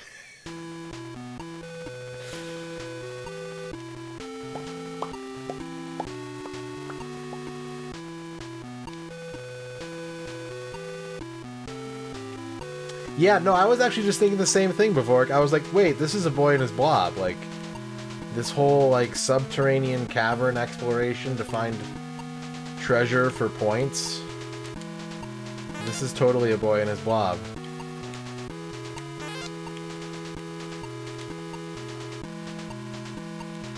Oh, there it is.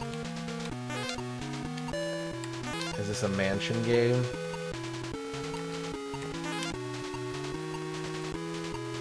I will not piggyback on the mansion versus boat game. I don't feel like I understand the concept well enough to elucidate.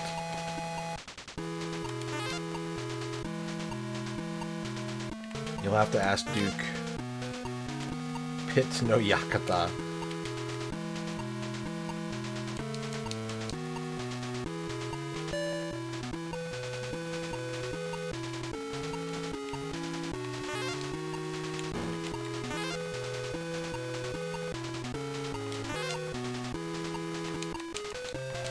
Oh no, why did I do that?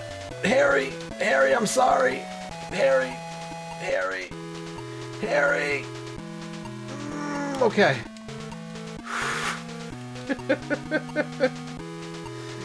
Oh no, the frog! Alright, Ragadom, have a good night.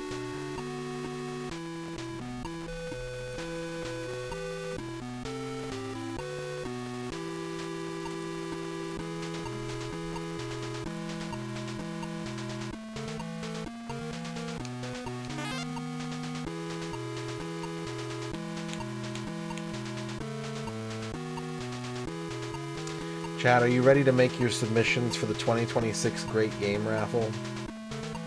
I think I'm about ready to open it up.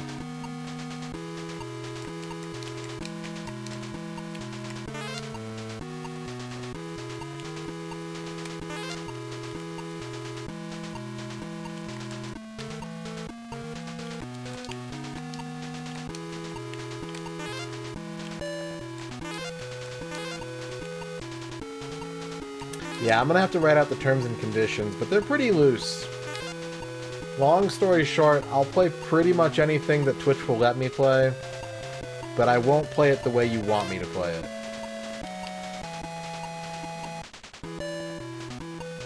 I will not accept, like, do this game with this character, or, like, do a pacifist run.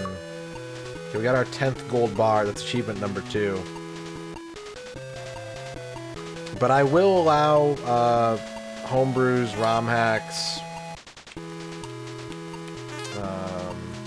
that sort of thing. So there is some flexibility. Yeah, don't tell me how to play. I will not accept submissions that are like, play this game but use this character and don't die and do a 1cc and speed run it and Make sure you don't kill this character because they're my favorite character, and I'll be sad if you do.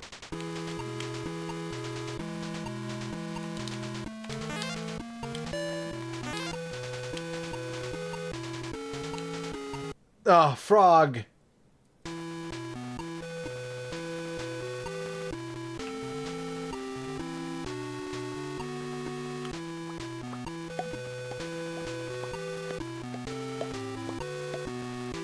If Undertale made it in, I'm playing it the way I want to play it. I have strong feelings about that game, and they do not align with the Undertale community, as far as I can tell.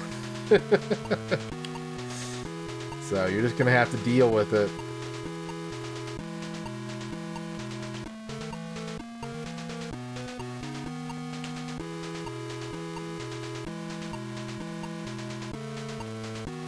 They are also any percent by default. No 100% challenges, no, you know, no unlock the secret waffle iron. The Great Game Raffle picks are pure and simple, finish the game and or roll the credits to satisfy everyone.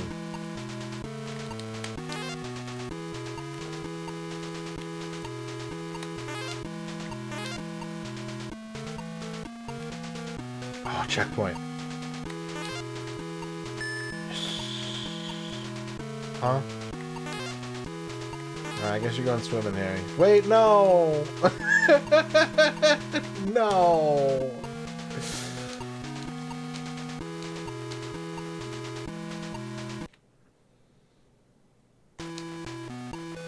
Have I done much in the way of DOS gaming? I did some DOS games as a kid. I played a lot of DOS games as a kid. We've had some requests for DOS games pretty recently. But I don't think I wouldn't consider myself a DOS gamer, and in the vein that a lot of people on Twitch are. Alright, we got our third achievement for grabbing the specimen bag. That is 3 achievements in Pitfall 2 for Razor. Thank you, Razor. Thank you very much. We have about 20 minutes left. Let's see if we can squeeze in another request. Exclamation point join. Ryu H, congratulations on your first. If you want to pick the next game,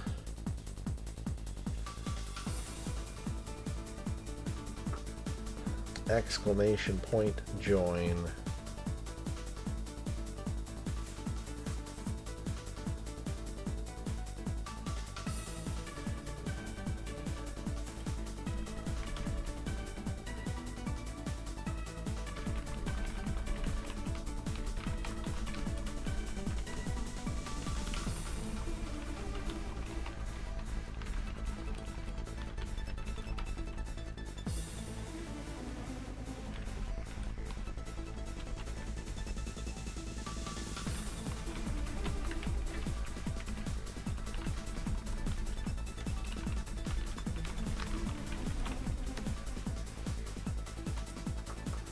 Last chance to enter this raffle.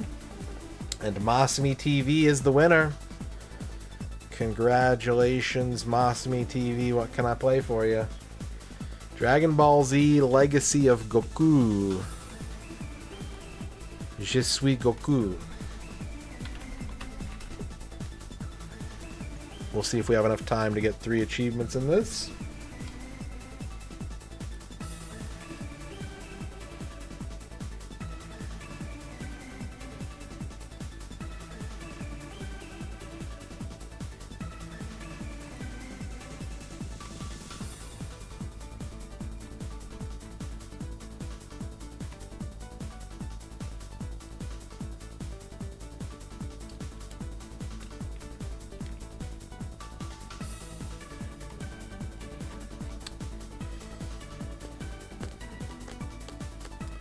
I need to check, since this is a handheld, this might support the European version of the game instead of the North American one.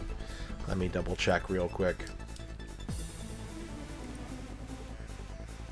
It does both. Okay. cool.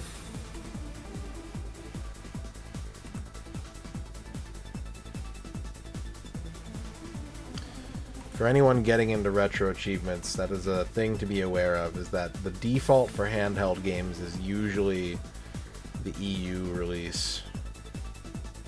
And if it supports other versions, that's like a bonus.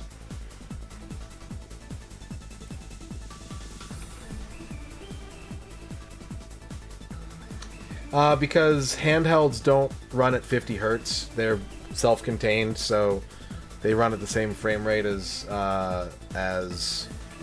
American and Japanese games, and they generally have more language options. So it's like the biggest accessibility net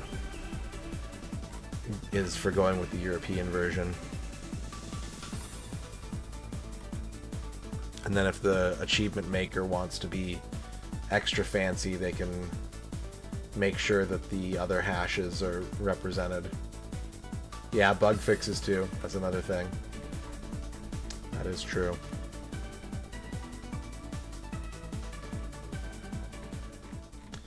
Alrighty. Can we get 3 achievements in this game before it's time to go? Let's find out.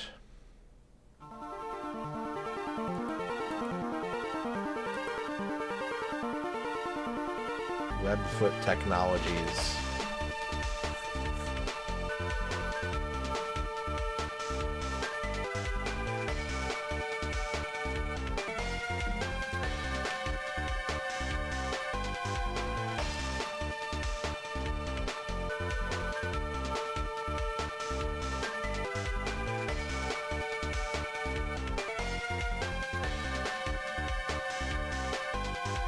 It's like I'm really watching my favorite anime.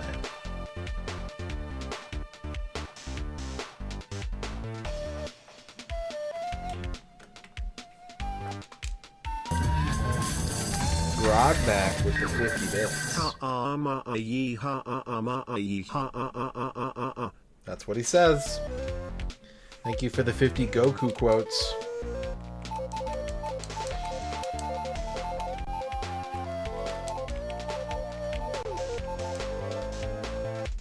Our story begins with our humble hero, Goku. It has been a long time since he has last seen his childhood friends, and so he has decided to meet with them at the house of his old martial arts master. Coming along with him is his young 6-year-old son, Gohan. Gee, Goku, you look much stronger than the last time I saw you. I've been training hard, Master Roshi. Good, good. So what have you been doing recently? Oh, just relaxing out here on the beach and building up my magazine collection. By the way, I seem to have lost a few. If you come across any, will you bring them to me? No problem. Hey, Gohan, are you going to be a great martial artist like your dad? Chi-Chi wants him to concentrate on his studies. She doesn't want him doing anything dangerous. That's no fun. Daddy, who are these people? Don't worry, Gohan, they're my best friends. I better keep Gohan from seeing this magazine. Hi, Goku. Who's this little cutie? This is Gohan. Chi-Chi and I named him after my grandfather. Hi there, little guy. Ha ha ha, boy, he sure is cute. It's good to see you again, Goku. Welcome back, Goku. Thanks, Turtle.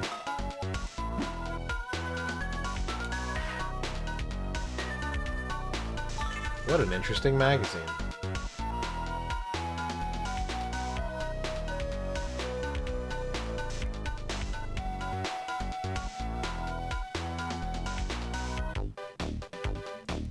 Whoa, this one has quite a cover. Alright, we got all 3 magazines. Achievement unlocked.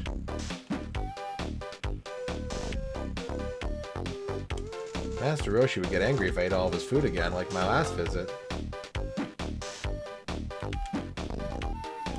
I wonder what he keeps in here. I better not pry. Master Roshi's bedroom is upstairs. I better stay down here.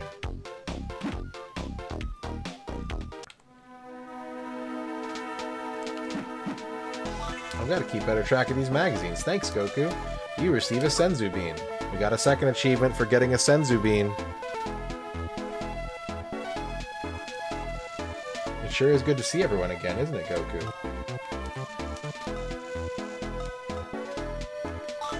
Oh, I guess I didn't lose that one after all. Thanks, Goku. You receive a Senzu Bean.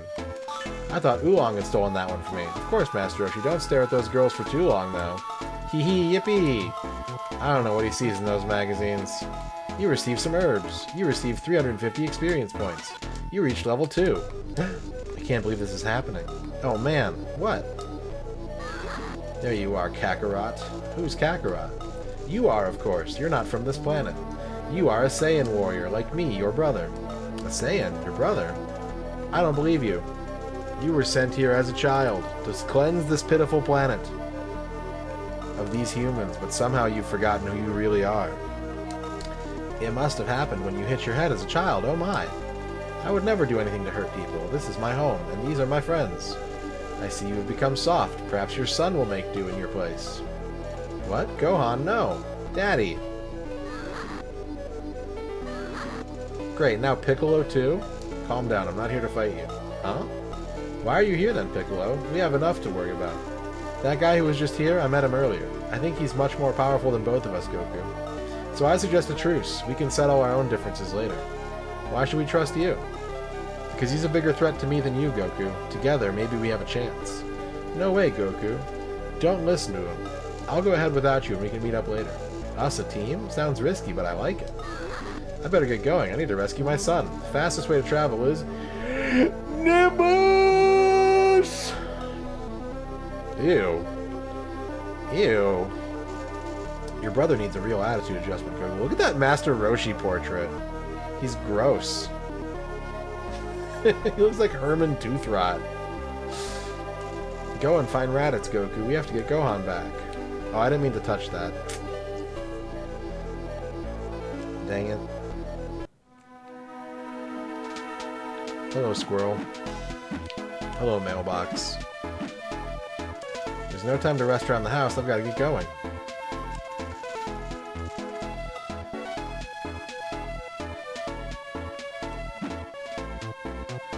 Gohan isn't in there. Wow, this brings back memories of Grandpa Gohan.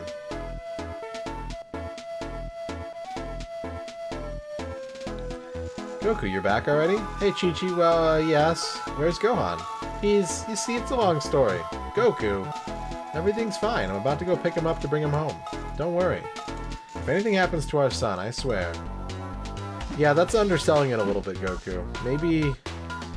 Maybe you shouldn't lie to your wife about your kidnapped son. Just a thought. You know, what do I know? Chi-Chi warned me yesterday about a snake problem in the woods. I better watch my step.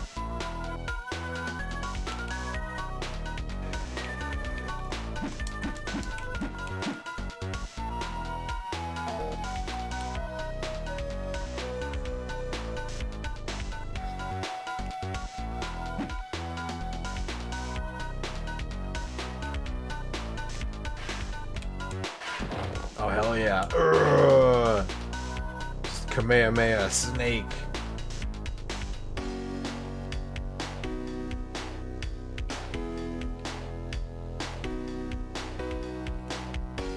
Okay, you better run.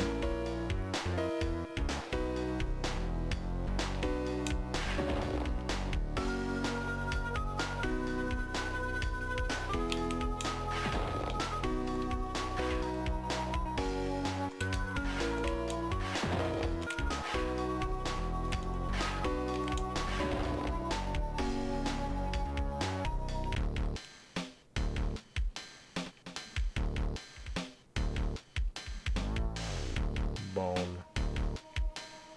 Dragon. Pterodactyl. Wah! Whimper sniff. He stole my egg, that heartless monster. That poor mother lost her egg. I understand how she feels.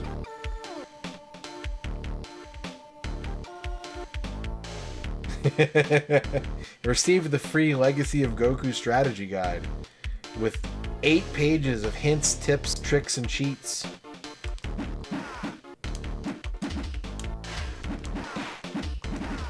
Goku's about to get killed by a wolf. Yeah, Goku got killed by a wolf. Alright, bye. Have a good time in heaven, Goku. We'll see you later. Oh, no.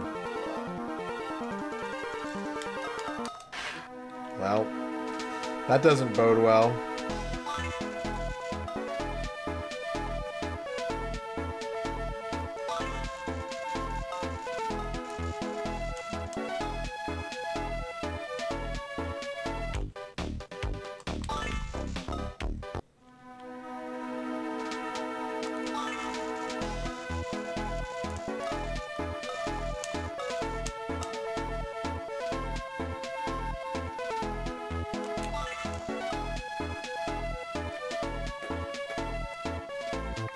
You can skip the dialogue, though. That'll make this go a lot faster.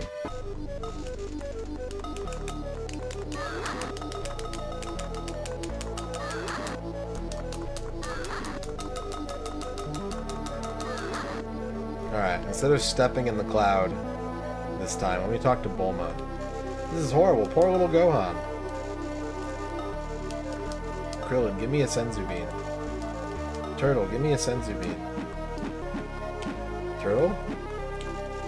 This is terrible. Go, Goku. You can't waste any time. Find Gohan. Yeah.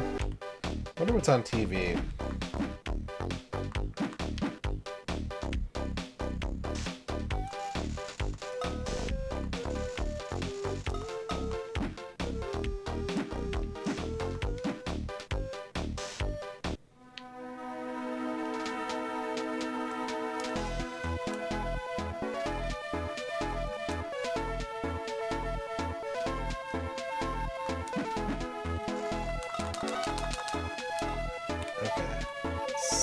Inventory. Save. Quests. Attacks. Key Blast. Credits. There's just credits on the main menu? That's weird.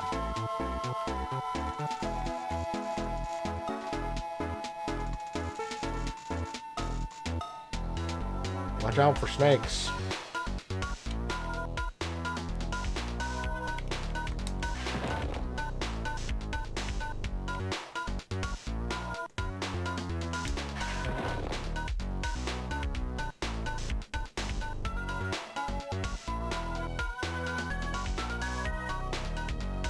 Maybe I went the wrong way.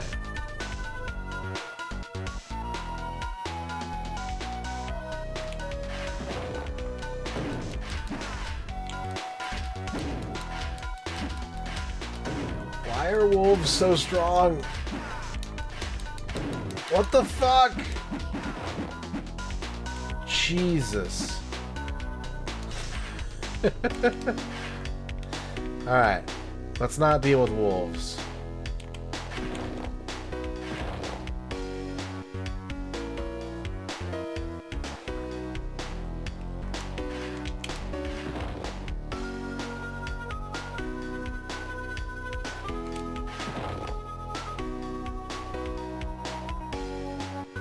No, there's a wolf over there.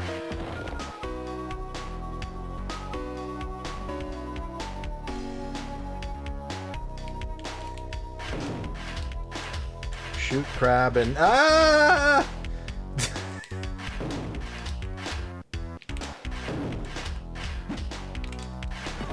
Oh, I leveled up. I should save, even though I'm at half health. It looks like Gohan has been feeding the crabs too much. What? What does that mean? What does feeding the crabs mean?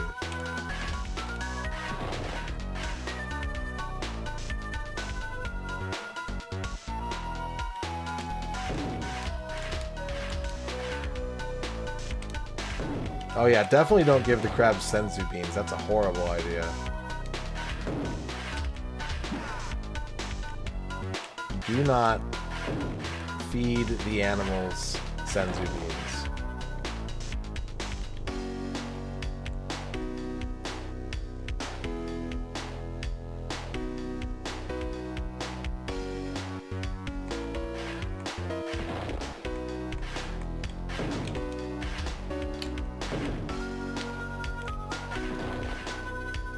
Getting stronger. Getting strong now.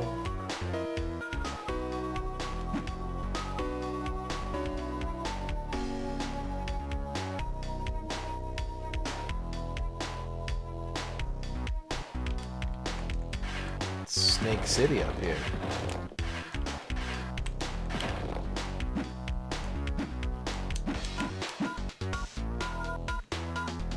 I just need one more senzu bean to get an achievement. Like, I feel like... Oh no, I killed a squirrel! Is that bad? Is it bad that I key blasted a squirrel? Like, what do you mean that I just did a big loop?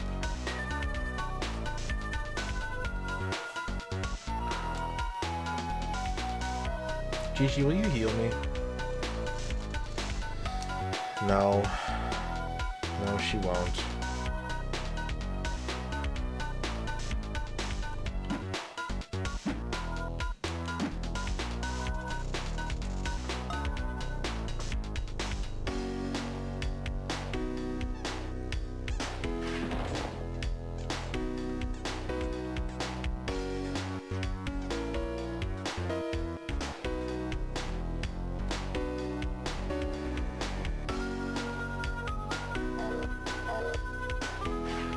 Used all my flight energy.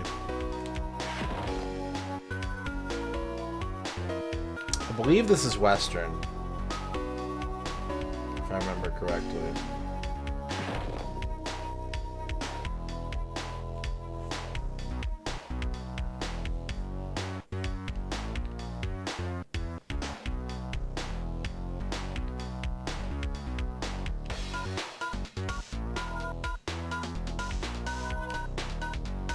Going back into wolf territory. Maybe being level 3, I'll be able to handle these freaks.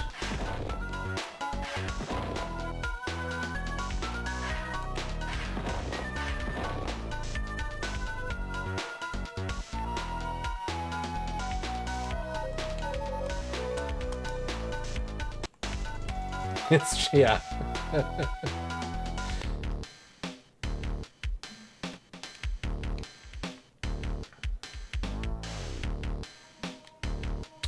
Lost egg.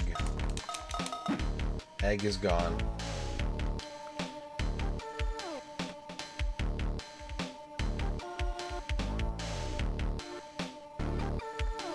This is some definite Amiga music.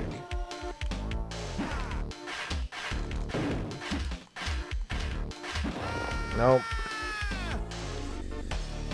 Nope, that same wolf killed Goku twice. MVP of the wolf world.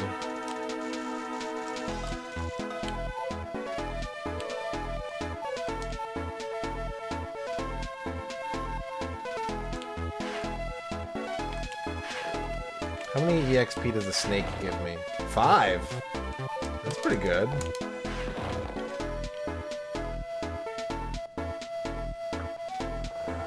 Five is pretty good.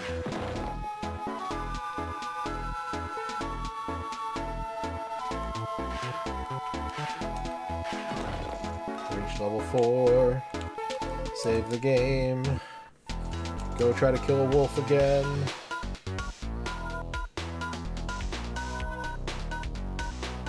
$700 experience points to the next level. That's a lot of snakes. That's 140 snakes.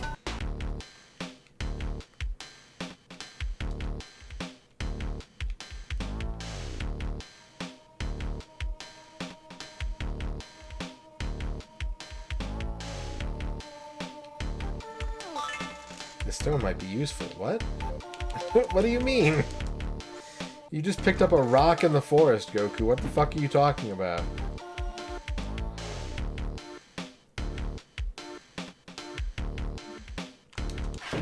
I'm level 4 now, Wolf. Yeah. 70 experience points.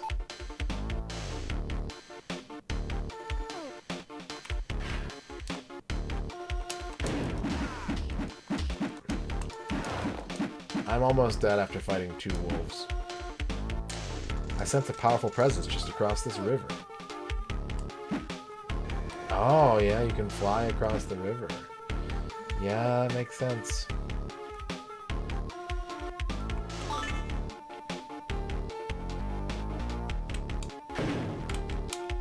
I'm so dead, aren't I? Yeah. Yeah. Yeah, I'm dead.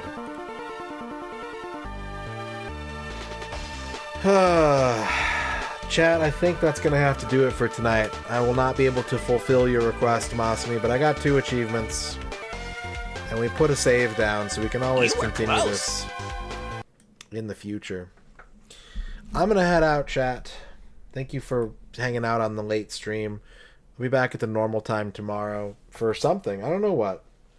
Maybe more raffles. Maybe we'll try and sneak in a 32X game or something. I don't know. Keep an eye out on the Discord about the Great Game Raffle. If you want a chance to tell me what to play in 2026, it is only for Discord members. So please, if that's something that you're interested in, please consider joining to the Discord. I'll post the link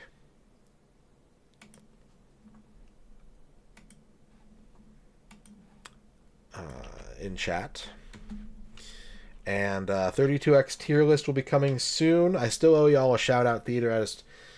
It's pretty late. I don't want to do it tonight. Thank you for the sub. Thank you for the bits. Thanks for hanging out while I beat my 20th 32X game. Let's find someone to raid. Let's find someone to raid.